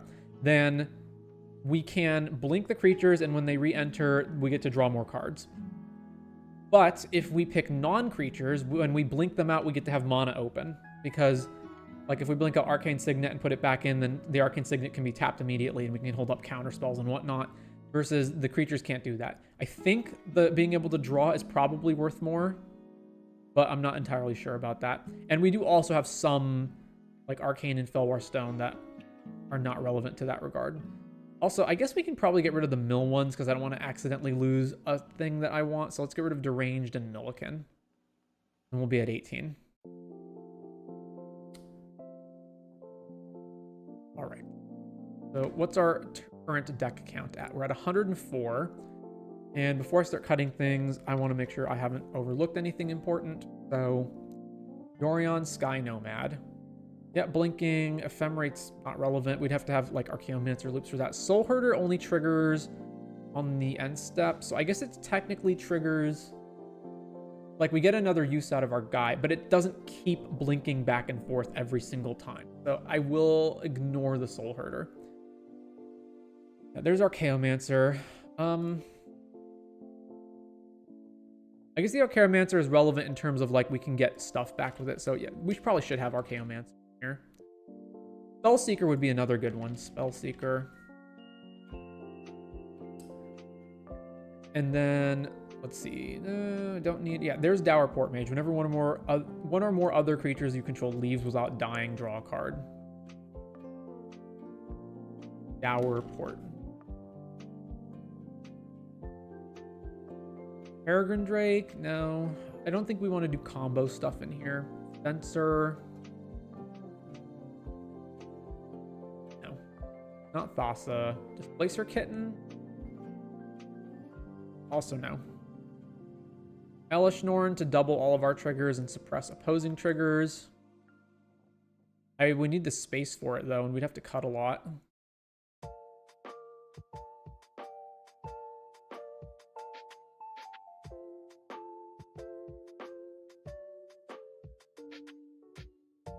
It reminds me, does this deck want stacks?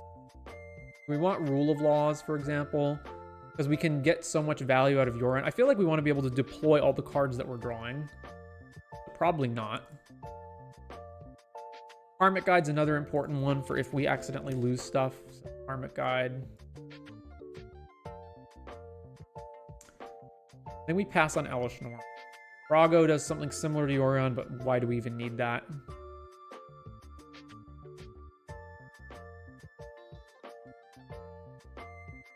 Solitude.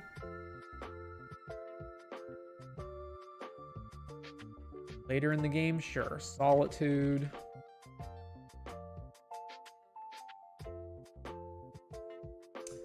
Fruiter of the Guard. Is there a specific creature that we want to go tutor for? I don't think we want to in particular. Although it's just another solid ETB trigger card. Oculus. Meteor Golem's too expensive. Pass on that one. Drowsy Displacer, so we can just blink stuff at instant speed whenever we want.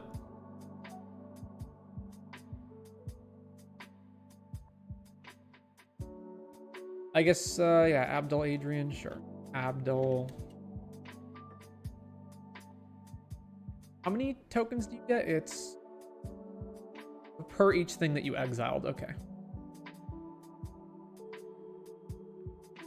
Here's our instance, including like all the mass blinking effects.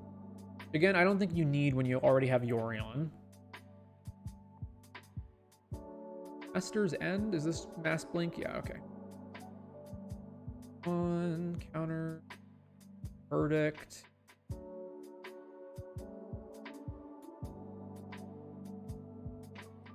Yeah, there's Hovership and Lembas. We can probably eliminate some of the cantripping stuff because it's not as useful as other cards that we have. There's Alter the Brood. Manifesting cards. Really big tokens. Teleportation Circle. Don't think we need that. Oh, Reality Acid. So we can put this on opposing things and then blink it out.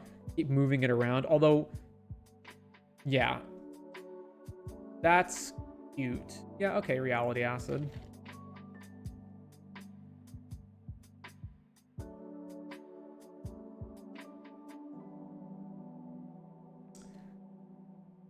Enchant permanent? Oh, we can put it on lands too? That's disgusting.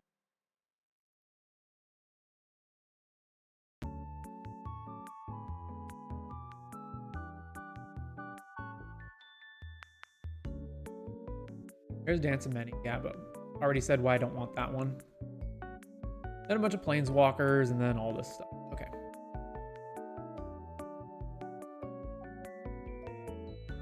We're at 112 main. And we got to cut down a lot. So, Dower Port might not be necessary considering that we should already be... I guess no, it is. Because I was thinking, like, what if we're already blinking a bunch of things that draw cards? But what if we're not? What if we're just blinking random creatures? All right, let's get rid of Angara. And rest of this is fine. This is fine. This is fine. We don't need Mystical Tutor in this deck. Where are our spells, actually? We have just counter spells, swords, Fragmentize is our only sorcery. Okay, that's fine. Do I even need Fragmentize? Because look at how much removal this is. It's so much. Amphimutineer is pretty expensive. We can get rid of this. Dawnbringer Cleric is also like only hits a very specific type of card. Maybe this is fine to get rid of.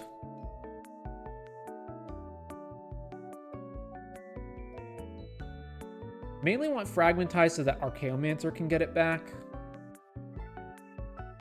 We don't need Gilded Drake. That can go. This is you control, right? Oh, you own? You own? Oh, hang on. Well, that makes Gilded Drake and Volatile Storm Drake way better.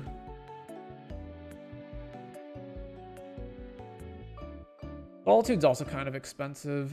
And we can't deploy it prior to getting Yorion. Yeah, so we'll get rid of Fairy, Protection. We don't really need Invasion of Gobekon. It's not that good. Kira actually counters our, like, certain combos, like, because it counters all abilities, even our own. So if we have other cards that, like, blink Yorion, then Kira doesn't work. So get rid of Kira.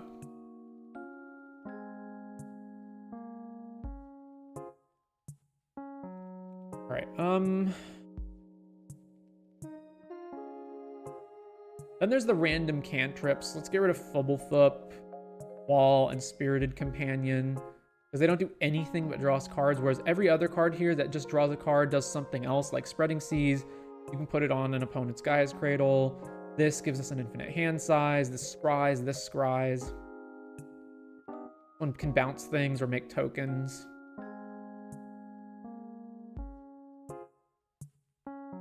And then there's Hydroelectric Specimen, which... Blinking this doesn't really matter. It only matters insofar as sometimes in rare situations it can be a creature that can trigger a Welcoming Vampire or something. 20, or you have 18 ramp. I'll get rid of Reflecting Pool out of my lands.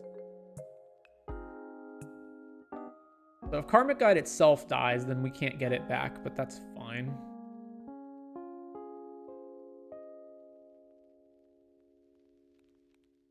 Two more cards gotta go. We've got tons of removal. Can we get rid of any of this removal? Hovership. The Fairy can possibly go. Rid it to Fairy. I'm gonna keep the rest of this stuff.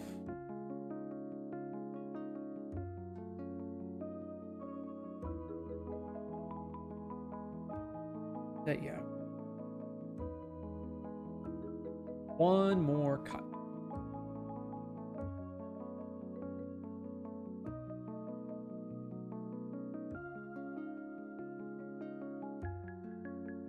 Abdul's mainly here basically to be another Yorion, but it also just produces a bunch of tokens.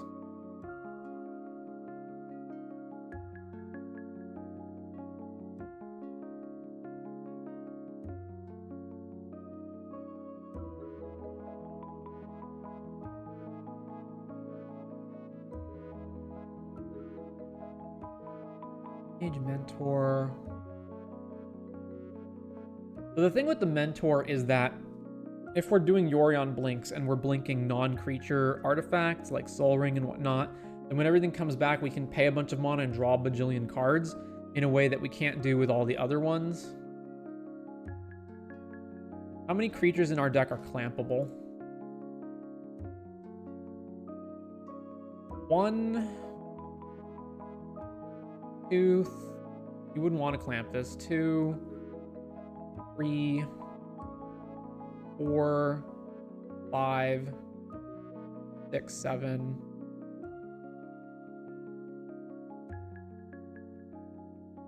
9, 10, 11, 12.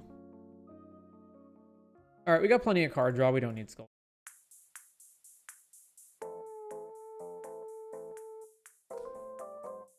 Here is the Yorion deck. Link.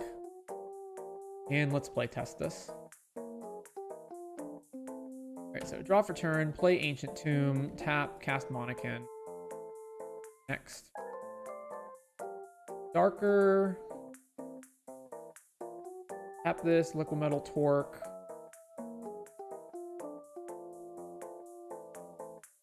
Tap, Mystic Remora, I guess. Then pay for Mystic Remora, play this. And I don't know.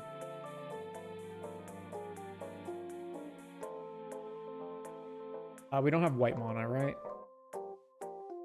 I would have played this last turn instead, so fix that right now. So then we go tap, tap, tap, tap. Felidar, blink this so that the counters get reset. Then come back to our turn. Upkeep. I don't know that I'm drawing this yet. At this point, this can go away. I mean, it depends. Did that draw some cards? Hopefully. We don't know while we're goldfishing. Anyways, so now we can do this. We can go tap, tap, tap, tap, tap. Cast Yorion. And then blink these out. End step, blink, Yorion exiles. So these are all untapped now. Back, blinks out, comes back, blinks out. And then comes back, this blinks out. And we untap. So this is going to return at the end step. So now we can tap this, Reality Acid something, and Storm Drake. And I guess Skrelv too. And then Felidar will come back, and then we'll blink Felidar, and we'll blink out Yorion, and then it'll come back, and then it'll blink out Felidar, Acid, Volatile, and I guess this thing, but even though we can't tap for it. And then we'll get to keep doing this where Storm Drake will keep stealing stuff, Acid will keep blowing things up. We'll do that once per turn. That's good enough. All right, restart. This hand has lands and ramp. We're good. Draw for turn. Let's play this first so we can grab Soul Ring. Next turn, play this. Tap, tap. Cast Goldmer. No. Talisman. Then untap, tap this for mana. It goes and grabs Soul Ring. We have one floating. We can white this, play this, and then we haven't played a land yet, so play a land. One floating, Goldmer, play this, trigger Mentor, draw a card. Untap. Man Tower. Don't have anything that can go off with Yorion, so tap this, play Palladiumer, trigger, draw a card. Tap this, Gilded Drake something, tap, draw a card.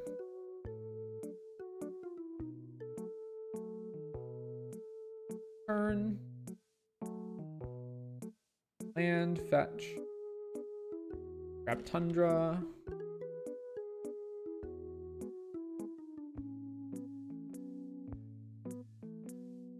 All right,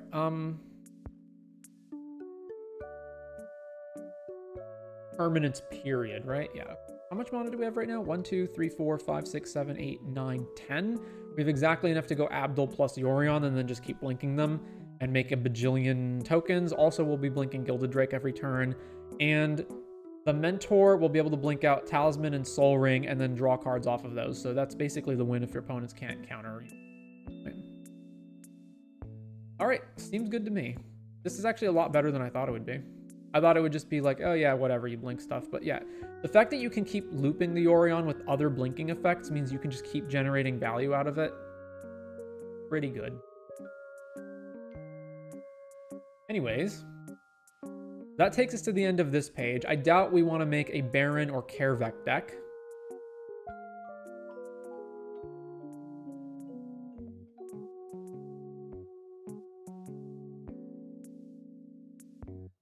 And what would Kervek even be? Like, you just play essentially no creatures or no creatures that die to this or that just have ETB triggers. Maybe you'd make a Kervek deck. I don't know. In the meantime, I feel like the end of the companions is a good place to stop for now. So we're on 541 to 600 out of all the available commanders. Been almost 7 hours, 50 minutes on the stream. So I think we're good here. Let's stop here for the day. If you showed up, hope you enjoyed yourself. Hope these decks